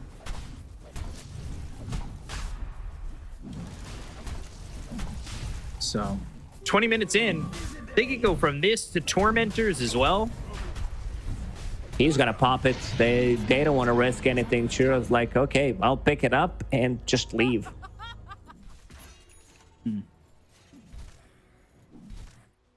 So, as that ages, now let's see what they do with it. Of course, Tormentor available, maybe a fight if they smoke up. They've got a shard now picked up for the Spirit Breaker off the Tormentor that was done there by Squadix. That gives him Planar Pocket. Phase Boots Midas Octarine for Notice. Lowering the cooldown on all of his abilities. Planar Pocket is a really good ability against per Brewmaster as well. Like it has been used in a like when Doom was super popular, like this throughout this whole year. You use planar pocket, you take Doom off a target that he wants to go for. So that was pretty big. I think in this one you might take off Viper Strike or Brewmaster's like Cyclone.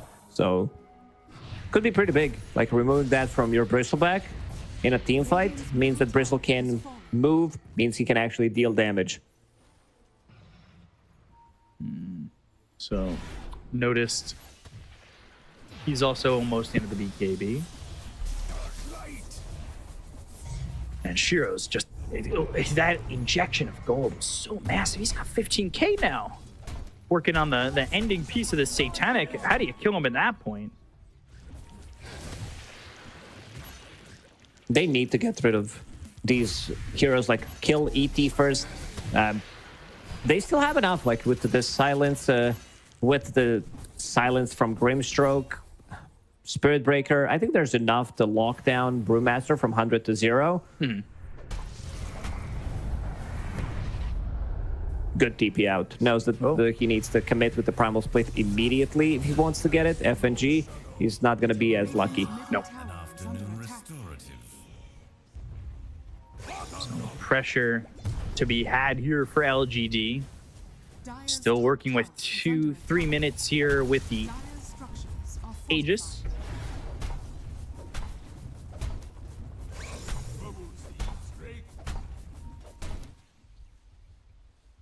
I'm going to start to TP towards top. Okay. There's a top TP from the Spirit Breaker, maybe looking for a moment to jump in as this tier 2 goes down. Dire's top tower has fallen. They just go from tier 2 to tier 2 and then start over pushing bottom, because there are creeps coming into the tier 2 bottom for the Dire side too. 2 minutes left in that Aegis, so they could push it out, finish off the mid tower. Shiro is there. It seems like someone wants to defend. It's going to be Planet for now. Rest of the team might catch a glimpse of Grimstroke here. And pretty similar to game 1, where Virtus.pro played, they wanted to go for these like greedier items. Get that Aghanim Scepter on Rubik, get the Aghanim Scepter on Vengeful Spirit. So now Grimstroke's doing the same thing, going for Ags, wants to create Illusion of Luna, which can't really blame him. It's a powerful illusion. Thinking about TP and bot for Planet, and sees the TA working while doing so. Sprout. Okay. Not that he could do anything there. They do have Shiro going for the tier 1 tower. He grabs that, and the pressure is going to be put on by this LGD team with this Aegis. Only a minute remaining, though, on it. And charges through on a nothing to say. They caught a little bit of a vision on him with the obs that they had on this cliff. So they're chasing all the way over, but there is a tier 1 tower to go to, if nothing to say. Doesn't die immediately. He's got a Hurricane Pike, and he's going to force staff off to the side, and now he'll go after Noticed. Planet comes in, the Phantom's Embrace was on him, Primal Split is used, Squadix in some trouble, the Inkswell is on him, Earth Splitter's gonna pull him over as well. Charge, and the kill. Ooh, Meld for a second, yeah, he's gone. He'll take out the TA. I think they might go for the high ground. Anyway, 59 seconds without Templar Assassin, no buyback on her. Like, you can see that the game slowed down for Virtus.pro. They had good timing, but Deso charges only sitting at 4, and the Dota Plus also favoring LGD heavily, 75-25. Oh, he's in touch with the Hex, charge in. Nothing to say, has that Manta of his own. Once this tier 3 opens up, the Glaives are going to start bouncing around pretty heavily, but they're not going to be able to break the high ground just yet. They also do have Planet pushing in the mid lane, so they can look for something maybe over there a little bit, but the charge is coming in all the way through to Planet. Is that where you really want to be? Viper Strike, Yules, and now they've got the sweep, the clap, the kill, and they've got themselves another one. Such a great pickup from Why You Smile. getting that Yule Scepter, removing Bulldoze, stopping Spirit Breaker from charging in, removing Inkswell potentially as well. And now it's time to go for the high ground. No Spirit Breaker. This is core Spirit Breaker we're talking about. Luna, if you lose that tier 3 tower, your barracks are going to melt. Heritage taking a lot of damage. 40 seconds until Primal Split. Heritage needs to be careful. They glyph, but it's not looking pretty. Poison Touch is helping them sustain for the moment and keeping this, but there it is. The gates are open, and the glyphs Spirit Breaker's out in 10 seconds. It's time to fall back. They got to do a lot of damage onto tier 3 tower top, kill the tier 3 tower mid lane. Minute and 40 until potential Roche spawn. If they take another Aegis away from TA plus Bristleback lineup, that's pretty massive. Like, these two heroes rely on having Aegis and keeping this tempo. Like, they already missed what they wanted to do with their lineup. LGD shut them down. These couple of kills on Bristleback, Shiro making a rotation through the Twin Gates, really set up the tempo for the game. And Kiritich is still recovering pretty much from what happened in the lanes. Roche potentially in a minute. Shiro at 21,000 net worth. They do smoke on the side of Virtus.pro. Dire's bottom tower is under attack. Maybe they can find something. Charge? That's not nothing to say again, but he does have a whole team around him. This might be in too far for Noticed. They've got the Cyclone. It's onto the Bristleback. He's up into the air. The Lucent Beam on a Notice, but he's got that Bulldoze, so he's A-okay for now. Another charge coming through and nothing to say, but he's able to force step away from the fight. Planet goes in deep looking for FNG, who's got the Shallow Grave. Poison Touch. Shiro still has ulti available. FNG sitting a little bit low, but the Shallow Grave was enough to save him. They get the kill on a Planet. And good kiting. LGD don't get anything. Virtus.pro resetting multiple times. As I said, Shiro still has Eclipse available. No BKBs on the other side, so they still need to be careful. I feel LGD might take a fight. This Lunar Blessing Vision. Oh, charge in, hits a couple. Now Now they've got the ink swell. Look at the stuns, the lockdown. Whoa, why are you smiling? Nothing to say. Both gone in a heartbeat. Muse trying to deter them on the back lines. Notice going in with a charge once again. Shiro low on health, but he goes to the Eclipse and he ends up dead. They finally get FNG. I don't think that's really worth it, but they'll lose everybody on the side of LGD. They wanted to take that great fight. fighting. LGD, they plant Observer Ward on the high ground. Luna gets bashed, gets silenced, doesn't get that ulti off when she wanted.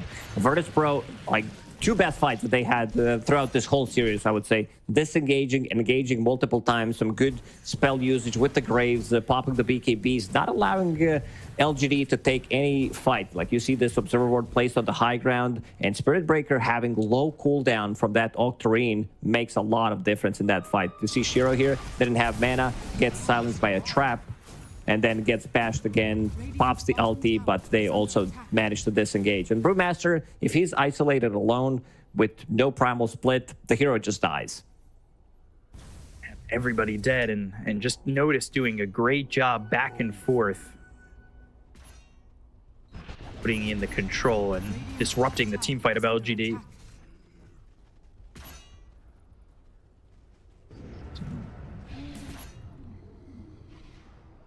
"30 minutes into the game, just about."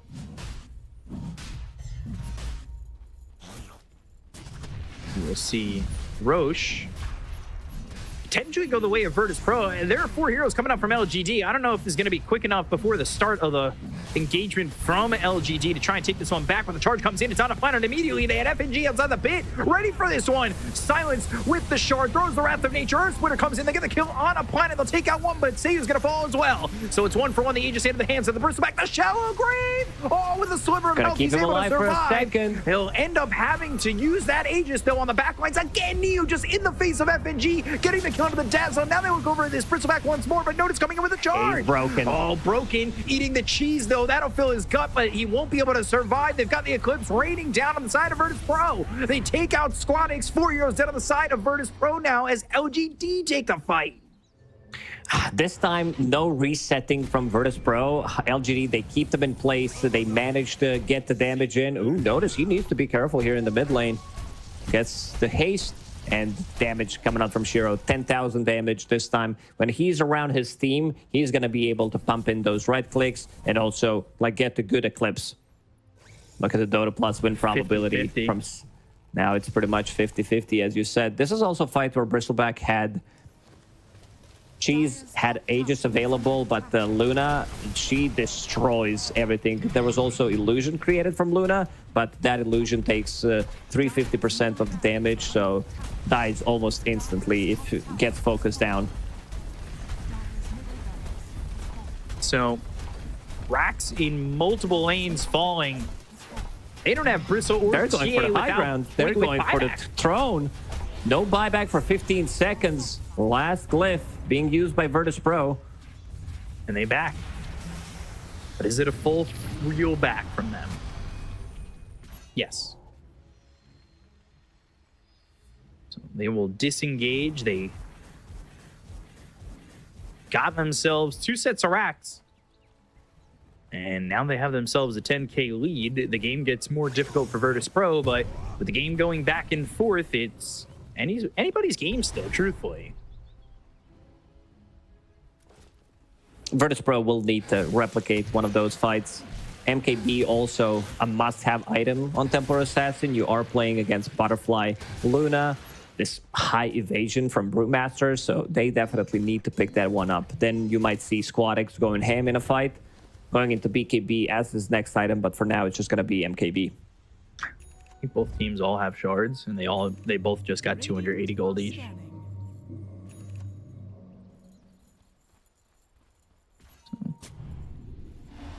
Both teams taking the Tormentors. Planet comes over into a trap. He gets silenced. Meld Strike lands, does some damage with the double damage on Squadix. They need to be careful. Using himself is why you smile. Force that onto the high ground. Shiro comes over. But with him up on the high ground by the rest of his team, the chase is off from LGD. He also needs to be careful on TA. Doesn't have BKB available, gets focused down.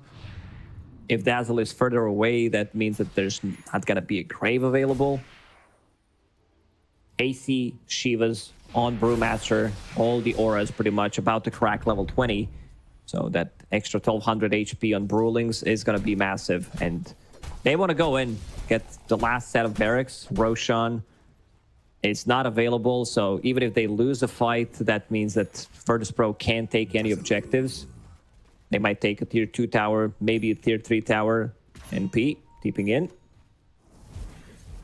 Yeah, not too sure they get anything game finishing if they win the fight here, but it would certainly eat it up. That's why I think LGD is going to go for the high ground. Try to poke, use the primal split. Radiant's middle tower is under attack. Try to make this play. Inkswell, charge. Ooh, Niu, if he can't get the split off, that's a problem because he doesn't have buyback. So he's gone for 75 seconds. The Soulbine's going to connect Shiro to Planet. Planet's going the other way while Kiritich is trying to fight this one. They've got the leash. It's on to Shiro with that Soulbine now. Eclipse down, charge coming in from Notice. This is what they did to win the fight last time. And Shiro's low. Can he survive? He doesn't have the Satanic available. And Squadix and Notice are dead, but they also got the kill on Shiro. They look over at Why You Smile. He's got the sleep onto the Bristleback. Now they go to the right clicks for nothing to say on the high ground. Trying to get this kill. Inkswell turning it around. Now he has the Shallow Grave. FNG trying to help him out as much as possible with that bad juju, getting these cooldowns. And now they've got the kill and nothing to say. It's another team wipe for Virtus.pro. Virtus.pro gets exactly the hero that they wanted, Brewmaster, before he can get the split off. He was even in the Drunken Brawler stance, wasn't brewed up. Maybe that would save him. Those like hexes, those silences, they were enough to keep him in place long enough for them to deal the damage. And Bristleback dealing 7,000 damage in that fight. Like right underneath the vision, trapped on the high ground. Spirit Breaker charging through, and it deals way too much damage. And then, like, Shiro, he's still gonna stand his ground, but Bristleback, he's not gonna die. Like, Yule Scepter on top of him, FNG, good positioning coming out from him, some clutch grave saves.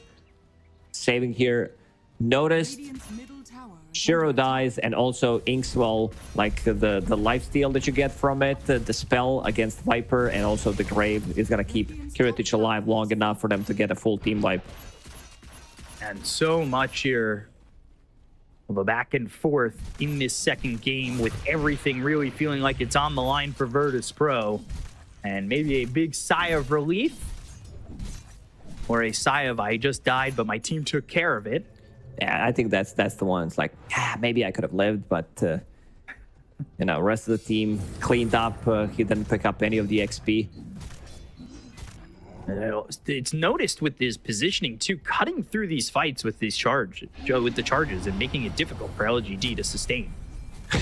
Well, this is the item that I've never seen on Spirit Breaker, to be honest. Refresher. So he has like double charge, double Nether Strike, double BKB. Bulldoze too. Double bull, like anything double planar pocket. It also seems okay. It's not like double phase boots beak up.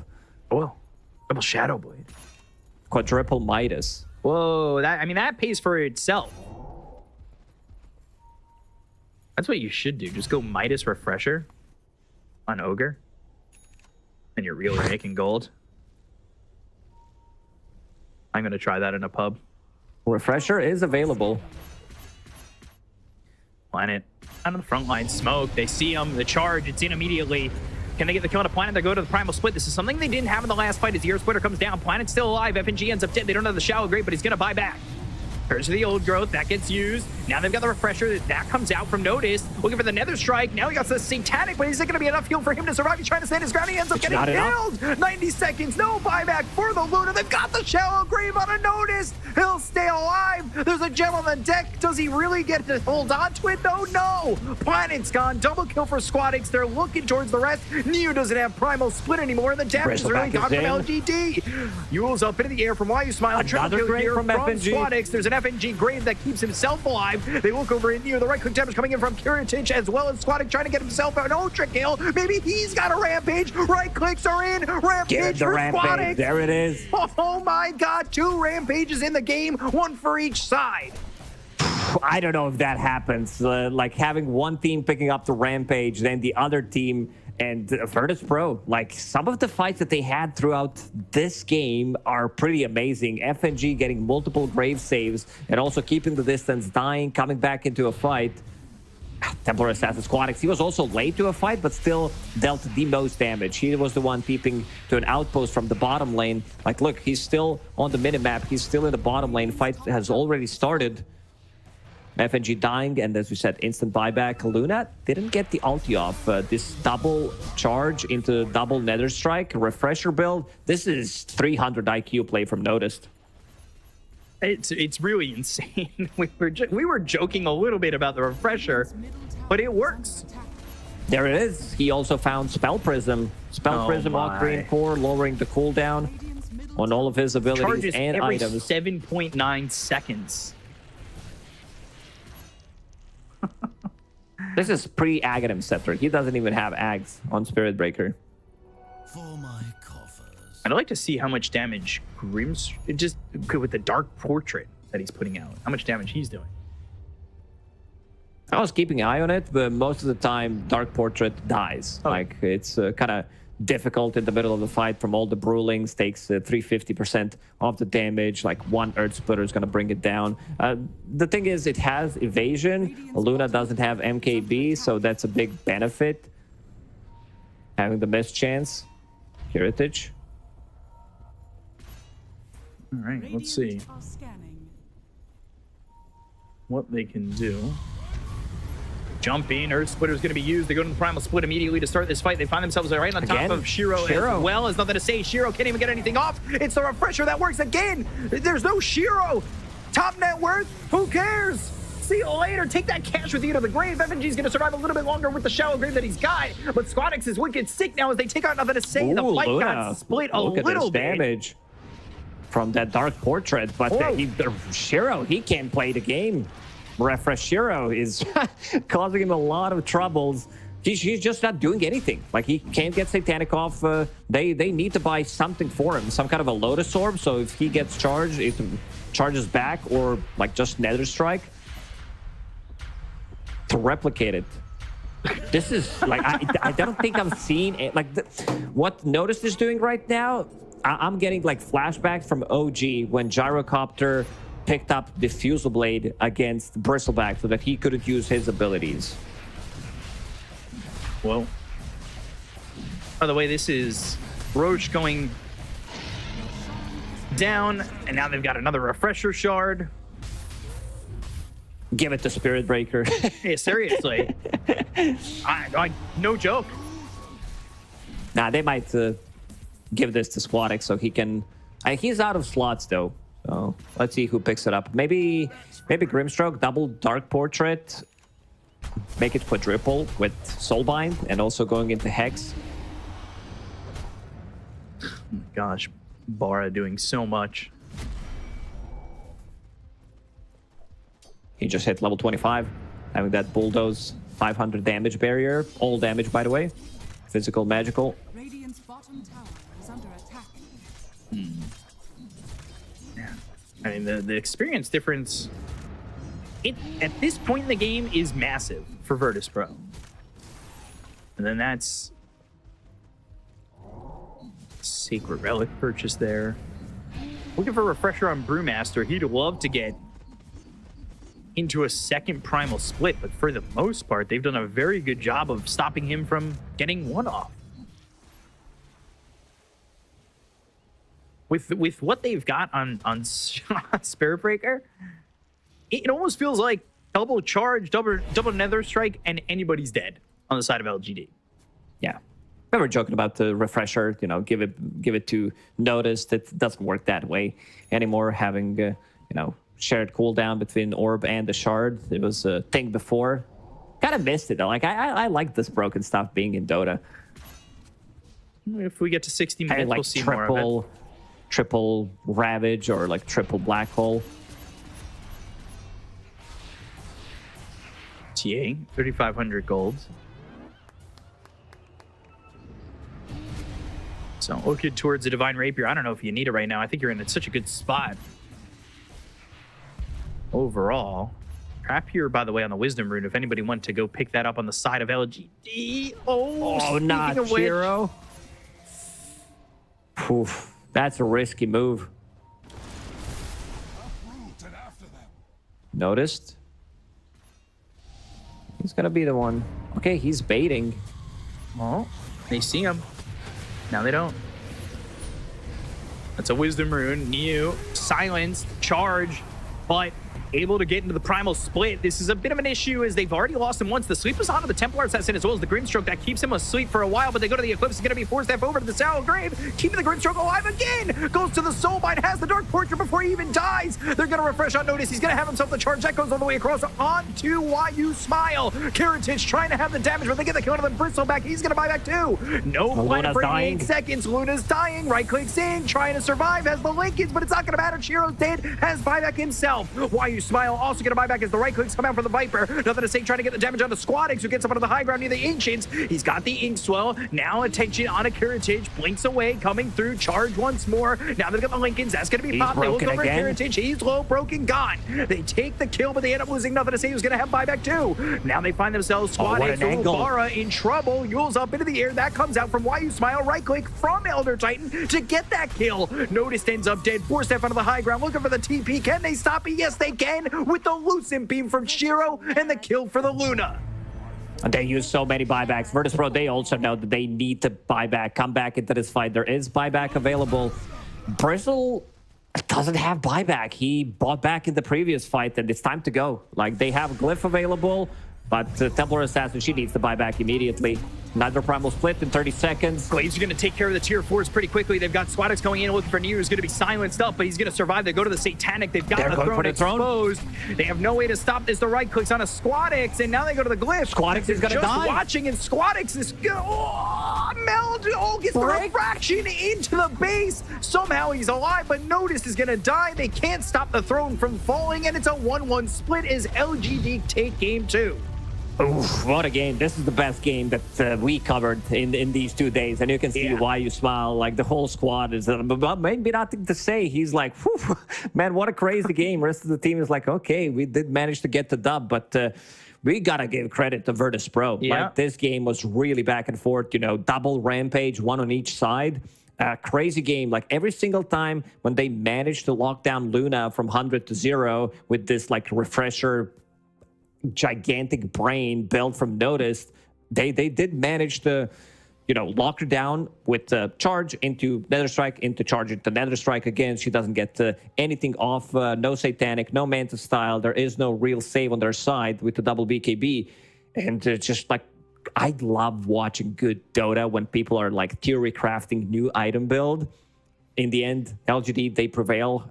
It feels like this game could have been over 15 minutes ago, but that one high ground push, the last set of barracks that they had, and they catch Brewmaster, there was no real save on top of him. They bring him down from 100 to 0, silence into another layer of silence into Hex, and he just dies, and then they take a fight, get dismantled. So with all this going on, everybody shared their part. Who do you think would be MVP? It's so hard to choose. I almost want to give it to Notice. Shiro. I mean, I don't think we can do that, but yeah, definitely if Virtus.pro won, I would give it to Notice, but Shiro, definitely. Like, his early game is super strong. He gets very active on Luna. Again, goes through the gates, kills enemy carry hero, delays the timing, what they want to do with their lineup, and then continues to scale. Like that rampage that he got skyrocketed his net worth. He was sitting, 3,000-4,000 ahead of pretty much everybody else. Yeah, and then they brought it back on the side of Virtus.pro, and these groups are close, and the bottom of this group is also very tight. Virtus.pro needed that win, but certainly showing here that they have the ability to take these late games and feel very strong.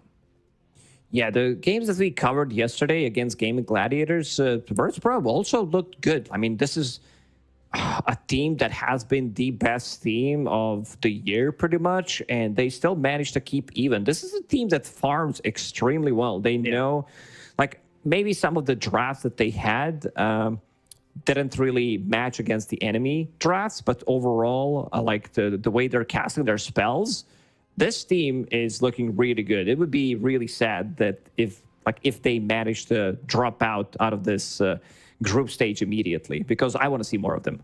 Yeah, I definitely want to see more of them. They try to make this defense here. I think it's a big problem that obviously Brussels doesn't have buyback he used into the previous fight, which ultimately puts them in this position. But I mean, they showed up, they looked good, and they still have one more series to come, and they have to go up against Nouns in their next series. So before we get to talking about that, though, let's take a look at this screen as 13, 5, and 12. LGD, they look good. Noticed involved in 20 assists, but it felt like his presence was felt in the back half of that game in every single fight. Yeah, he was all over the place. I love the build. I can't find enough words to say how impressed I am by this Refresher Spirit Breaker, because usually you want to buy Refresher on heroes that do have like long cooldowns, but this is Spirit Breaker with Dr. Incore. These cooldowns are not going to be long, and we can see kill participation from Shiro. 69th, very active early on. He was staying on top of the network with his build, but facing the real Giga Chad, the Spirit Breaker, and in the last fight he was not focused by a Spirit Breaker. Immediately LGD, they won that fight. Yeah, he was low on health, but he was able to just survive in that fight, and also had the buyback available once he did finally fall in that fight near their tier 2 towards top on the side of LGD. But it looked good from Shiro. He knows how to get involved early. It's something that a lot of people praised Ame for on a couple of his heroes. And, obviously the similarities always come out, or the comparisons always come out between these two guys. And Shiro definitely looking good so far in the road to the international in this group stage. So it's a 1-1 split. One of those wins, I mean, they desperately needed it to get themselves to at least 2 wins. And I believe Virtus.pro are now sitting at 2-4, and so are Nouns, and they play each other in this next BO2 coming up next. So it is a lot here for Nouns and Virtus.pro pressure-wise. You have any predictions on what we see? They might turn this BO2 into BO5 in the end because of the tiebreakers. But I could see Virtus.pro taking it. I haven't seen games that Nouns played, but they're also exceeding some of my expectations, sitting at 2-4 in a relatively tough group. You're playing against Beastcoast, Gaimin Gladiators, LGD, Virtus.pro as well, yet to play them, but I feel Virtus.pro, from what I've seen, that they have definitely the edge in this one. So we'll see that series coming up next. Virtus.pro against Nouns. We'll be back in just a moment, so stay tuned. We'll be right back.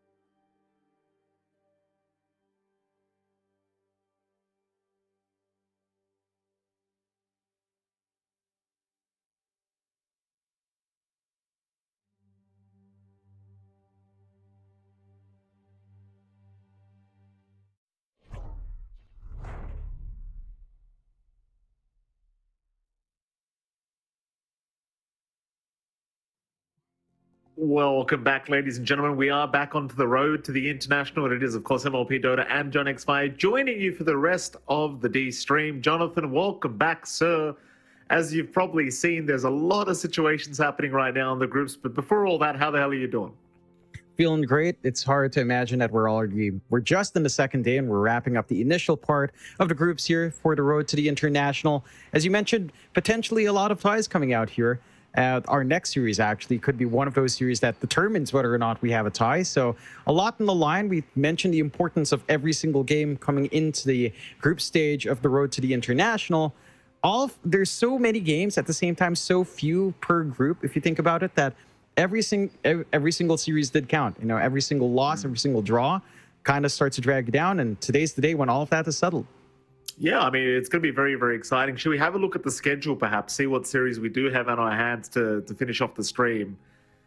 Perhaps a schedule to come, so we can look at the series to come here on this D stream. And here we go. We do have VP versus Nouns coming up. Of course, earlier on we had Beastcoast versus LGD, and you just saw LGD up against VP.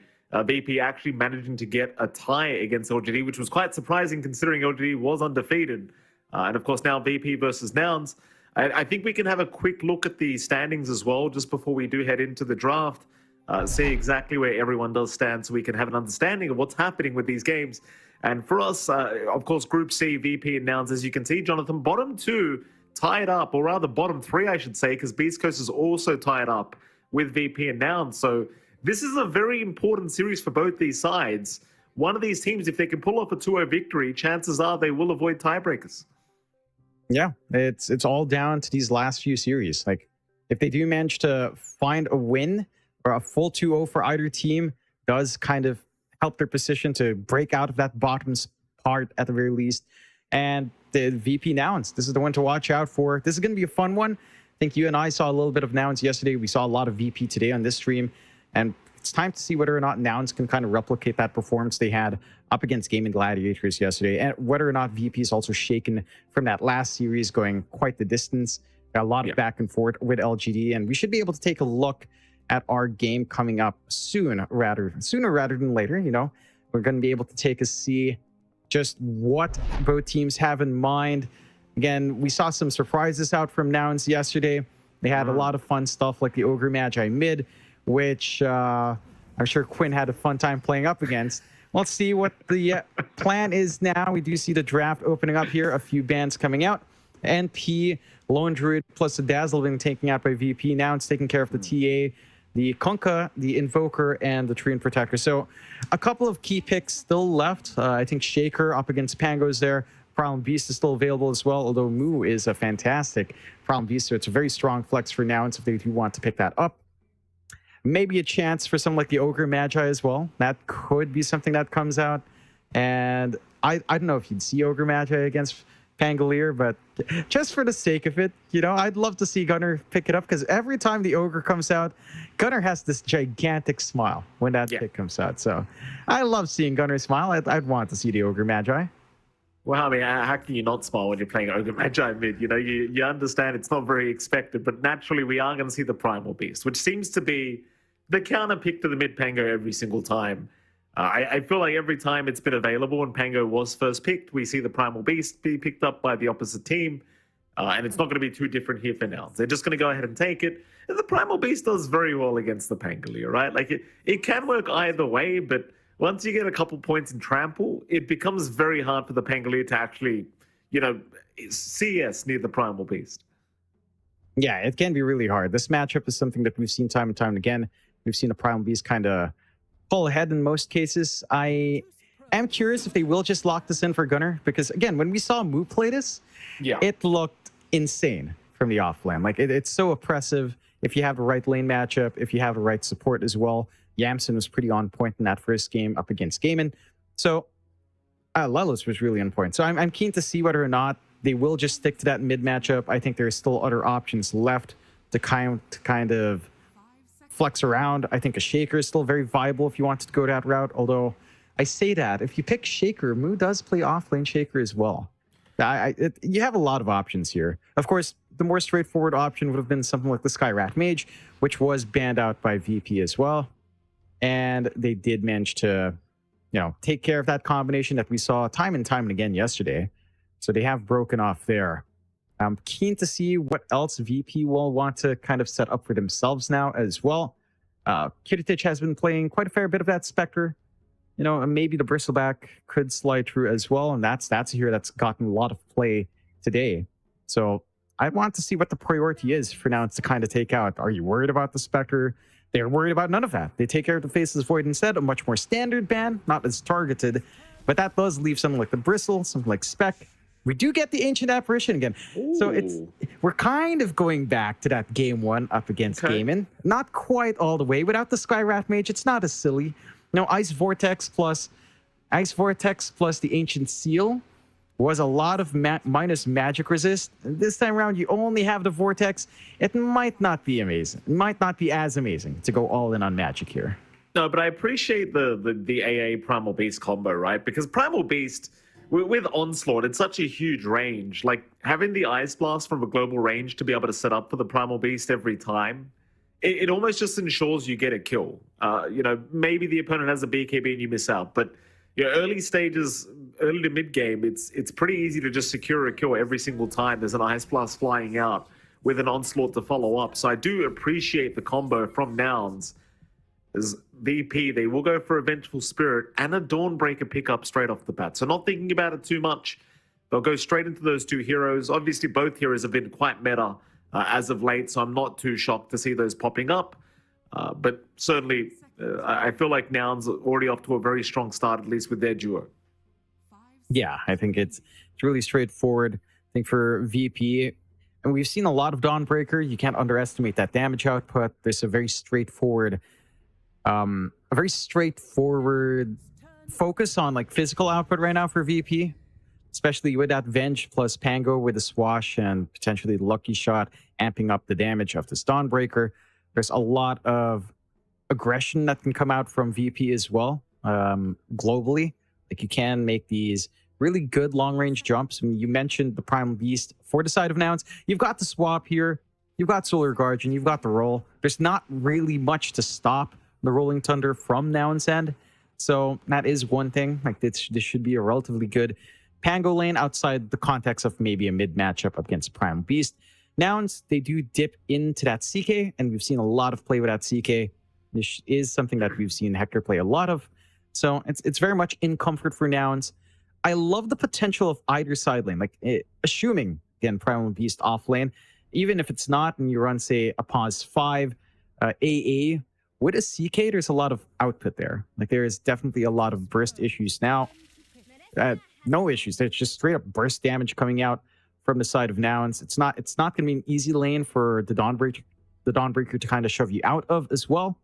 And they kind of tidy that up with the Dark Willow combination. So now you've got the Bedlam on top of the Primal Beast charging in, Bedlam on your CK when he Reality Rifts up, bursting down these heroes on VP. It's going to be a cakewalk for Nouns in the right context. Oh, absolutely. It could be very, very rough for VP if they're not too careful with their own draft, as we are going to go into their fourth pick now. VP still needing another support, still needing another core. I imagine we just see a support pick. No, never mind. We'll go for the position 1 Sven straight off the bat. So VP not messing around, going right into it. What do you reckon the odds are that the Dawnbreaker Pango might be a support, John? Or do you believe that VP have left their support till last pick? There is flex potential for, I'd say it's more likely for the Dawnbreaker. We used to see a lot more Dawn support back in the day. I wouldn't be too surprised if you decided to go that route. I don't think you really want to flex the Pangolier too hard. Maybe you flex it off lane instead, but more than likely you're just gunning for that mid. And I think this is still pretty solid. The CK is a great way of clearing out the Sven is a great way of clearing out the CK illusions. Warcry with a Shard does help to mitigate some of that burst potential coming out here from the side of Nouns. You don't have the best ways to kite around the Sven fully, although you do have decent enough hold. I suppose the Brambles are going to be annoying pre-BKB, but BKB tends to be an early priority for the Sven anyway. I think the main thing for the side of VP is you have a lot of farm that you kind of need to rack in pretty quick. Like, I want to say the Sven's timing for Echo Saber BKB Blink is going to be really important in taking these early fights because you do get a lot of momentum early. Like, this is a lineup that can just run you down fast. Again, with all the minus armor they have, with all the protection they have, with a CK on hand, you want that Sven in there when you are up against the CK. Just for Warcry, but mainly also just to cleave through the illusions. It's going to be a very big factor. So how fast you can get online here is going to be important for Kiritic to kind of just hit this tempo and join his team and help to deal with that CK if Hector does decide to fight. Because we've seen a lot of games where Hector just sits back and farm. Mind you, that's not necessarily what you want to do in the CK, but knowing how Hector plays sometimes when a game is rough, you can kind of remove the CK anyway by giving him a rough lane. Yeah, I mean, absolutely. And now the only question in my mind is whether they are going to run the mid Primal Beast or whether they are going to give it to Mill again. It goes back to the earlier point you made. Like yesterday when we saw Mill in the Primal Beast, he was absolutely fantastic getting the MVP for that game, and it looked completely unstoppable the last time we saw it. So I would not blame them for trying to be a little bit flexible now, maybe give Gunnar something else and give the Primal Beast to the off lane. But we shall see, because we are waiting for VP to make their final ban out. It seems like they may even expect it as well, because they do ban the Earth Spirit, so maybe assuming it might be a mid-Earth Spirit to come out for Gunnar, they will get rid of it. We'll see if they want to ban out another mid-hero here for Gunnar. They've only got about 14 seconds of reserve time left for this choice. But it does seem as though they believe Mu is playing that Primal Beast. Yeah, I think that's a great read. They take care of the Ogre Magi as well. So they are expecting in the off lane Primal Beast. The Shaker being left in the pool is maybe a little bit of concern. I think Shaker versus Pango is pretty good for a Shaker. I've seen that matchup multiple times as well. I don't see VP trying to flex out Pango off Shaker mid. So I think that's going to be a straightforward pick for Nouns. They'll go for the Jakiro pick. They do go for the support. Just going for more team fight, more control. It will be the Spirit Breaker for now. So we are getting the Moo Spirit Breaker instead, living up to his namesake. Moo is going Moo here. Absolutely. This is going to be very, very exciting. The offlane Spirit Breaker for Moo himself. Like you said, the namesake has been applied for Moo. We'll see how it all pans out. VP versus Now, it's going to be a very exciting game one. Again, for both sides, they are tied within a three-way tiebreaker here with Beastcoast to boot. So getting into a victory here will feel very good for one of these teams. And I mean, if you end up in a draw, chances are you are going to have to play again because you will still be tied up in Group C if this did end up in a 1-1. So we'll be getting into game one very, very soon, see how it does pan out. I believe we are waiting for John to reconnect right now, so I cannot ask him. Oh, you are here, John. Hello. I was going to ask you what the favorable draft in your opinion was. I'd lean towards Nouns. I like the aggression they bring out. This global gank squad of Spirit Breaker plus AA is pretty damn scary to play into. Your Primal Beast matchup versus Pangolier is pretty straightforward as well. So I'm liking what Nouns has. I think this counterplay from VP, it lands on Kiritic to kind of come out of the laning phase pretty strong. His lane matchup isn't too bad. Like Spirit Breaker up against Sven's really not too bad for Sven. It's pretty stable for you. You can just kind of sit back and farm. You've got some good harassment coming out consistently from FNG with the magic damage he has and the slow and the control. So they can set up for a pretty decent start in the Sven. It kind of hinges on this timing, right? Like Echo Saber Blink or like Blink BKB, Echo Saber BKB Blink kind of timing for Kiritic is going to be key for him to kind of get things going. Maybe a little bit of space needs to be bought out here by the side of VP. But I would say Nouns is a little bit easier to execute. I think there's just a lot more aggression they can bring out. It's pretty straightforward in lane as well. Their lanes look pretty solid. Like AA plus CK can be really scary with a right kind of reality rift. So I'm keen on seeing if Nouns can just play to that tempo, get a really strong start, and just never step off the pedal here. Let's see. We do have game one now officially underway, so we can throw over to the game and see exactly how it does pan out. As you can see, both teams smoke straight off the bat, trying to get those initial wards in the mid lane out. It could be a level 1 team fight to break out to boot. You just never know with these two. That seems like they will, again, just focus on the warding right now. Squadix may have his smoke broken and does. Won't be able to get the ward down, thankfully for him. So no D ward to come for Lelis. Meanwhile, VP are just looping around from the back. Nobody around that area, sadly, for VP, so they are not going to be able to get a free kill for themselves yet. But they are doing a decent job of sneaking to the high ground by the mid-tier 1 tower. They'll get some vision down around the area to scout out if anyone does rotate down bottom. But it seems like Nouns are fully aware that they may be hanging around that area. So instead, they'll go to the top side and just secure their own bounty runes. Yeah, not too much excitement early on. I would say the level 1 of VP is pretty damn scary to get caught out on. So if Nouns decides to get greedy, kind of walk back into their own rune, going to be major punishment coming out. And level 1 of Nouns is also not to be underestimated. Could be a nice brawl if they all just walk into each other, but doesn't look like either side's going to hit too hard. No, nothing too silly. Again, so much on the line here, right? Like this is potentially the determining series for tiebreakers overall in this group, or at least one set of tiebreakers here. And neither team wants to give any openings to the other side. So despite having a more aggressive draft announced, maybe that also affects their mindset here. Maybe they start to play more defensive because there's so much on the line.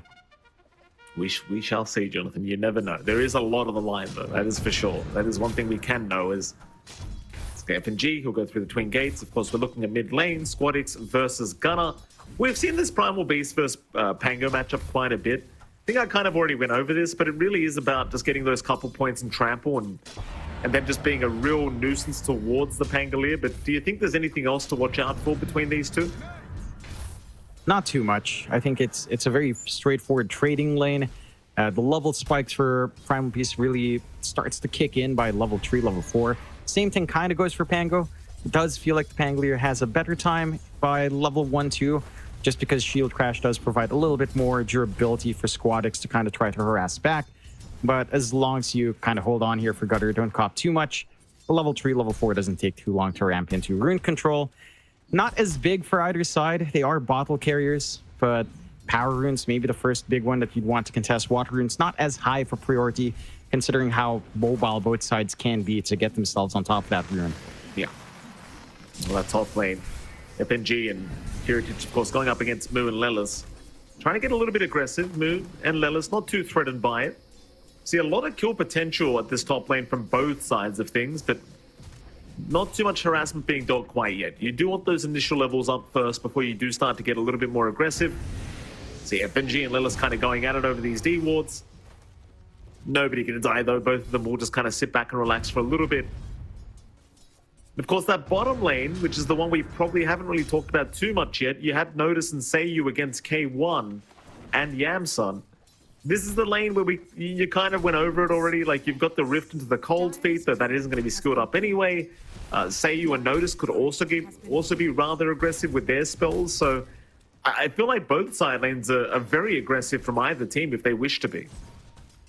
I think this off lane for VP is a little bit slower overall. Like, you're not going to be looking for a burst play onto Hector anytime soon. The CK is very hard to shove down, very hard to try to drain down, even with the minus armor you do get with your Venge. You're going to have to land perfect stuns. And even if you commit, there is decent enough trading from the side of Nouns that it's always a little bit of a risk to kind of go all in, although they'll poke on to Hector a bit. But I mean, they've got a lot of damage. This combo does have a lot of damage. And if you find Yamsun, he's guaranteed to die. In fact, yeah, Seiyu's having a look around now. They won't have the Celestial Hammer to throw out, though, so they'll just zone him out for the Lotus Pool. But I would be somewhat wary between these two. It could turn out to be a lot of damage if you're not expecting it. Meanwhile, mid, if I may point your attention that way, Jonathan, Gunner's doing a bit of pulling right now. Where's he bringing this creep wave?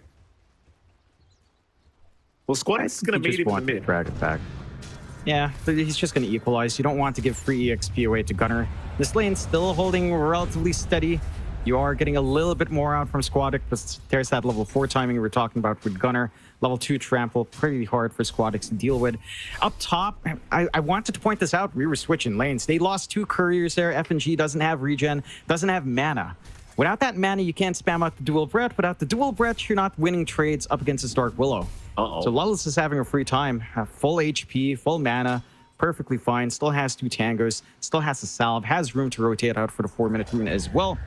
So you're already finding little wins. We talked about the water runes not being as important to deny away, but Squadix is already empty, and there's no one dying, so there's no bottle refill for him anytime soon here. Gunner's going to have a free time. K1 got very low on the CK there for a moment. Barely surviving thanks to a Fairy Fire, but that was a very close call. And noticed and Seiyu again just being super aggressive here with this Dawnbreak Avenge combination, and even K1 again just has to play very, very carefully here. It is not as safe as you would expect. How about that top lane? I mean, have they chosen to get aggressive yet? Not quite. It seems like both sides are still more than happy to just sit back and relax. Mind you, Kiritich is finding a lot of farm, so he does not need to play aggressive. Zmu will go for a bit of a cheeky charge, but now the turnaround is there from FNG. Won't amount to too much. And it seems like VP have made the call. Like, if we can farm on this Sven, if we can hit creeps for free, just don't farm. In fact, I say that, as I say that, a perfect double stun out from Kiritich, and he might just find a kill on Mu. Well, there's the caster's curse of the day, John.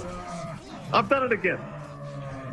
Yep, you've done it again, as is on brand for you, Mikey. You're managed welcome, to get John. one, but yeah, your point is correct, though. I mean, it's like what we were talking about in draft. You can get aggressive with a Jakira plus Sven, but even if you just sit back and farm, this is very favorable for VP. You're going to have a good timing into the Mask of Madness. Echo Saber being queued up here, probably into the BKB afterwards.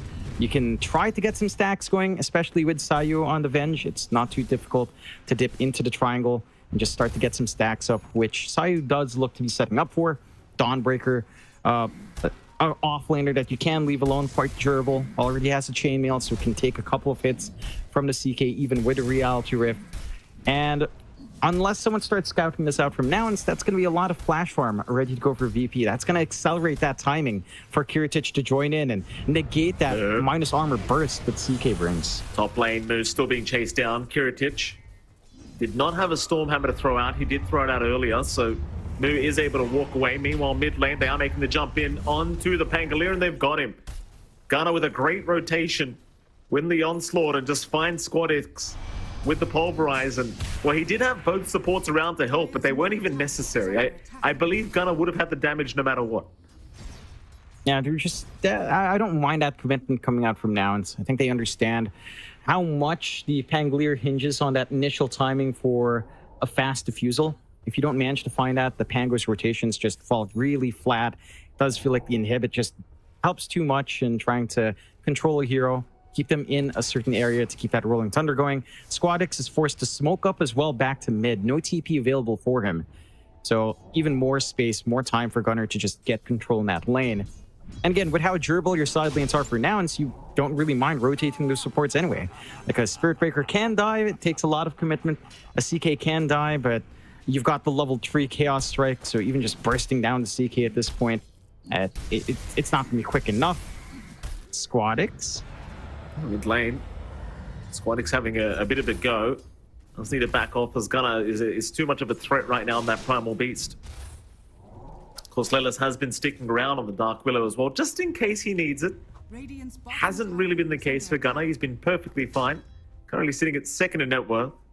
And you might be a little bit afraid of how well the Sven is farming on VP's end. Like, Kiritich is still top of the net worth at 4k, but 800 gold ahead of the CK already. And as a Sven, you do have an inherent farming tool. So it could be rough for K1 to keep up. It can be. I think we've seen a lot of CKs more than willing to just use Phantasm as a farming spell with how long the Phantasm illusions last. So I don't think you're going to be too far behind on Hecker. Does hit 6, starts farming with it, and is already occupying some of that jungle already while working the lane. He hasn't been ganked up. The Sven timings are still looking pretty damn tight, though. And again, someone's got to check out these stacks from the side of Nouns. They've got to be able to contest this, because this is just going to be a massive amount of free farm. They could easily clear it out with Gunner if they did manage to get 4 vision. It's just no one's rotated into that area. Very heavily defended from VP with the wards and the Watcher. They are smoked up on Nouns, though, but they're heading up top instead. They are. Kiritich, he's the big target. If you can secure this kill, it would be absolutely massive for Nouns. Kiritich, how good is your game sense, sir? It seems like it's pretty good because he is hiding in the tree line, running right back towards the fountain, though Lelis is still having a look around, but no, Kiritich, beautiful TP up. understood they were hanging around this area trying to find him, and now down towards the bottom lane. They're going to try and force another gank, but Gunner's already there. It seems like Nouns read the movement now. They'll move in onto Notice, but hold on a minute. Gunner, he may have gone too far. Kiritic shows up, and they'll get the kill. Oh boy, I mean, it's a chess game right here between these two teams, John. Everyone's just reading each other's movements. That was really smart. Like, the fact that Kiritic dodged out the gank, TP down bot, more than likely was just looking for punishment while the commitment was coming up top, and now gets the space to clear out his stacks. Like, it's so much efficiency coming out for VP. 5.2k coming out for Kiritic off the back of that. This Sven is extremely farmed. Echo Saber not too far off. BKB timing is going to be pretty damn sharp as well.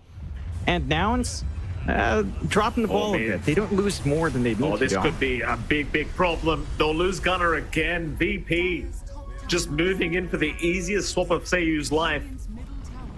And with that, it's just Gunner, he absolutely melts in that mid lane. And well, this Primal Beast, like, it was off to a fantastic start, but now things are starting to slow down quite a bit. And there's just too much on the line for this series. Like, even this game one, if you lose this for Nouns, the best you could hope for is a draw, which is really not what you want.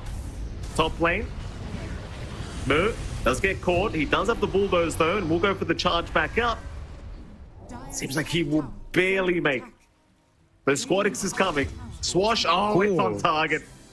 Beautiful swash from Squadix. And Nouns, they are dropping like flies across the map.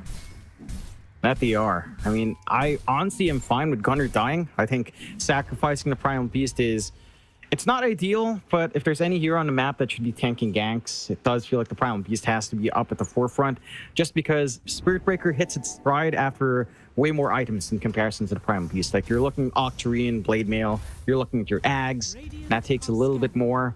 At the very least, Blade Mail and like Octarine is the point when Spirit Breaker starts to be online, or Blade Mail Ags, and that's still a miles off remove. So it's really only Gunner that can kind of show up, try to make these plays, try to be that distraction for the team to kind of absorb the aggression from VP. As you know, Hector is just going to be farming for quite some time as well.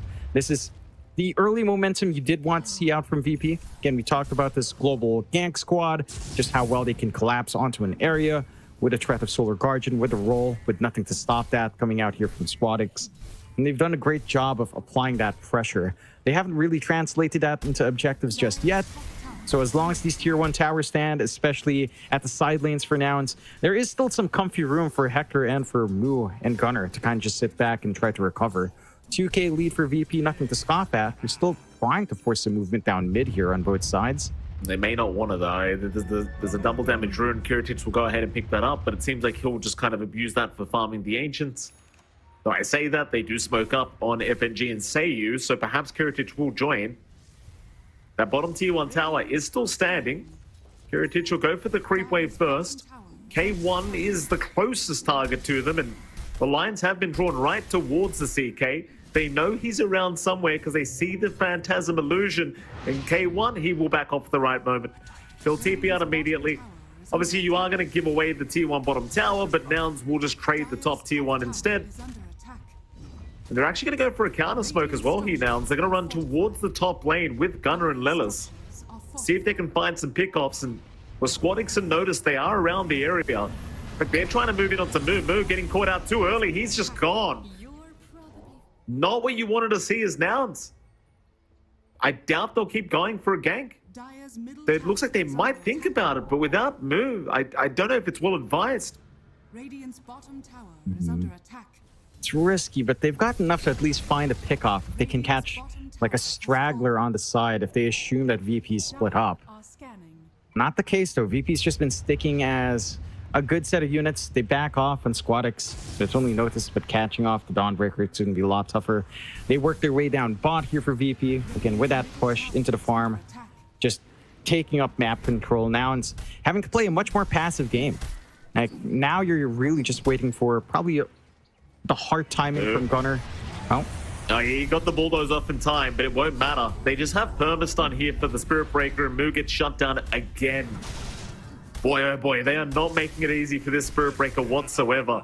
That's the 4th death for Mu. He is 0-4-0 at the moment. Not even an assist to his name. He hasn't been able to do much at all. That top lane was just way too slow. I thought Lelis was doing a great job of just denying that impact of the Jakiro, but it's just not enough. And he's forced to go for the Midas. So again, the catch-up play into the Ags timing. They're trying to gank top. The Ice Blast does fall flat. They had vision with wards, but Gunnar can't even find notice. They're dodging really damn well on VP, just ensuring that now its aggression is wasting time. They're not farming. You know, Gunnar is just sitting around, not clearing out camps, not clearing out creep waves. They're constantly hunting down Mu, ensuring that the Spirit Breakers game is going to be a lot later than you want it to be. The one thing that they have left unchecked is Hector. But again, it's a Sven versus CK. You're still more than happy with Kirtich getting all this free space for himself, knowing that once Warcry is maxed out, you're not going to die. Noticed. They're going to make the jump in with the Bedlam out onto Gunnar. Notice though, he is a tanky boy. He is surviving long enough. ZFNG does rotate. Gunnar's going to get the hell out of there and he'll go for the TP play out. Looks like he'll be fine. They already used the ice pop. They don't have the cancels. Meanwhile, bottom Mu was being hunted again, but he'll go for the charge out. Nobody's going to be able to cut him off this time. So he will survive. In fact, everybody will survive, but it does still feel like a loss for Nouns. Like it's another rotation, trying to pick off somebody from VP, and nobody's dying. If anything, it's a kind of emotional damage here, John, because you just, as a primal beast, to not be able to kill anyone with an ice blast to follow up and a Bedlam, it's gonna feel bad. And speaking of ice blasts, there goes Yamsa. There goes Seiyu. Gunnar shows up now. He'll go for the Pengali. Mu is around. Swash away. He does have the Rolling Thunder. Now the Solar Guardians have come in, but notice he's a bit too late to the party, so he needs to leave. And so Nouns, they do find themselves some very good trades around the Radiant jungle. That's some really important kills. The Ice Blast coming out right before Yamsen died, helping him secure that kill onto Seiyu. Pretty nice. You do manage to find some punishment onto Squadix again, and that's a much-needed EXP and gold. And going the way of Nouns, Gunnar trying to rush into the blink. Again, trying to get the space going for his team. Set up, have that initiation, and just try to jump someone isolated here. They could start to play a lot better with that steady initiation from the Primal Beast, a little bit less readable than the charge forward with the Onslaught. But you are basically buying space for two cores. And we've seen Nouns in this situation before, where Mu's forced to farm along with the formerly Yamsen low. They were waiting for Mu. They will not swap him in though. He got the bulldoze off and he'll make a run. Even with the vision from the Wave of Terror, they will not bother. But you can just see the emphasis. They have just decided today we are focusing the offlane of Nouns. Yeah, and again, we've seen this a couple of times before from Nouns in some of their international LAN appearances in, say, Dream League. We've seen this in the NADPC. When Mu doesn't have a lane, he's going to sit back and farm. You know, he's going to play his own game for a while. He's not going to be doing too much for his team. And VP are abusing that quite nicely. They are good up top, though. They certainly are. They're going to make the jump in here onto the Dark Willow, and Lelis looks like he is about to melt. Even with the Shadow Realm, he just could not survive the onslaught of VP. Mind you, it was a 4-hero rotation for that Dark Willow kill, but it seems like they will be able to transition into the top tier 1 tower. Meanwhile, mid lane, though, Squadix does end up going down, so a huge pick off for Nouns. So they will get the mid Pangolier again, and even force the rotations out from VP into the mid lane, which amount to nothing. Yeah, it is a lot of time wasted. And Kirtich, he's more than happy to start joining these fights, though. He's got the BKB up. He's got the fresh charge at 9 seconds, trying to work into the blink to kind of jump in front and center, follow through from Squadix running around here as well. And that timing's not going to be too far off. I think the concern for Nouns is this mid-game tempo that you'd want to see within this lineup, it's still stalled out. And your Spirit Breaker's not going to be doing much. You've got the Midas on Mu up now. You've got the Heart coming out for Gunnar first before the blink. It just feels like if you're trying to drag this game long, it's going to favor VP. So we've got to see a mid-game come out from Nouns. And the items to get that done... They see Mu, they want the kill again here. Thing is, Gunnar's around. Gunnar wants to go, it seems like, but they don't want to fight by the T2 tower. Mu, he's thinking about it. Charge in, but no, he does decide to turn around. Though he is in trouble now as the Ice Blast will come in, but the Rolling Thunder's making it very hard into the Solar Guardian, and Mu just gets deleted. I'm not sure who made the call to go for the charge, but well, somebody's made a mistake.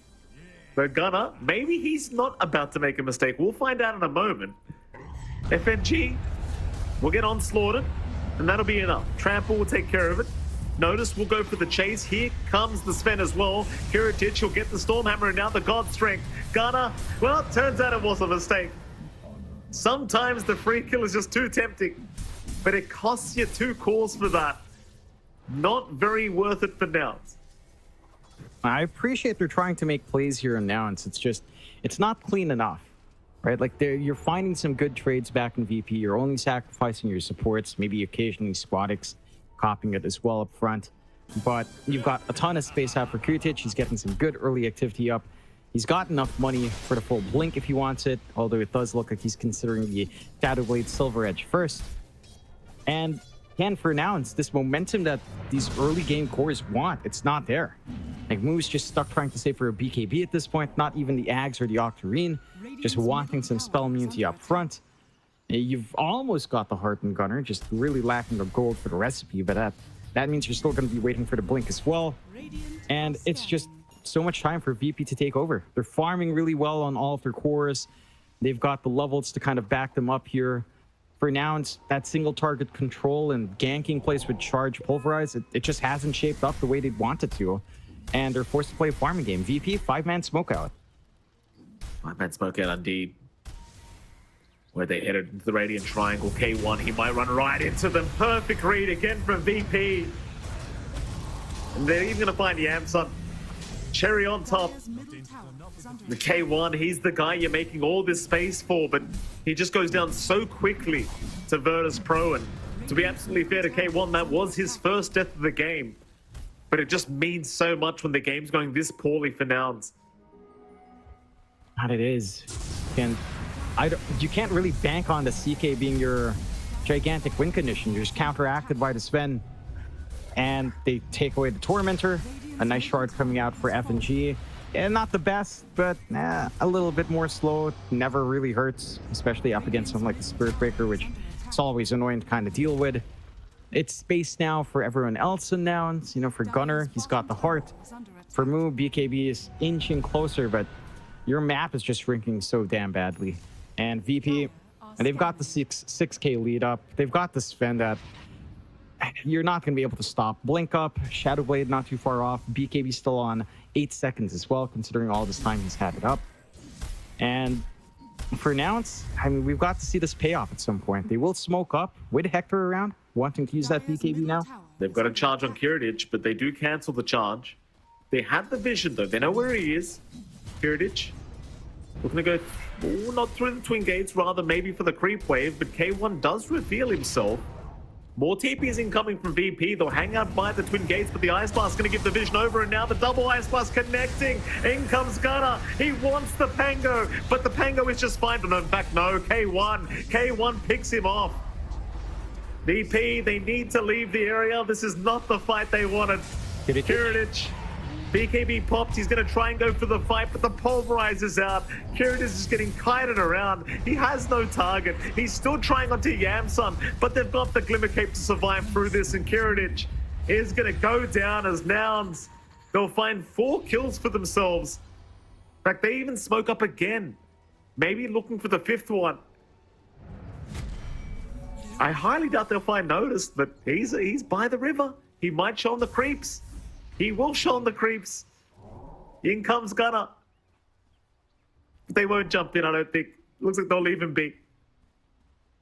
That's the payoff we were looking for from Nouns. This investment into that heart from Gunner. Just how hard it is to really burst down the Primal Beast with 3.2k HP. It's just way too much. Really tight spot for them to try to fight into as well. Like, it looked like a really good liquid fire. It's just not enough. The Rolling Thunder was cancelled immediately. It was a bit of an awkward situation for Squadix. Like, he popped that Rolling Thunder for about half a second and cancelled.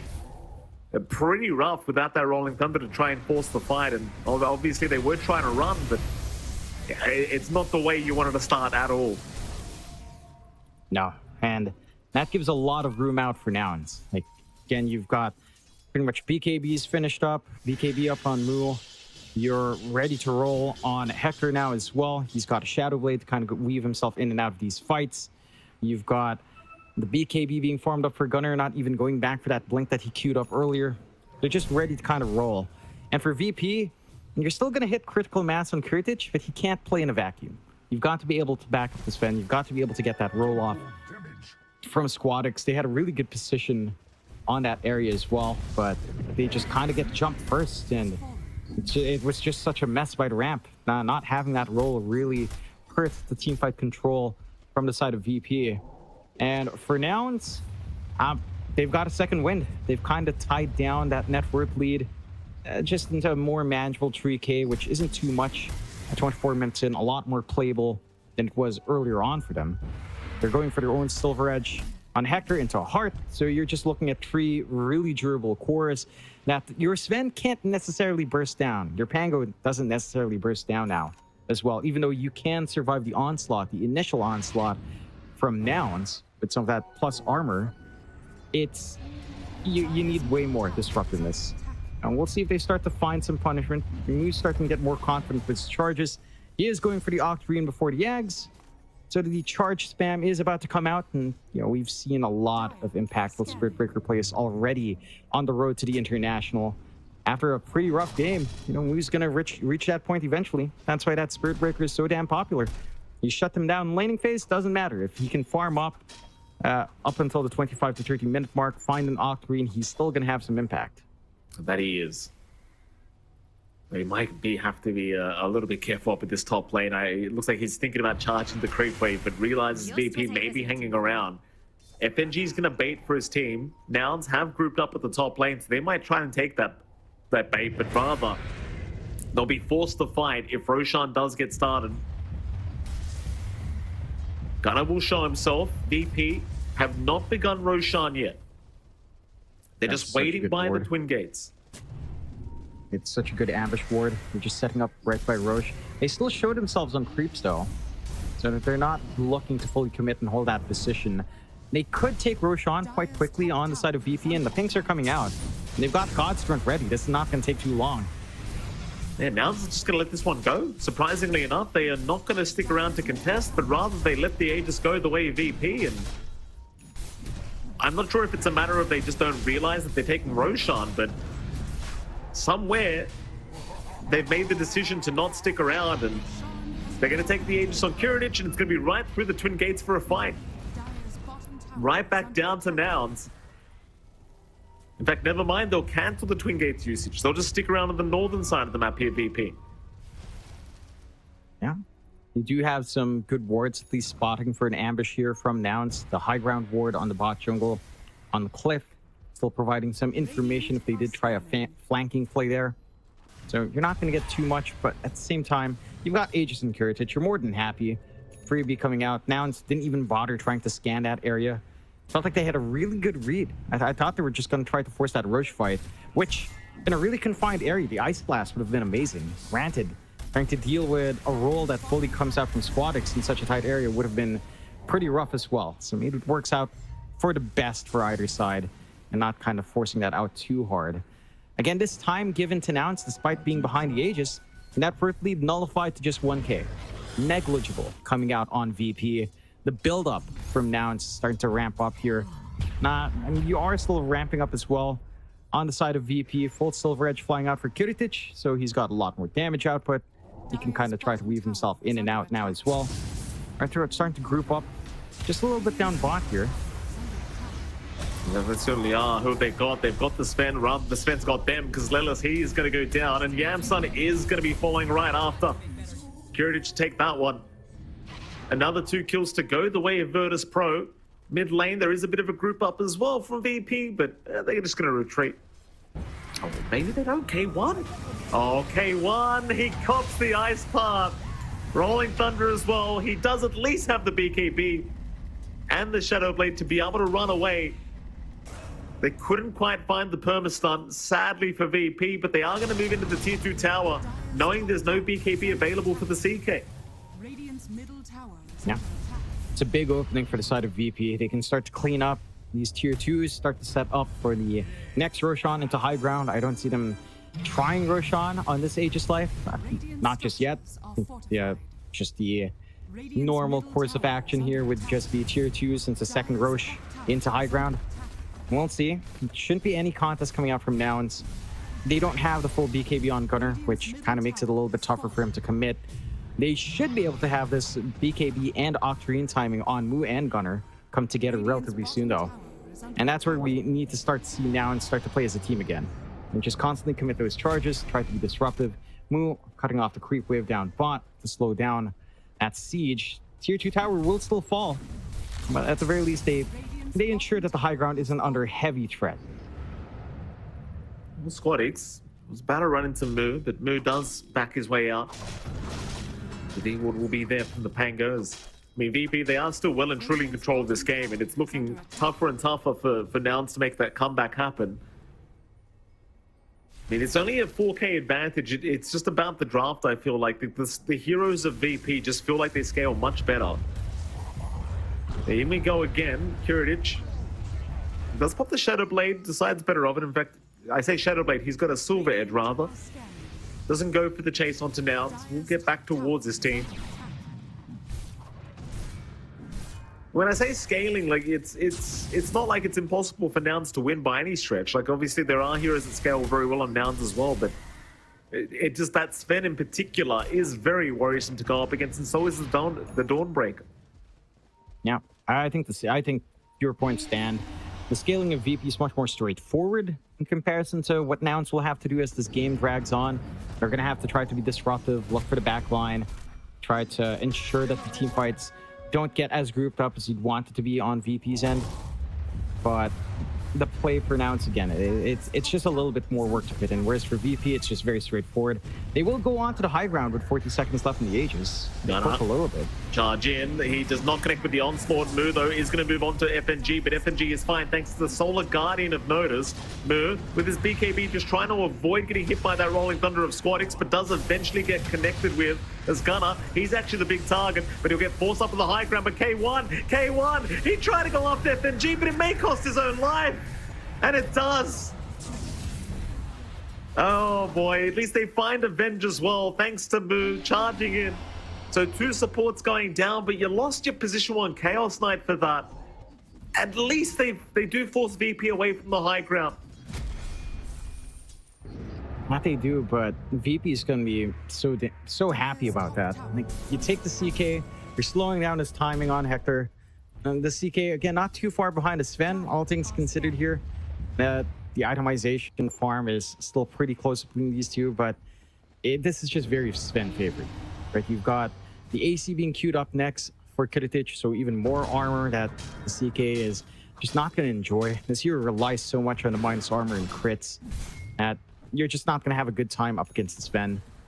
And the side of Nouns, I mean, with the Octarine up on Mu, that should mean more activity, but it doesn't feel like that activity is really in Nouns' favor. Like, they're not finding the angles they'd want to make these fights work out their way.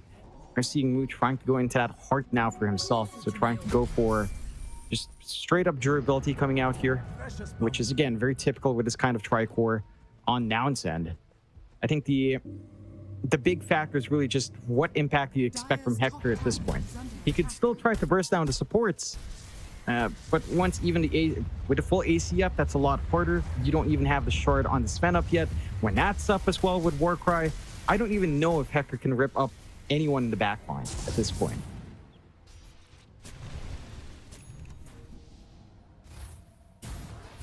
Gunner could be hunted here. They'll miss out on Yamsun, but they could find a much better target. Gunner, he's got no idea they're coming, and the jump is there, and the onslaught!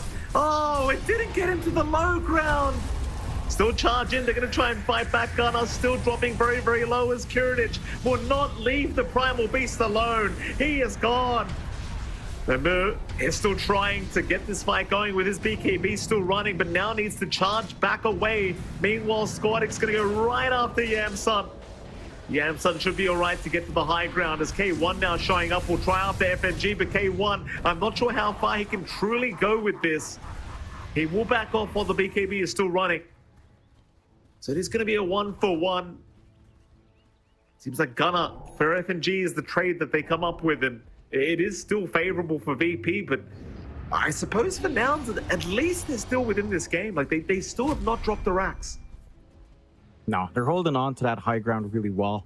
They're finding some angles in, but the sacrifices are pretty damn heavy from Nouns.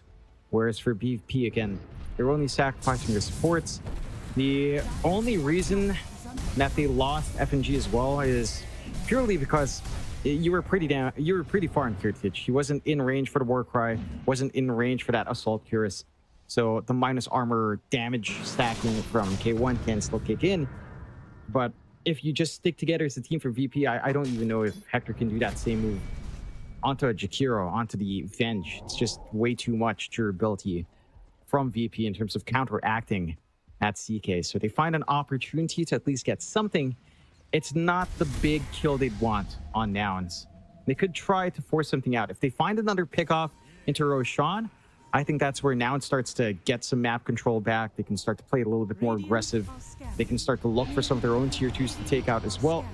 And that Roche respawn isn't too far off, but VP are the one taking initiative here with a smoke out. Certainly are. Right towards the Roshan pit on the top left side. I don't know, Roshan, it has spawned up. This is perfect timing for VP. If they do check Roshan, they will find a very, very tasty unit in that pit, but they are avoiding it for now. They're actually drawing lines right back towards the Radiant Tormentor. Meanwhile, Nouns, though, they are sneaking up from right behind them. Both teams miss out on each other for now. Nouns, are they going to check Roshan? They'll go after the creep wave and reveal their position. So now VP are coming in from the rear. They'll try for Moo, but Moo pops his BKB in time. Rolling Thunder, it was popped by Squadix. He'll try and find himself a target, eventually finding Gunner. Meanwhile, Moo, he's been targeted, but he'll charge right back in. The Giga Chat, he's going after Kiritich, but Kiritich, he'll juke out with the Shadow Blade, but no. Wolverize out with the swap. Kiritich, it's saving Private Ryan. Kiritich is still fine. He'll run towards the north, and now the God Strength for Moo. He'll go for the Nether Strike. Out with the Yules now. Kiritich, he just can't get a hit off. Oh, Kiritich is gone. Noticed. Notice has been noticed, Jonathan. And it seems like he's on notice because he's going down. Ultra kill for K1. God. Roshan time, boys. Unless it's ridiculous. Can they find the Pango? Gunner, his spidey senses are tingling, but Squadix is out of there, it seems like. Lelis might still have a look around. Mana. Yeah, it looks like they'll leave him. I mean, that was such an insane flank from VP. They showed themselves on the creeps with Moo charging up, but Moo instantly BKBs. He has the refresh for a second BKB, for a second usage of the ultimate. Tries to drag them back. Some good saves coming out, but that flank maneuver from VP just ruined by Moo charging into creep wave and walking backwards. I don't think he even expected them to be behind him, for sure. They're just in position to capitalize a lot better than VP from that rear position. And off the back of that, Roshan comes out. They managed to isolate really nicely as well. Like, Notice was chasing out Yamsen. So while that fight's breaking out by the Lotus Pool, your Dawnbreaker's off elsewhere, finding an isolated target. Sure, you find that kill, but you're not assisting the rest of your team. And it cost VP heavily. Nouns back into the game. With that Aegis up, they can do a lot in the map. They can pressure into those tier 2s. They can start to consider an opportunity for the high ground if they find a big pickoff. And Moo, with a refresh, I mean, he doesn't even need the Ags. You know, the Ags is a pretty nice bonus just to have that through debuff immunity, but double BKB, immediate double charge, immediate double Nether Strike or double Bulldoze in the middle of these prolonged fights, it's massive for the Spirit Break. It really is tough to go up against this guy with the Refresh Orb. I mean, it's even just the Blade Mail, right? Like, you've got so many ways of just tanking through these fights. And you double Blade Mail, double BKB, and just everything. Seiyu gonna get caught here on the Venge. He's gonna get locked down, and Seiyu's as good as dead. But they are gonna move in VP. They'll try to fight. It's gonna be Gunner they target, but Gunner's too tanky, so K1, or rather Yamsun, he's the target now on the AA, but he 4-staffs away. Now they pick up the Sven. The Pulverize out Kiritich. He's been clouded out again. God. He needs to run. Moo's doing too much. Can he get the vision for the charge? It doesn't seem like it. Instead, they will try for Noticed. Noticed, I don't believe, can get away from this scenario, and he cannot. They will hold him down and take him out. At the very least, they get Kiritich out of this situation, but the Sven, he is not looking scary at all anymore. The Spirit Breaker, he's too much. It's too much. They have way too much debuff immunity, Pierce. The Pulverize, the Nether Strike, even now the Reality Rift as well. So they have ways of kiting this Ventru even with that BKB up and running. The rest of the team needs to be able to do something. We've got to see VP come in with the rolls first, it feels like, to really find that opening. But now they're just so damn mobile. You can charge in with the Onslaught. You can charge in with the Charge of Darkness. You can pull someone back with Reality Rift and isolate them one by one. Squadix do not show on the creep wave, officer. Do not show on the creep wave. Moo is around. He's thinking about swashing. Oh, Moo might see him anyway, but there is an Observer Ward to scout out the Spirit Breaker, so Moo will not be able to get the vision he required. Very sad as well, because they had their own Observer Ward right by the tree line that the Pango was hiding in, but it's not any vision for Moo to charge.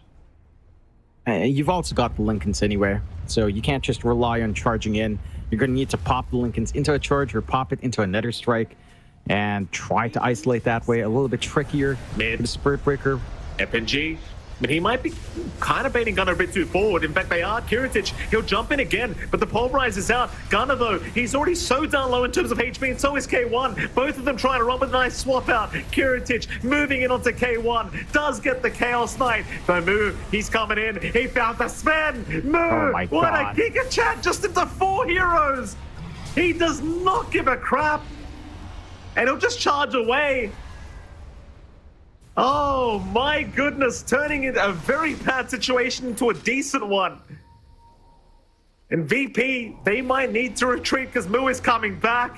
Charge it again, but he will need to cancel. Nullifier out. He'll refresh. It's the Nether Strike into FNG. They'll find the Jakiro. Notice thinking about moving back in, and so will Squadix. But Moo is still okay. The Pango now in danger. The Pango, they'll swap him out, but in comes Moo again. He's got Seiyu. They found Squadix, and it seems like there will be 4 going down on VP. In fact, it might even be a 5th if you count the Vent Remnant.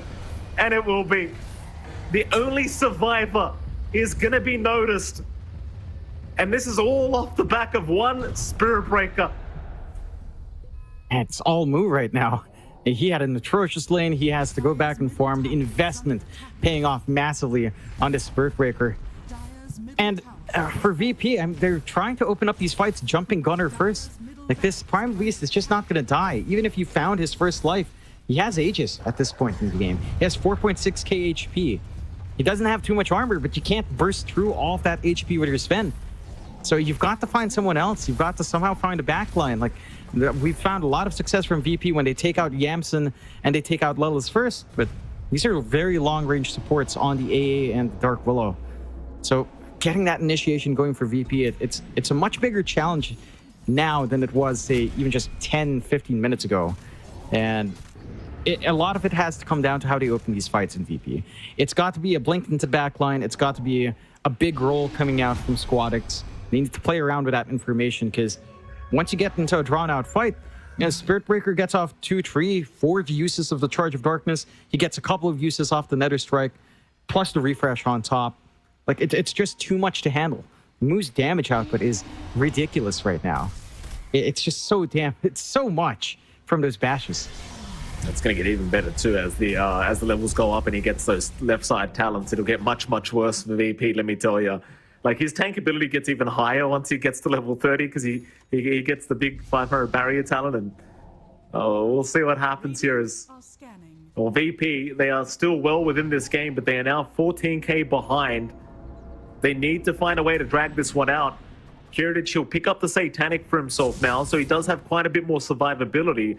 The issue has been, though, in these team fights, it's not a matter of it's not a matter of actually surviving through lifesteal. He just can't hit people.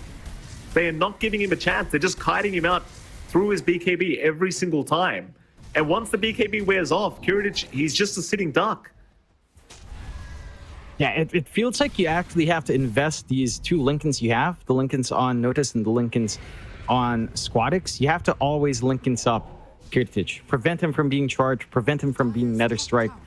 There's just too much BKB Pierce on the side of Nouns. Again, you've got Pulverize, you've got Nether Strike right now, Charge of Darkness down the line with the Ags, you've got Reality Rift. None of that will care for the BKB, so it has to be Lincoln stacking.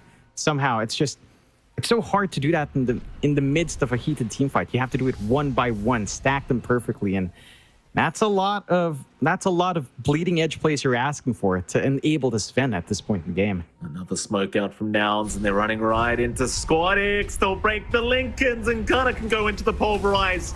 But the Ice Blast connecting, there is no chance in hell of being able to survive the mid lane. Who have they got? It's K1. K1, he's by himself, but he got his BKB off, and now Moo can charge in. He can go right after the Sven, but the Lincoln Sphere, it will block the Nether Strike, so they will not be able to hold the Sven down yet. Instead, Gunner, he'll move in onto Seiyu. They'll find the Venge. Seiyu, though, with the Remnant, will be able to at least get away, but Moo, he's going into the tier 4 towers. He wants both lives, and Seiyu is still just trying to swap himself out. As now the buybacks, Squadix and FNG, they'll come back into this team fight. K1, he's been left alone underneath the tier 3 tower. He'll have to go down, and he does not have buyback gold, so there is no way to return to this fight.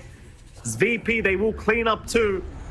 And they'll chase for more even, but everyone else does get their way out of there. Can you capitalize off the 85 seconds you have without this CK? Unfortunately, Roche respawn is pretty damn long. 3 minutes. One of the longer respawns here for Roche for VP. So not going to be able to find that. I don't think the CK is an issue, right? Like, even if you find Hecker, he's not the main target you're worried about now. Your main worry is Moo. Your main worry is Gunner. And these two are just not going to die anytime soon. It has to be a focused effort. Like, I don't even know how much damage Hecker is even doing these fights. It's really just the charge to bashes and the damage coming out from Gunner as well with the trample. Like, it's all of that plus this AA blast. I think AA dying is actually a bigger deal for VP than the CK. The CK just feels like fluff at this point. They do manage to find a tier 2 here on VP's end, so they can get more doing there, and they should be able to, I don't know, try to stall. There's no Roche. They can try to take map control, try to build up some farm. I don't see any immediate items that really help the cause of VP outside of your own Lincolns, perhaps, on Kiritich, just so that there's a little bit more leeway for the Lincoln stacking in the middle of these fights. Could be something goes for. He's still trying to work onto the short and the harpoon. The harpoon could be a really nice way to pull in the backline as well. But Nouns, they're having a great time. Like, respawns are back up. They're smoked up. They could look for a fight into Roshan. This timing favors them more than anything else. It certainly does, but there is going to be a smoke out from Nouns. They're heading towards Roshan. In fact, Moo, he was charging FNG, but he will cancel. Wards down, VP, they're setting up for a bit of a fight.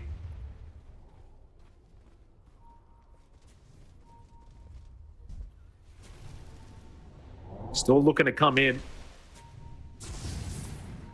Gunner having a look. VP very, very patient. They'll smoke themselves. They'll see Moo, but Moo, he's not the target. You can burst down that quickly. He'll move right in. Who have they got? It seems like they found the Sven. Kiritich, he's in trouble again. He just can't get anything off. Kiritich is down. He'll buy back immediately. Back into the team fight. Meanwhile, notice he will drop to boot. And he's used the Solar Guardian, so there's no way back into the fight for him. He can't buy back on the Thornbreaker now.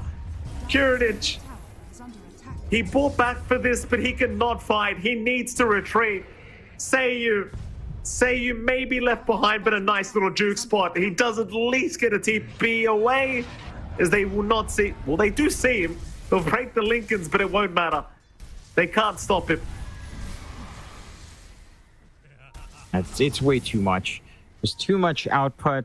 If you get a good blast, and you just don't care about these BKBs. Debuff immunity means nothing for Nouns. So they've always got control, whereas you don't have that much pierce for their own debuff immunity here on Nouns. Like, you have nothing to pierce that. It's just a lot easier for Nouns to dictate these fights, only having to worry about the Lincolns. Because even if you can block one charge, it's a 9-second cooldown. You don't care on Wu. You're always going to pop a Lincolns. You're always going to find an opening. And for VP, at the least, their high ground's not going to be under siege. Roshan is open for Nouns, though. That's a much safer objective for them to take, and starting to make their way up there. A free refresh shard on hand. Double BKBs, perhaps, for Hecker. Or just a lot of BKB uses out for Moo, perhaps. Or even just like a double pulverize from Gunner could be massive here. I think that is going to ruin a lot of what VP will want to try to do in this defense. Roshan I'm going to go down for free. VP obviously cannot contest this with 2 heroes down. They'll respawn now, but it's way too late. Roshan already way too low. So now Aegis up on K1. Refresher shard available on Gunner. He'll take the cheese to boot. Straight through the twin gates, Nouns will go. And it seems like they might want to try going through the bottom lane. It seems as there are 3 heroes from Nouns around this area. Maybe see if you can find Kiritich in the triangle, which is exactly where he is. Kiritich building his own Lincoln Sphere now. Trying to just add to the survivability for himself. It's been incredibly hard for Kiritich to be able to do anything in these fights. And now with the 3rd Lincoln Sphere, we'll see if that makes the difference. It has to be so coordinated from VP. You see that Lincoln's pop, someone has to immediately add another Lincoln's top. That pops, you add the next. Has to be very well staggered here from VP, and that's easier said than done. TI10 all over again, huh? Oh, Gunner. yeah. Pulverize out, they found the Venge. Seiyu again does have the edge, so we'll have that secondary remnant to play with, at least for now. Though they are bursting it down rather fast, so maybe just know it's gone. He does at least have buyback. Daedalus. Noticed. Trying to go for damage. I don't know if damage is an issue right now. It's more just trying to survive. I guess you don't need to worry about surviving if you can try to crit them down with a Starbreaker. So, I'll see if that pays off, but rather unorthodox from Noticed here. I think it makes enough sense here. They need something, because this Sven is getting too kited. Like, they need somebody else to hit. K1, jump in. Kiritich was spotted for a moment. Does get the Sorbet edge off in time to be able to back away. K1 will avoid the Starbreaker altogether and gets his way out. Nouns, if they do head towards the bottom power rune spot, they are going to find a very tasty double damage waiting for them. And it seems like Gunner will. He'll leave it for K1, I believe. Never mind, he will not. Screw the carry. Yeah, just take it for yourself, you know, you don't need it. I honestly don't think it makes a massive difference. Hector's probably the easiest one to kill up front. Like, he'll probably just instantly get into the Aegis anyway. And you don't care. It's more about denying it from VP if they try to make a flank down the rear. As a DD Sven with Godstrand, I think, is a lot scarier for Prospect. Still have a lot of time on that Aegis. 2.5 minutes roundabout here for Hector. And they can start laying in. I think Nouns don't really have too much to wait for. They've got the full Ags blessing onto Moo. So now you've got the good old 6-second charge, which is always nice to see. Lovely. So things get even more spicy now from this Spirit Breaker. VP still holding on to their high ground now, 52 minutes into the game. K1 gonna move in. Not really taking too much damage as there is a charge out. Who is he going for? Looks like he did cancel. Tier 3 tower top lane is now gone. K1 still being targeted here by Squadix, but the Pulverize going to catch him mid-rolling thunder. Seiyu forced to swap out the Pangolier. Seiyu though now in danger as they charge him up and the Venge is gone. We'll keep the Remnant at least. K1. Cheeky stun out onto the Dawnbreaker. They just want the racks for now. And it seems like they might just get away with it to boot, considering they still have the Aegis on K1. There's no reason for them to back off. VP still posturing aggressively, but it seems like there's no way to initiate this fight. And so now they'll take the top racks for free. Only one lane of barracks left, but in they go. K1 now getting caught by the Starbreaker, but Gunner, he's going to blink right in. Who does he want? He'll miss out on the Pango. He'll go for the Pulverize instead on the Dawnbreaker, but a nice swap out from Seiyu. Going to save the life of Notice, but still Seiyu dropping lower. In goes Kiritich, but who are you aiming? He's been caught out again. Kiritich, can he get some damage off? The bashes are just consistently coming up from Moo. He can do nothing. He at least gets the Aegis of K1, but it means nothing if you can't survive. He'll get swapped out again from Seiyu. The chase is on for more.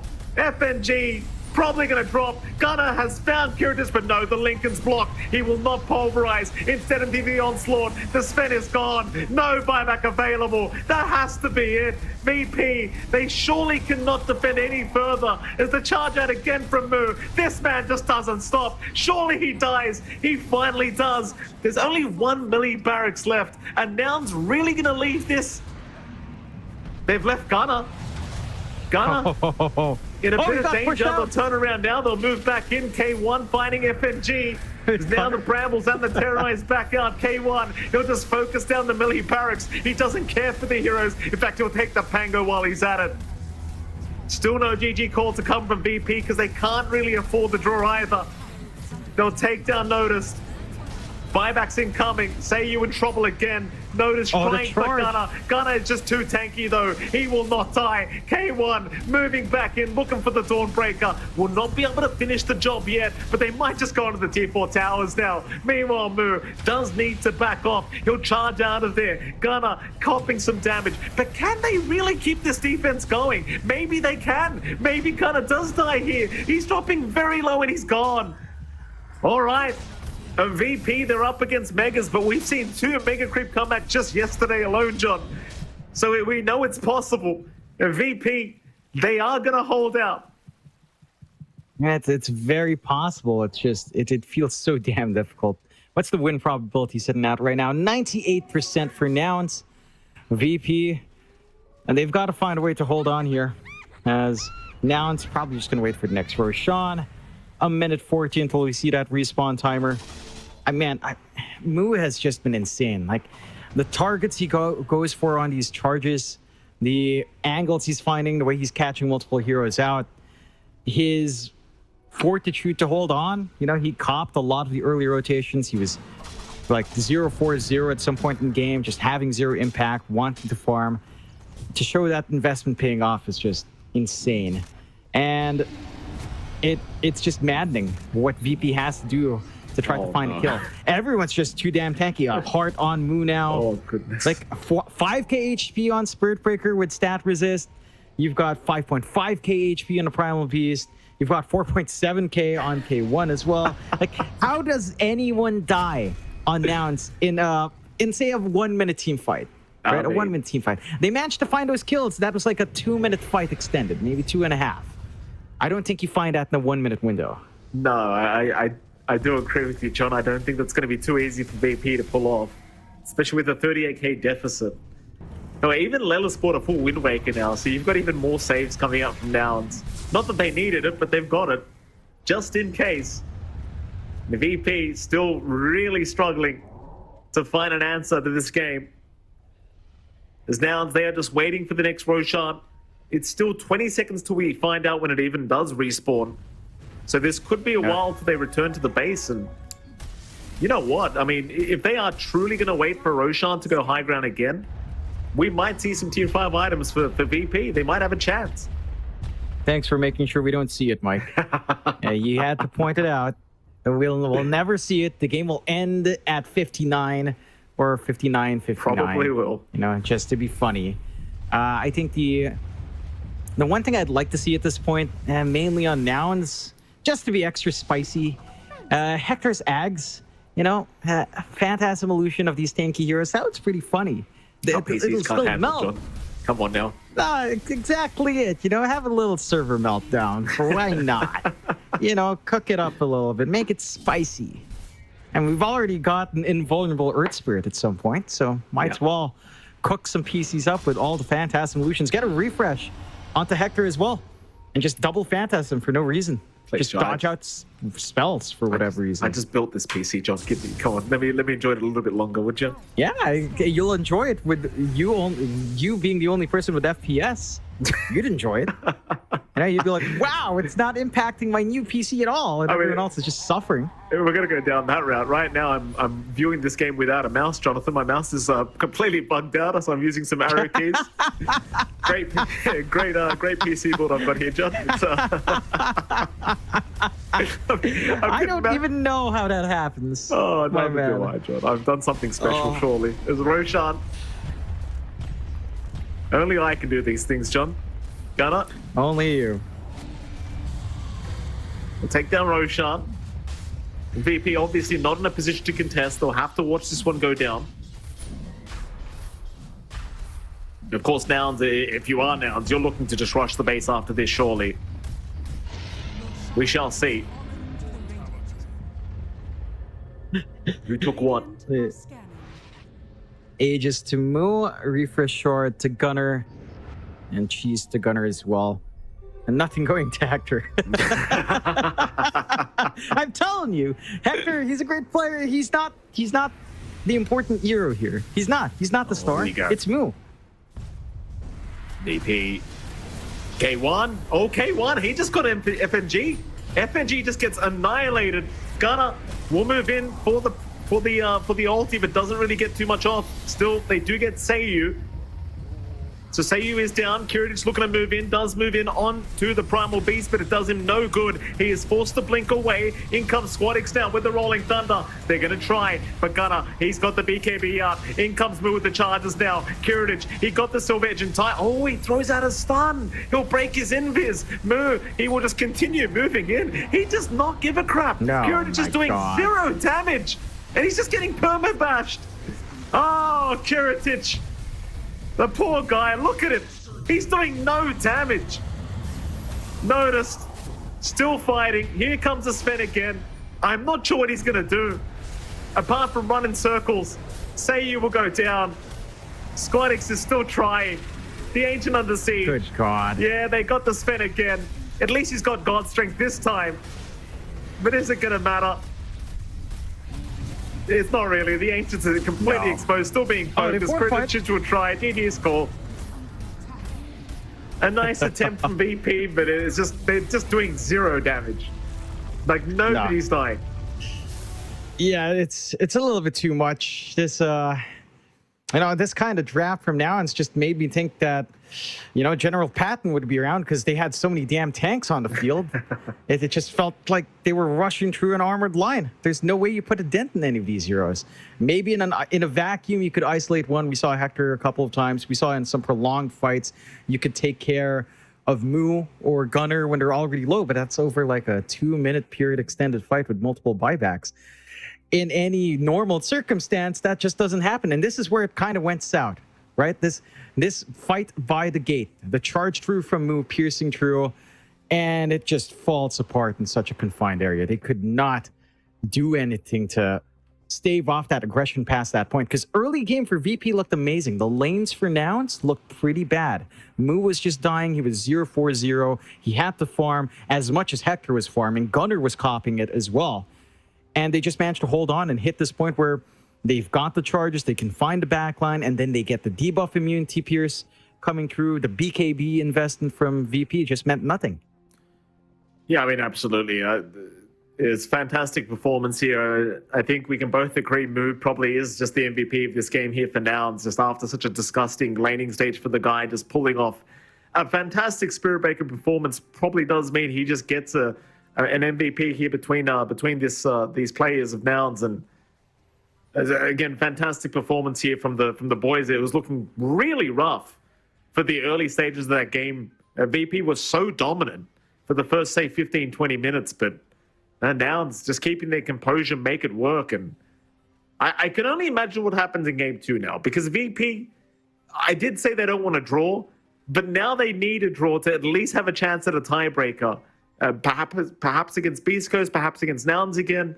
There is a 3-way tiebreaker happening in Group C at the moment, and this, having a 2-0 victory here could change things very much so. But if VP can force another draw, then maybe they'll have a chance at a tiebreaker against Nouns. Yeah, a draw here would definitely just have a tie with VP and Nouns, and then it's contingent on whether or not Beastcoast can break through that tie as well. Beastcoast would need at minimum a draw, and if they get a 2-0, I believe they're not going to be in that tiebreaker situation with Nouns and VP any longer. So if it's a draw in the next game, it's a guaranteed tie between those two. Of course, in this game, you mentioned it a little bit in the post game there, Mike. MVP has to go out to Moo. I think up against Moo, what we've seen in the first 2 days of the road to the international for Nouns, if he's on Primal Beast or Spirit Breaker, if it's anything that can theoretically make a mooing sound, Moo will have fun. He Uproar on Primal Beast is kind of a moo. Spirit Breaker is basically a angry bull cow creature, and Moo he does fantastic work. This is peak Moo. This takes me all the way back to when he was on, what was it, Digital DC. Chaos, right? Yeah, that he is in fine form. Good old David Hull, and it's good to see from Nouns. I think that early game looked so rocky. It felt like, you know, your core to core matchup for Hector was never going to be good, but Moo and Gunner pick up the pace, and they just show us what all of this debuff immunity piercing does. It makes it hellish for all of these cores. Like, they invested triple BKBs. Yeah. It did not do anything. And mind you, Mike, you know, what I said did come true. The game ended at, what was that timer? An hour and 20 seconds. So there you go. Where's your tier 6? Where's your tier 5s, huh? You know what I did, Jonathan. You're welcome. I wasn't feeling like it this time. Anyway, we are going to head off to a short break. And of course, right after the break, we'll be back with game 2 between Nouns and VP. We'll see you very soon.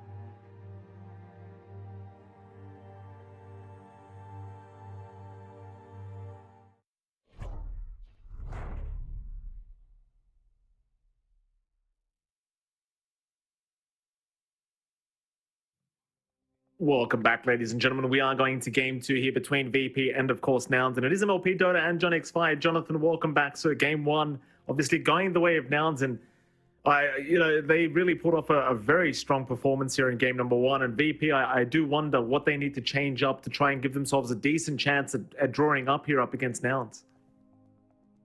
I think the issues from the last game weren't really on draft. I think they felt fairly confident. The draft looked pretty solid. Like your core-to-core matchup for Sven up against the CK, and just in that comparison felt very much Sven favored, and we did see that reflected early on for Kiritic. I think the issue was they didn't capitalize on that momentum, right? Like they didn't manage to pierce the high ground. They didn't manage to play while they were ahead, while Mu and Gunnar had not much to play with.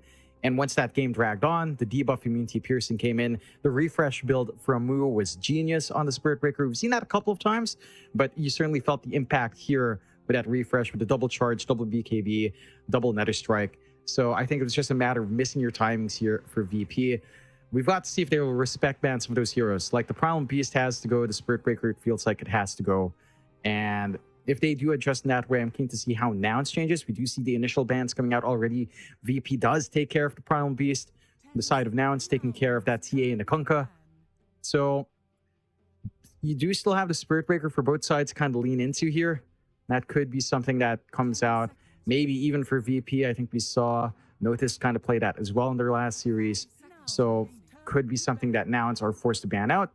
They take care of the Invoker now on Nouns end, with the Shadow Demon being taken out by VP. So it has to be a little bit different now from Nouns. I'm keen to see, again, where that adjustment comes from. Pangolier still in the pool. For Squadix, he had a decent enough time. Maybe not the best, considering that there was a lot of hold for him. Like once the BKB on Gunnar was up, you don't really care. And Nouns will actually respect ban the Spirit Breaker, so they don't want to have to deal with it from VP. So we'll see. It has to be a lot different from Nouns this time around. No Space Cow for Mu. No angry mid monster for Gunnar here. No, certainly not. The Primal Beast also being removed earlier on. VP. It's the last ban, so we can see some more pickups to come.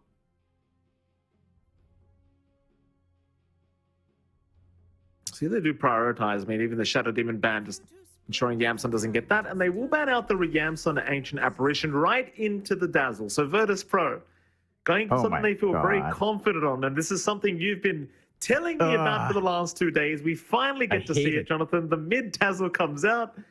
I know, yeah. Is it even mid? We don't even know. I believe earlier it was played as support. So you tell me. I think Dazzle is just conceptually a very unfun hero. Okay, that's my hot take. Dazzle is conceptually just not fun to play against. Although in this case, you could maybe pick Mu Axe, and if Nouns does that, that would be probably the best.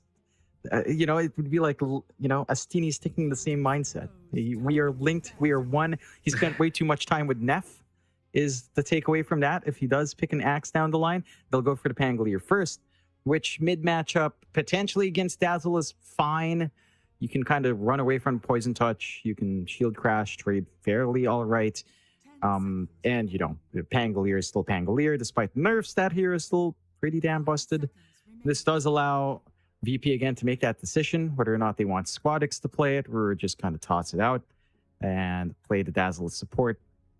Give something else to Squadix mid. A couple of options, like, say, you have the Shaker, the Earth Spirit, that have to be banned out by Nouns if they don't want to deal with it on the mid lane. So we'll see. AA being respect banned as well by the side of VP, along with the CK. So they definitely are basically just looking at that last draft and taking out the most annoying elements of it. The final ban to come. Once again, before we can see the drafts continue, obviously the focus on K1, the CK, and the Void being removed, and Nouns. See if they do also focus on some position 1 ban outs here against VP. Well, they didn't seem very concerned about the Sven at all, so I imagine they just leave that one alone. They'll get rid of the Grimstroke instead. Nouns right into the Phoenix picker.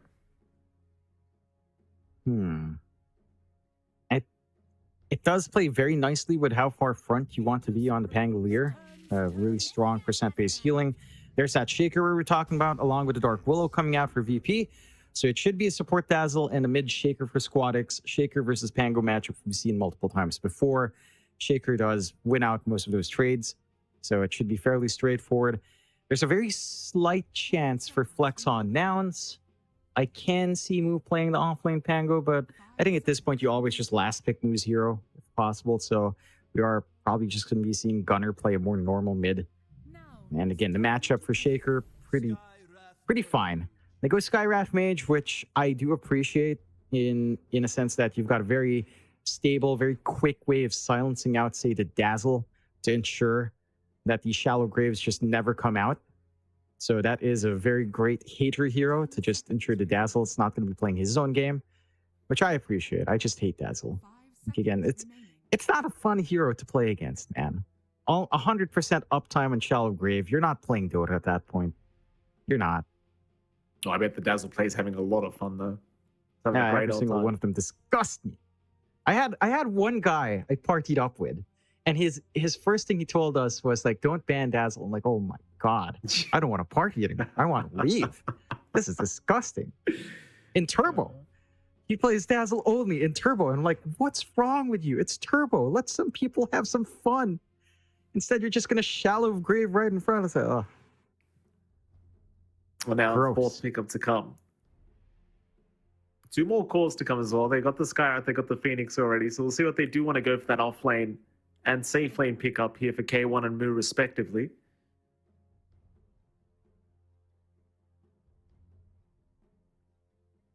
Or do you even want to run the Pango mid against the Earthshaker? Because generally speaking, the Shaker does have a pretty damn good time. But now Cool. they're going to go ahead and take the Sven for themselves for K1. So a bit of a switch up here between the two teams. VP, how do they want to deal with the Sven? They don't have as much debuff immunity piercing spells here, so it's kiting around the Sven's maybe not as easy once that BKB is up and running for K1. The flash form for Hector as well should be pretty damn good, as we saw from Kiritich last time as well. I don't think you're really too concerned about your lane. The kiting potential is there, but again, a BKB fixes all of those issues for the Sven this game. It's not as scary as the last game with Primal Beast, with Spirit Breaker. Debuff immunity pierce was just a little bit too strong. In this case, not as much. So I think for VP, what you'd want to do is dogpile onto the Sven, put a lot more pressure onto Hector this time around in comparison to game 1, and ensure that he can't just sit back and farm. Which, considering how VP played the early to mid game last game, they did get some good early pressure, just mainly onto Moo and Gunner. Even though Hector, again, didn't have the highest impact, he still managed to work up a storm and farm. This is disgusting from VP. Troll Warlord and Dazzle? Really? Yeah. Really? That's a hard lane to go up against. Let me tell you, that Dazzle Troll Warlord, that is not a fun time for the off lane of Nouns. No, I don't even care about the lane. I'm just thinking of Berserker's Rage plus Shallow Grave afterwards. It's like, Yeah. they're playing with what, a 10-second, 13-second death immunity window? It's like, that's gross. Just don't ban Axe. If VP doesn't ban Axe and Nouns picks it, I would be very happy with that trade. I think that's the only honorable way to play Troll Dazzle. Just give an Axe away. Yeah, but the only issue with that is, as fun as it would be, I don't think the Axe would have a very fun time laning against this 10 duo. seconds remaining. Sadly. Then again, I suppose with the Skywrath Axe, maybe you could just abuse Battle Hunger Concussive Shot against the Dazzle, but we'll have to wait and see. I think it might be too tough of a lane for the Axe to run. Nouns would probably disagree with me. We'll have to wait and see. So they will make their final ban out here. The Razor was removed to start. It's the off-lane ban we're looking for here for Virtus.pro.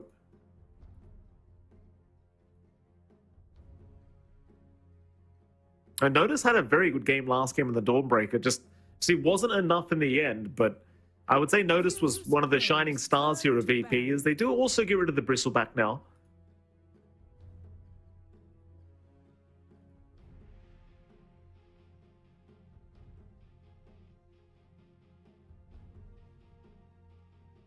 Or VP, 10 their final seconds ban out to remaining. come.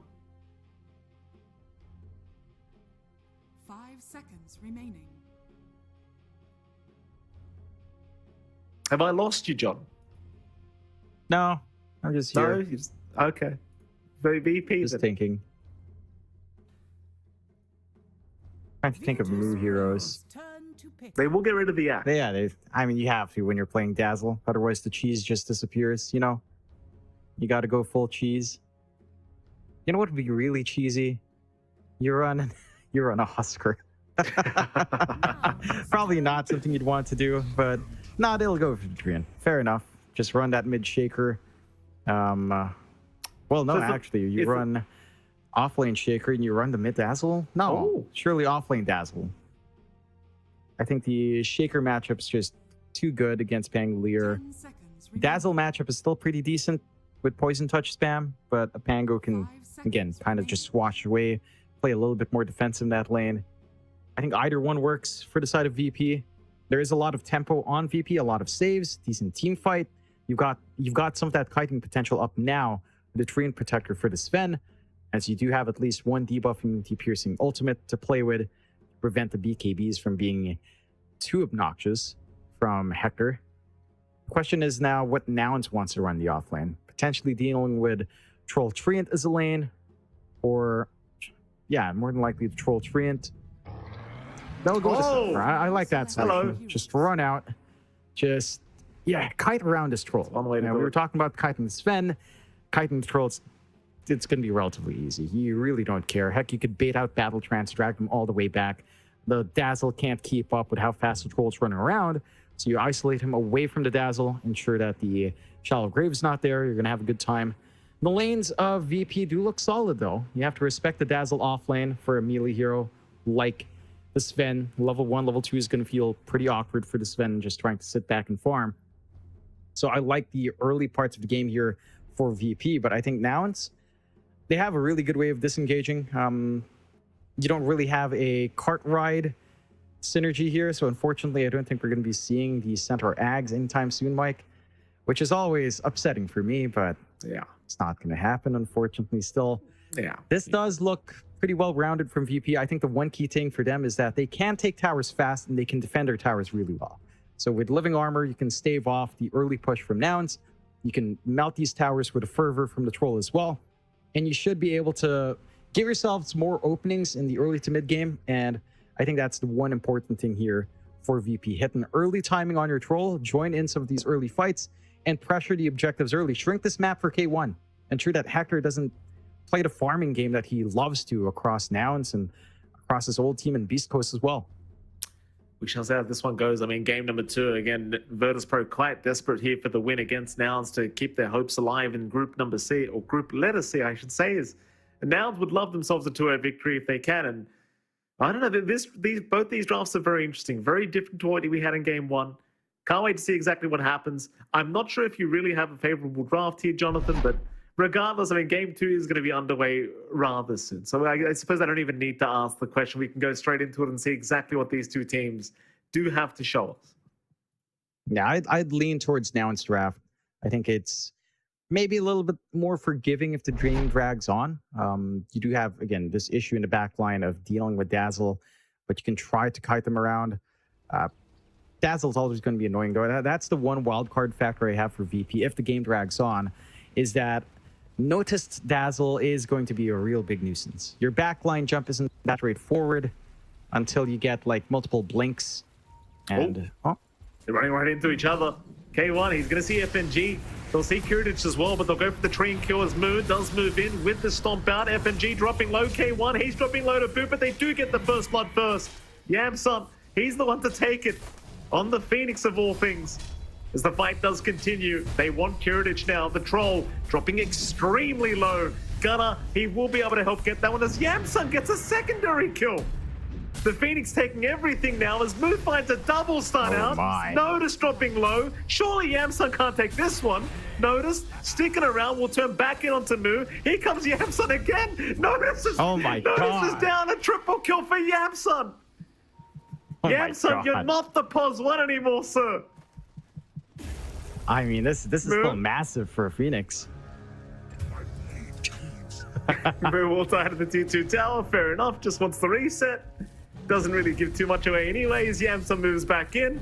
No, don't trade like this. I would laugh so much. There's no way FNG dies again to Yamsun. Kuritic moving in. Here we go. A killing spree to be taken here, John. Fed to Kiritich, it seems, as Yamsun has no way out. And that'll be the killing spree handed over to the troll at 16 seconds into the game.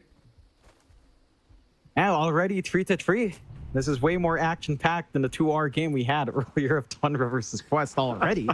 Good to see. Now Nouns and VP are keeping it spicy. I don't know if that really hurts too much. I think just getting all those kills in Yamsun early is fine. Auto attack C9. Yeah, he was just changing the configs, I think, John. C9 on Phi. I'm trying to figure out what the hell that means. Oh, yeah, Gee. trouble again. Double Brambles being taken here by the Phoenix, and he might actually be dead to say if he wants to go for the chase. Loses vision. Yamsun does Fairy Fire anyway, so he is going to be just fine. The bottom lane already, though, just so much aggression being provided, and this Dark Willow Dazzle lane, it's not the easiest to go up against. You know, you've been talking about it over and over again, but this Dazzle, this Poison Touch during the laning stage, it is very annoying. That it is.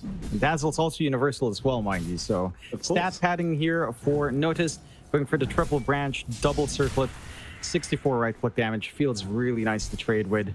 Pretty smooth attack animation as well. So you have a pretty good time lined up here.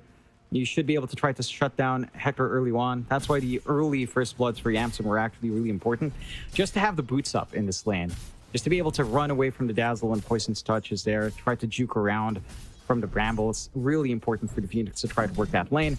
See, as it develops up top, we are taking a look at FNG on the Treant along with Kiritich on that Troll. Up against Lelis on the Sky and Moo on the Centaur. So even though it's not a cow, he's still a 4-legged creature. I'm sure Moo is pretty happy about that. This lane is fairly straightforward for VP. It's not a lane where your Centaur can just run up and threaten, even though it is technically a double melee lane, if you want to count Troll as melee. There's a lot of protection here. There's a lot of damage back. And the damage that they can do on VP is pretty scary. You have to respect it. They are cutting down the tree line. They're trying to make it difficult for FNG to just stand and trade freely. But this is a free farm lane for Kiritich so far. I don't see him being slowed down anytime soon. Absolutely not.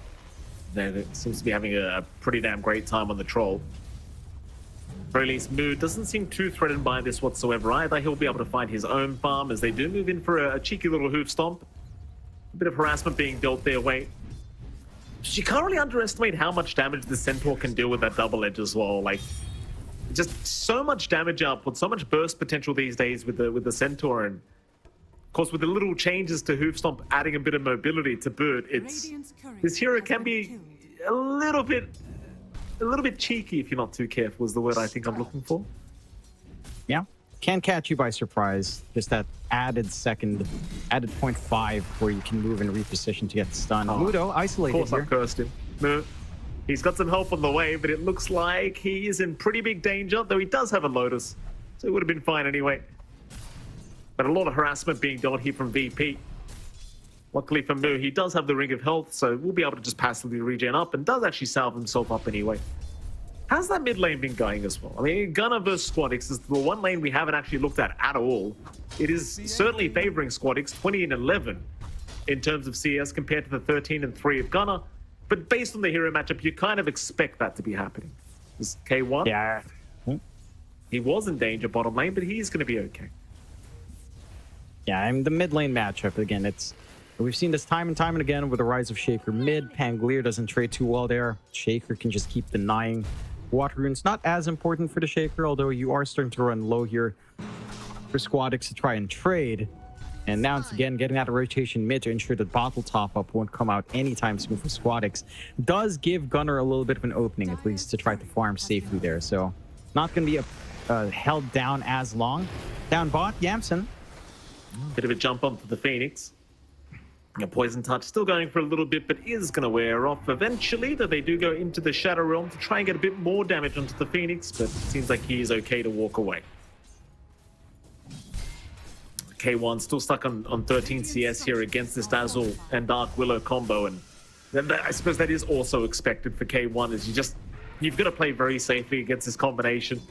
In that Poison Touch slow, it really does start to rack up, and you can't be too careful. No, he certainly can't be. I like that Notice is also rushing the Ags, so you'll have that reverse Shadow Wave, which is, I mean, that 100%, 150% equivalent for the normal healing damage. It's a huge buff for the Dazzle to just kind of look for that burst play. So it's going to enable that really aggressive style that VP will want to bring out. I think Hector, his lane's going relatively slower than the Troll, which it isn't the worst bit of news. Sven can certainly just play in the jungle early on, especially once you have at least a Morbid Mask up. So Hector shouldn't be held back too badly. Bit of a jump on Kiritich. He's okay. Just noticing that he is alone for a moment. They do make the jump in to try and force him away from the creep wave. FNG does reveal he was by the Twin Gates on the bottom side of the map. K1, oh, he doesn't land the stun in time. It's going to fly, across the map. It won't matter though, of course, FNG. He'll just cop it by his own tier 1 tower. A little bit unfortunate because they probably could have secured a kill had they landed that, but it doesn't matter. Mid lane. Echo committed. Gunner, he'll cop it, and Squadix, he just gets the easiest kill of his life. An Echo slam onto the creep wave. It makes it very easy to take down Gunner. That doesn't take too much for the Shaker there. Gets his mana topped up. Feels good, and again, his control in that lane, it's overwhelming. Gunner's not going to have that great of a time ramping up into his defusal. To be fair, he is keeping up with his other cores, at least in farm, but this disparity with Squadix, it's going to be a really fast blink coming out on the Shaker. Okay, Grouping up bot. Yeah, Chase is on for K1. Notice keeping the poison attack going, or rather poison touch going, as K1 does get into the tree line, and Notice will eventually just kind of leave him be. They've kept the Sven so low quite a bit of time, and K1 probably at the stage now where he just realizes it's not worth staying in the lane anymore. He'll try for the jungle. It is much earlier than he would like, but I don't believe he has too much of a choice anymore. No. Again, this is not the worst thing in the world for Hector. The issue is FNG will just track him down. So it's not going to be a safe time to just AFK farm either. Meanwhile, the Wisdom Rune spot on the Dire side, Yamsun trying to run from Seiyu, does get the Wisdom Rune at the least, so he's already pretty happy. Just being able to take the rune away, and he's actually going to go for a TP play out. Seiyu cannot secure the kill anyway. So Yamsun, he really gets away with murder that time around. Nice little freebie coming out there. Wisdom Rune control completely on the outside, which is really important. You've got the Phoenix Sense die. Oh, very nice stun from Mu. Perfect setup from Lelis to burn Mu. He is very happy seeing that. As Lelis, he will get the tips from his teammates. Seeing that troll go down is not going to make VP feel very happy. No, and Kiritich is trying to go for the Battle Fury as well to try and ramp up his own farm, so it's going to be stalled out a little bit. Again, his lane has gone better than Hector's, but not by a huge margin. As they are starting to focus in on mid just a little bit. Two supports rotating in from both sides here.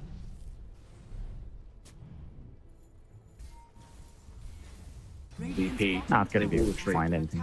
Yeah. Just play it safe. Try to build up some stacks, I guess. Try to Echo Slam for Squadix. He's got a good amount. There you go. Free farm for the Shaker. Blink not going to be too far off now. And that's when they can really start playing with a support duo. Even just, say, hitting level 6 on Seiyu at this point with the Dark Willow, giving that Bedlam over onto Squadix with a Blink forward. It's going to be a lot of output coming out from VP. So some key timing starting to line up for that early aggression. I think the side of Nouns are also starting to hit that timing, though. Like, once you've got at least the Mystic Flare up on Lelis with the level 2 Ancient Seal, with the magic damage for Mu, I mean, that added magic amp, it's going to be massive on trying to commit onto these heroes.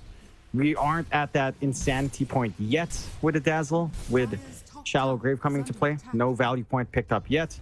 So you don't need to worry about the saves. You can start to look for just early aggression on Nouns with this kind of decently strong start. Like, everything outside of the mid lane matchup has worked in Nouns' favor here. Certainly has a very slight net worth lead the way of Nouns, but they're having a very good time. Squadix, though, he does have the blink up now on the Shaker, so he might look to make some plays here with his team. Top lane, they have already grouped up to try and slowly start forcing the tier 1 tower. Moon Lelis looking to back their way out as Squadix is smoked up. No. He's going to go for the Lotus. Does he have the game sense to back out of here before the Shaker gets around? In fact, never mind that, because the Shaker, he's looking for Lelis. He's going to find the stacks being made in the Radiant Triangle. And in fact, K1, oh, the TP at the perfect time. But he does TP away, or rather run away. Squadix was unable to finish the job. Oh. Squadix, oh, he's the one in danger. How has it turned this way? Squadix goes down. K1 somehow survives. How does that even happen? They just don't manage to catch him out. Yeah, they're not quick enough onto that control. Hector gets some really on the edge game sense to back off, and he even managed to save the stacks anyway. So Hector still has some flash farm set for himself, coming back in there with that nice kill. That's the blink reveal being shown up by VP if they check his inventory. So they should be able to set up for that. Not going to be caught off guard with the initiation from Squadix. And getting everything going the way of Nouns. Like, stacks stay alive. Hector pops Godstrand, massive stacks to clear out. So much farm, so much net worth. That's going to be a quick Echo Saber coming in into the disassembly, into the BKB. They're still grouped up here on VP. I mean, they still have that slam. They still have the blink ready to go at very least. Certainly do. Yeah, some nice Icarus dive away to avoid any kind of ganking coming.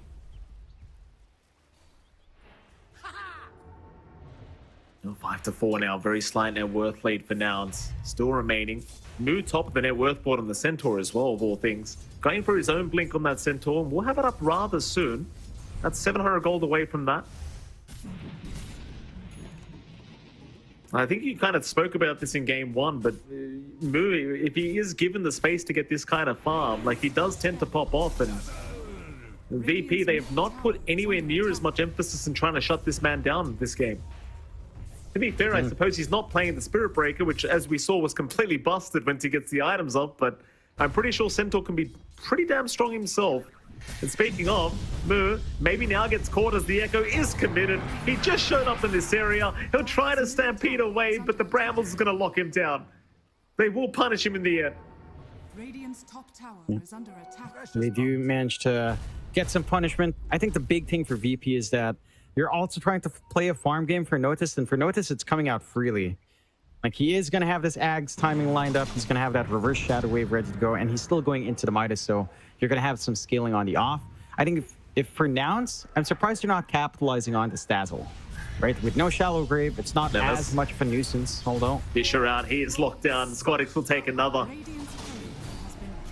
More TPs incoming. Gunnar looks to want to try and go after the Dark Willow and does cancel with the Rolling Thunder. So Seiyu, he's just going to go down. They'll have the kill over to Gunnar. At least we're not stuck in cords. Still, VP would have been very satisfied with the position 3, position 4 kills they have already found at this top lane. Yeah, it's, again, it's a trade-off. Like, you're punishing Moo, but you're enabling Hector right now, whereas for VP, you're having to drag in Kiritich, who is still working towards the Battle Fury, but you are buying a lot of space for Notice. Ag's going to be flying up. The Midas coming through next. Like, the fact that the Dazzle's been left alone so long is a little bit concerning for Nouns. I think it's just, this kind of timing is going to be a little bit hard to contend with. Granted, you are going to be limited by your mana pool now in the middle of these long engagements for Notice, but you eventually spam bad juju enough that you'll have your arcane boots up, so maybe it's not as impactful as you'd want, or rather even start those 6-6 and a less than 1k lead coming out from Nouns, but the farm distribution is really even across the board. No real item advantage for either side coming out here, although the earlier tempo does feel maybe a little bit better for Nouns, but I don't think VP's that bad off. I think the one thing for VP right now is that they're not really able to commit onto the towers like they would want to with the trolls. So we're seeing some decent fights from VP, but no transition onto the objectives. And Nouns, they're starting to go hunting now. A bit of a smoke out with Lulz and Moo. Bottom lane, FNG's been very cautious here. I mean, just farming by that tier 1 tower. They are going to move in. Moo gets the stun, got the Mystic Flare. Nice, easy pick off for them. They might even just move into the bottom tier 1 tower while they're at it. In fact, never mind that. They are going to just move away. Lilith will TP back towards his team, and it seems like Moo just makes the call that he wants to continue farming for now. Dire's bottom tower BP though. Yeah. They will smoke up as 2. Squadix, he's got the Echo up again. Double damage room brought it up to boot. K1 is currently chasing Kiritis, but Kiritis is actually baiting the mid at the moment. Squad X makes the jump in. He found Gunner. Gunner cannot get away. Gets locked down by the Brambles, and that'll be enough to ensure they secure the kill. At the very least, they do get K1 out of there, but still not a great feeling for now. No, Gunner, and at the very least, he already has his defusal. He's trying to go onto the blink to have an easier time in coming in.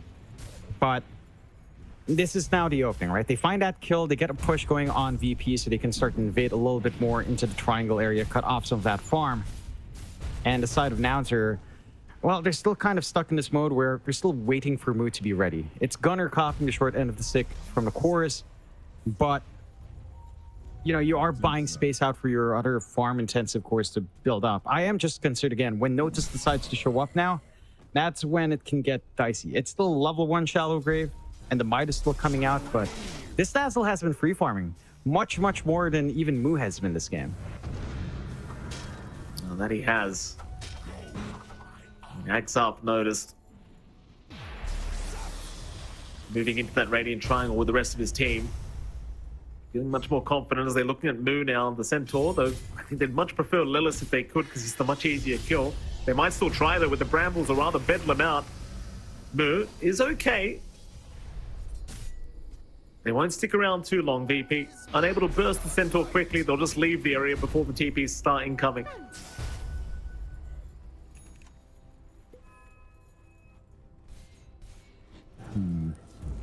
I think the one thing VP needs to achieve next is start to consider their Roche timing.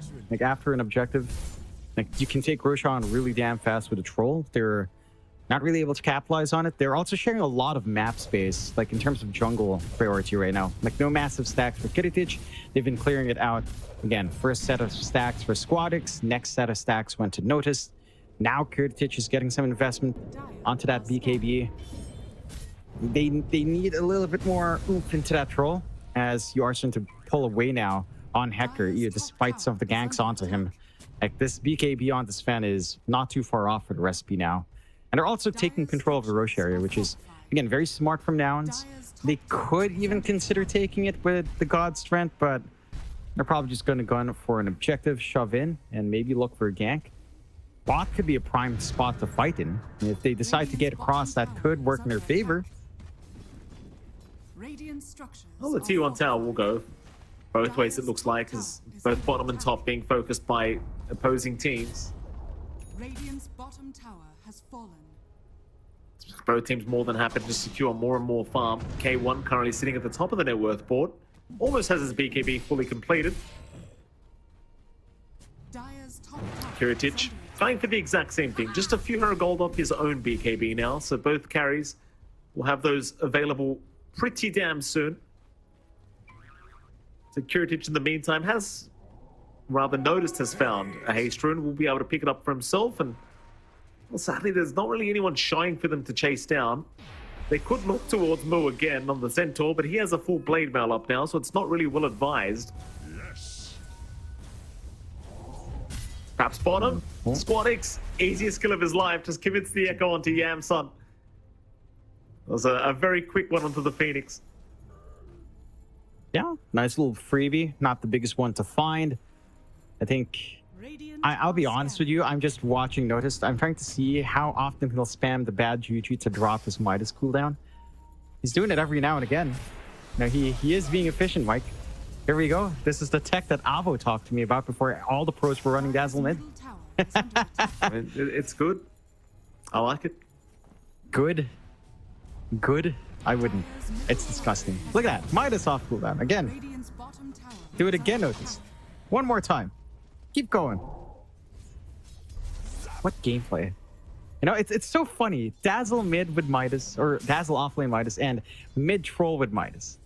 Mid ogre with Midas are actually viable. What a world we live in, Mike. It's a funny world, John. It really is. Mid lane. Excuse me, rather the Dire jungle. They have found the Shaker. Squadix popping his BKB to survive the Mystic Flare.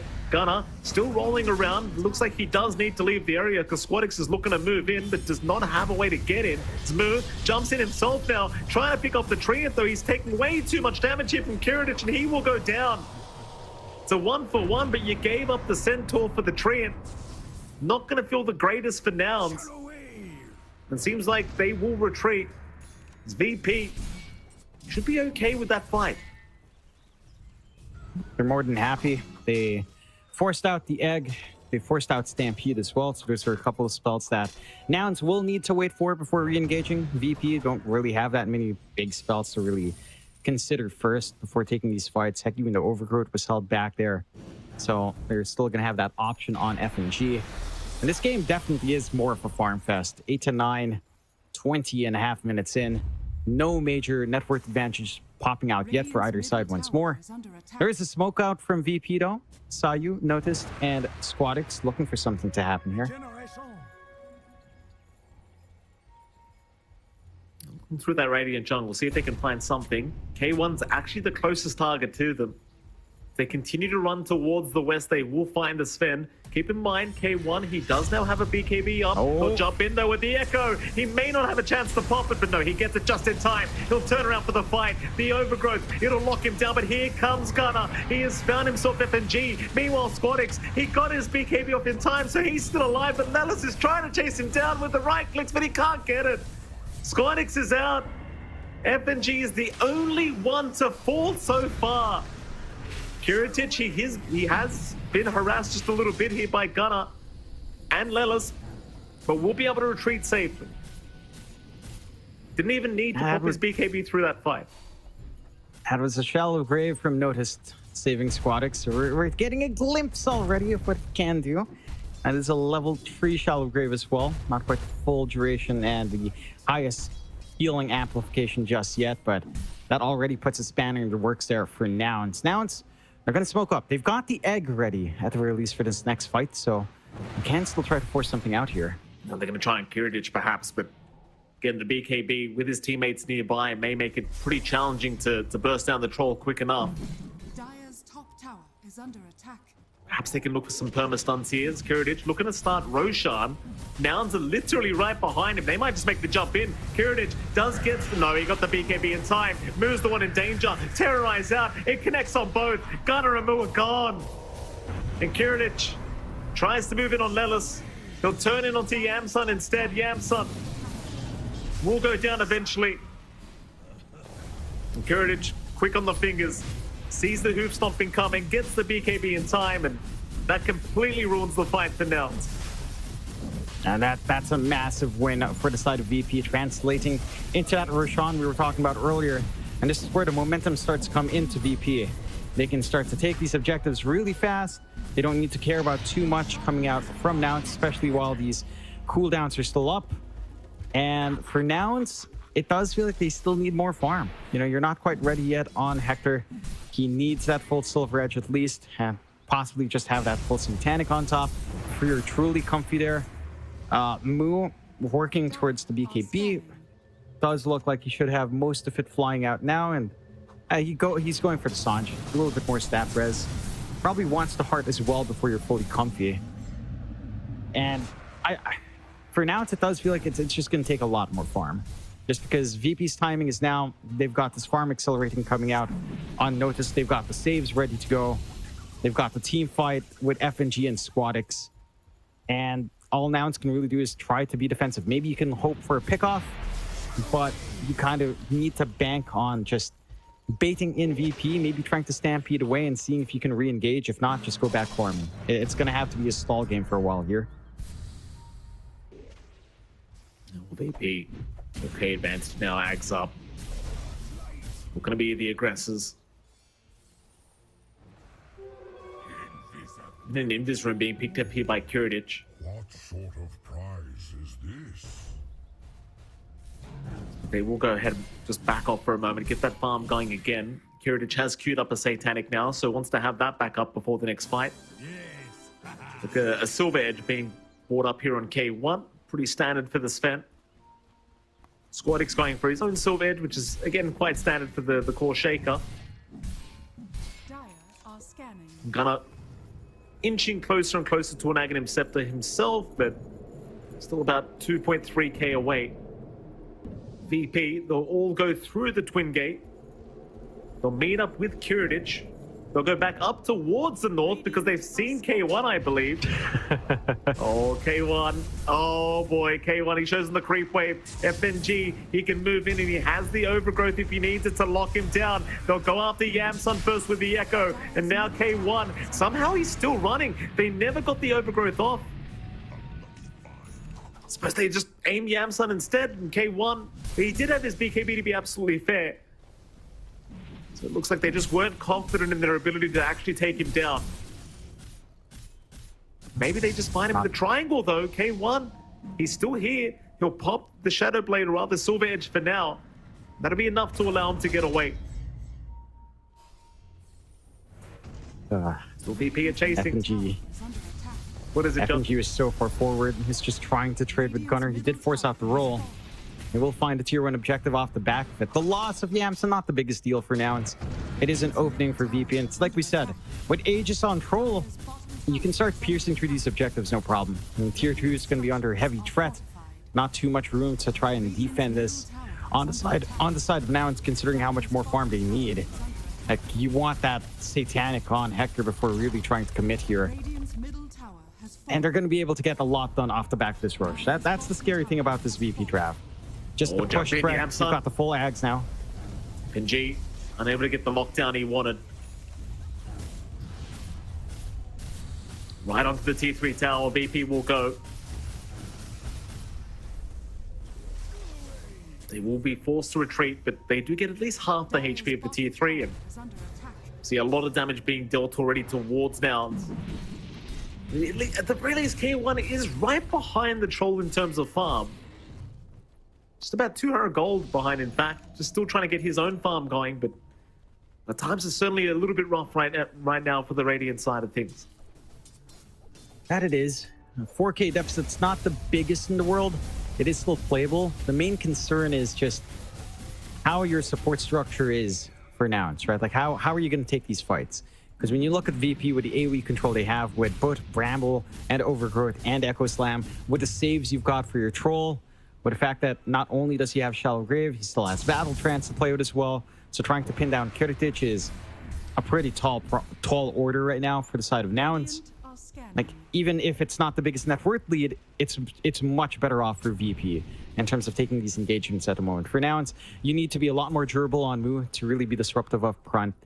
You're going to need more durability as well on K1. You're going to want that full Ags, maybe a Basher onto Gunner as well after that. And all of that just takes a lot of farm.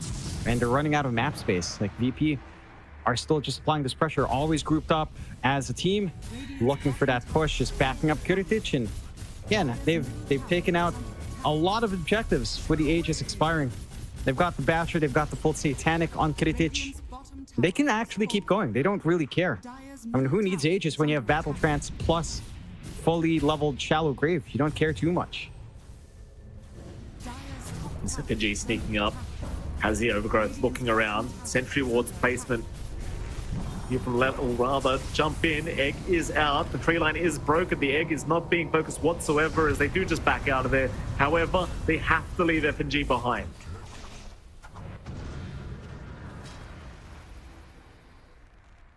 I was going to say, worth a lot of gold. That was not a ward, by the way. It was a gem on Lilith. Go on, John.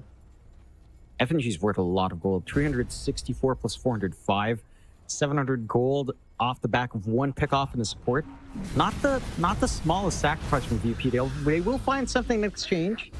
So that does, settle down that hurt a little bit.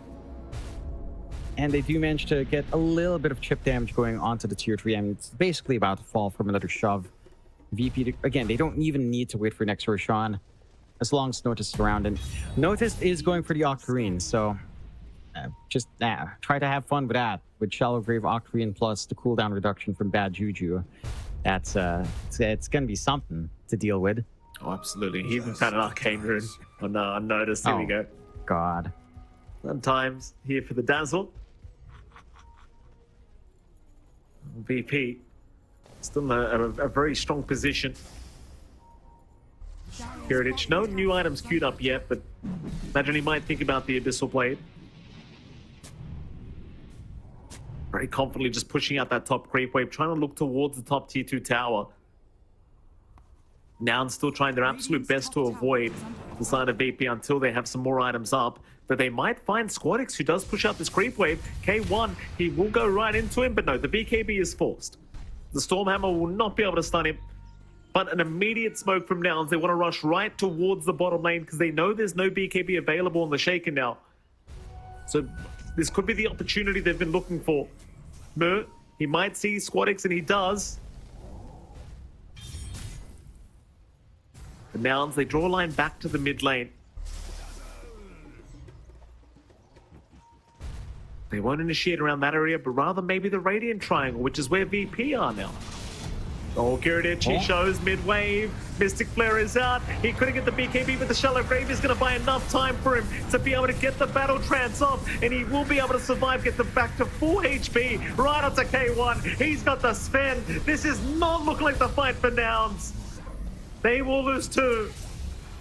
Gunnar, he's running up towards the north, but that is not his base. And he will get deleted by Noticed. 3 down for Nouns. VP lose nothing. And now with the 10k advantage, they will rush right through the mid lane onto the tier 3 tower. Yeah, you can't kill Kiradich even if you catch him out. It has to be the backline taken care of first. They do manage to apply that silence onto Noticed, but it's just a little bit too late. You know, he already managed to get off 1 usage of Shallow Grave. That's more than enough to save Kiradich. And now the high ground just melts. Like, this is the consequence of losing a team fight to Troll. When the creep wave's right next to you, it will just melt. Mid falls, bot to follow, tier 2 still protecting top at the very least, so mega creeps aren't coming out yet.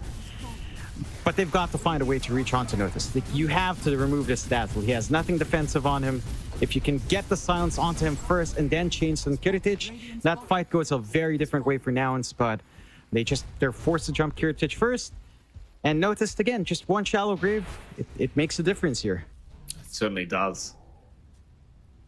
15k advantage now as VP looking towards the next Roshan, and we get to see a bit of a highlight of that last fight. And Kiradich, he was very close to going down, but just the Shallow Grave and then the Battle Trance. Full HP immediately for the Troll. There's just complete chaos after that. Moo going down up to the north, and K1 just could do nothing against the Troll Warlord. Gunnar trying to run away, but also getting caught out in the end. And well, now, of course, Roshan has begun for VP. They'll get the Abyssal Blade up on Kiradich now. So even more utility being offered here from VP. Now, they are making their way towards the Roshan pit. They have a very good idea that this Roshan is happening. All spells are up for VP. Here we go, K1 rushing right in. Echo, though, committed in the back. They found Gunnar, and Gunnar is down. The fight just begun. K1, he'll pop his BKB early. Roshan will go the way of Kiradich, so they've got the Aegis up. K1, he's getting kited. He's trying after Notice, but Notice is perfectly fine. Still chasing him down, but now the BKB's worn off and he can't do it. K1, he's going to pop the Satanic, but he's getting bashed completely. He can do nothing.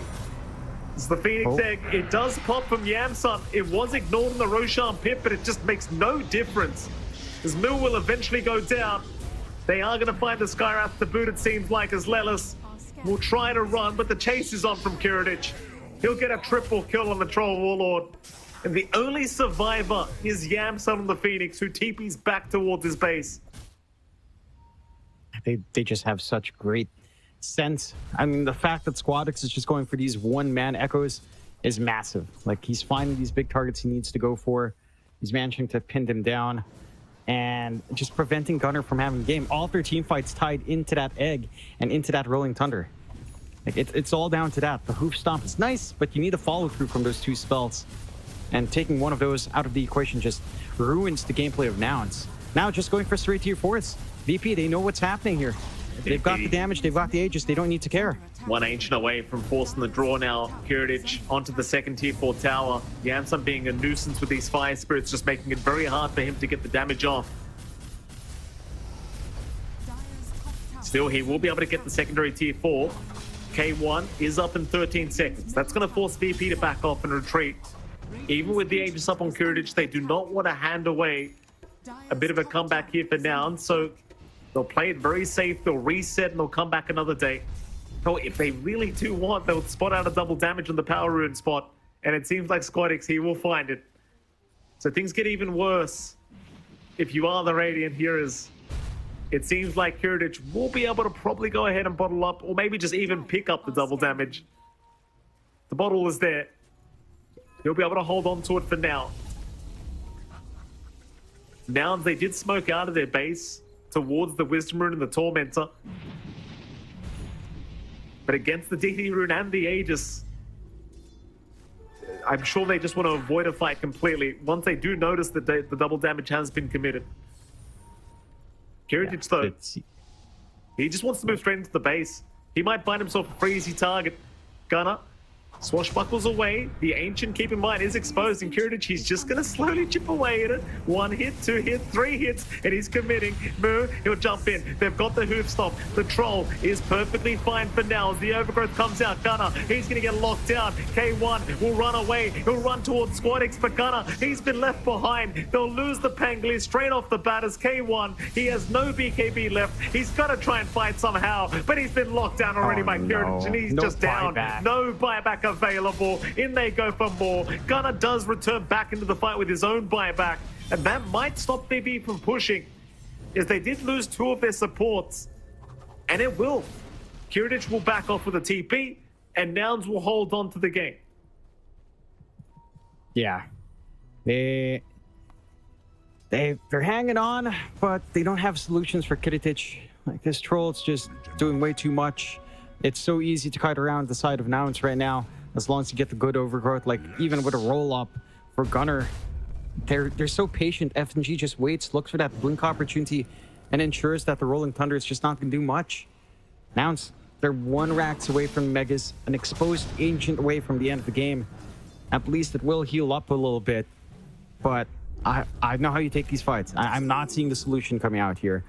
The best deal right now for Nouns is try to find backline, or either pin down Squadix. It does feel like you have to silence up Notice at the least with the Ancient Seal.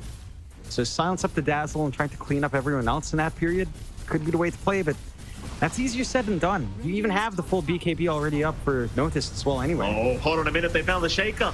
Shallow Grave, Squadix, he's going to survive. He'll get his BKB off. Moo's the one to go down on the cliff.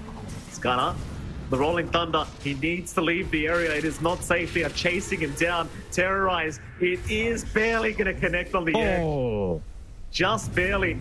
In the meantime, Kiritich, top lane. He's onto the tier 3 tower. There'll be a buyback out from Moo. They are playing without Gunner because he did die back. 80 seconds without the Pangoli. It's going to take a miracle to survive this one. I don't see the answer. I just don't see. Echo committed. Squadix just a leading Yamsun, but an immediate buyback from the Phoenix now. In goes Moo. He'll throw out a hoof stomp, but it's just a casual hoof stomp into a double edge. K1 has popped his God Strength, but in comes Kiritich. He's happy to oblige by the fight. The Overgrowth, it'll lock him down. They have got the spend. K1 is gone. Moo is not looking too happy either. He's going to try and fight, but he needs to run. There's too many heroes. This game is over. VP will successfully tie up the series 1-1.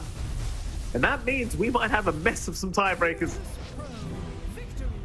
That we could have, Mike. This draw does keep a VP and Nouns at the same scoreline. So both teams are 3-4, 3-5 in terms of scoreline right now. So that means both of them are tied for bottom. There is still potential for Beastcoast to join in on this mess if they don't manage to find a 2-0. And there's a chance for VP and Nouns to actually not have to play anything if Beastcoast loses 0-2 to Gaimin Gladiators. So we're not sure about any tiebreakers just yet. There's potential for none happening for this group. There's potential for a 3-way. And that's basically it. Potential for a 3-way or none at all. Like if Beastcoast do get 0-2'd, I don't believe tiebreakers for anything that isn't elimination gets played out. It's determined by other factors. Still, VP, they play an awesome game. They have this really early aggression. They make this off-lane Dazzle work for Notice. He was left alone the entire time. Like, I think VP played very clean, but Nouns this time are the ones that aren't able to capitalize on that timing they want to hit. You know, it's like they're trying to run around the map, make plays, but Notice is literally just camping the bot lane. He could have been the freest target in that game. He didn't have Shallow Grave until he hit like level 10. that was such a free sitting duck of gold to farm up. They never managed to invade the Ancients. They missed a lot of opportunities, and VP capitalized on that. They build up this farm. They take one Roshan. They lose almost all of their tier 2s. They get pressured onto the high ground. And Squadix this time around, like his game sense on that Shaker to find those targets to just instantly burst down, instantly control. It was phenomenal. Yeah, it certainly was. VP getting a very important draw for themselves to keep their lives here in the road to TI rather. And are now trying their absolute best in this game too. Not able to pull off the victory they were looking for. So again, both these sides, they are still alive, but things could get rather messy. And I mean, I do give props as well. I mean, I know you've already pointed out Notice, just he did really have fantastic positioning this whole game, not allowing the easy pickoffs to happen onto the Dazzle, and it did make it absolutely hellish to actually get anything done. Props to FNG as well, I might add, John. I mean, I feel like both FNG and Notice were pulling off some great stuff. Like FNG just constantly in position to set up these great fights for VP and getting some very nice overgrowth thoughts as well in the middle of these team fights. Who would you give an MVP to? It's a bit of a hard choice because it was a pretty big team effort from VP, but do you feel like somebody stood out? I would say Squadix. I think his early movement, his early aggression enabled a lot of that. So I would say Squadix. Straight off the back of my head, I think if we could give a runner-up, I mean, I think FNG deserves it as well, but Squadix definitely. Like, it was his early plays, it was his early aggression that set up. It was his great laning up against Gunner that kind of made that work on the mid lane. And he just had this great identification of whether or not he'd need Echo Slam for a bigger team fight, or just was the pick-off enough. And he made that decision really well. All of those decisions that led to all of these wins for VP in these engagements. And again, leading to this win over Nouns, forcing at least right now a two-way with potentially Beastcoast joining in onto that two-way, or Beastcoast, if they get 0-2'd, being at the bottom, or if Beastcoast 2-0, we stay at the two-way. So there's a couple of variations that come out here, and Squadix is keeping VP's dream to stay in TI very much alive. The road to the International is a bumpy one, Mike, and I can't believe, day 2 of groups, we're kind of closing out most of these group stage games already. So what a time, like bottom of each group is going to be eliminated, Mike. Yeah. It's in 2 days, that road to the Internationals just closed out. It's a rough road, Jonathan. Nobody said it was going to be a nice, smooth ride. It is going to be a rough path to get to the International. Still, as you've already gone over, I mean, I know you went through all the variations of the tiebreakers that could happen. We have been told that ties are to be worked out. So we are going to basically be on standby, and basically after a break, we'll give you guys a bit of an update as to what is happening with the tiebreaker scenario. So it is MLP Dota, it is John X Fire. We'll be on standby until we do have the tiebreaker scenario upon us, and then we'll be back to explain exactly what's going to happen. We'll see you then.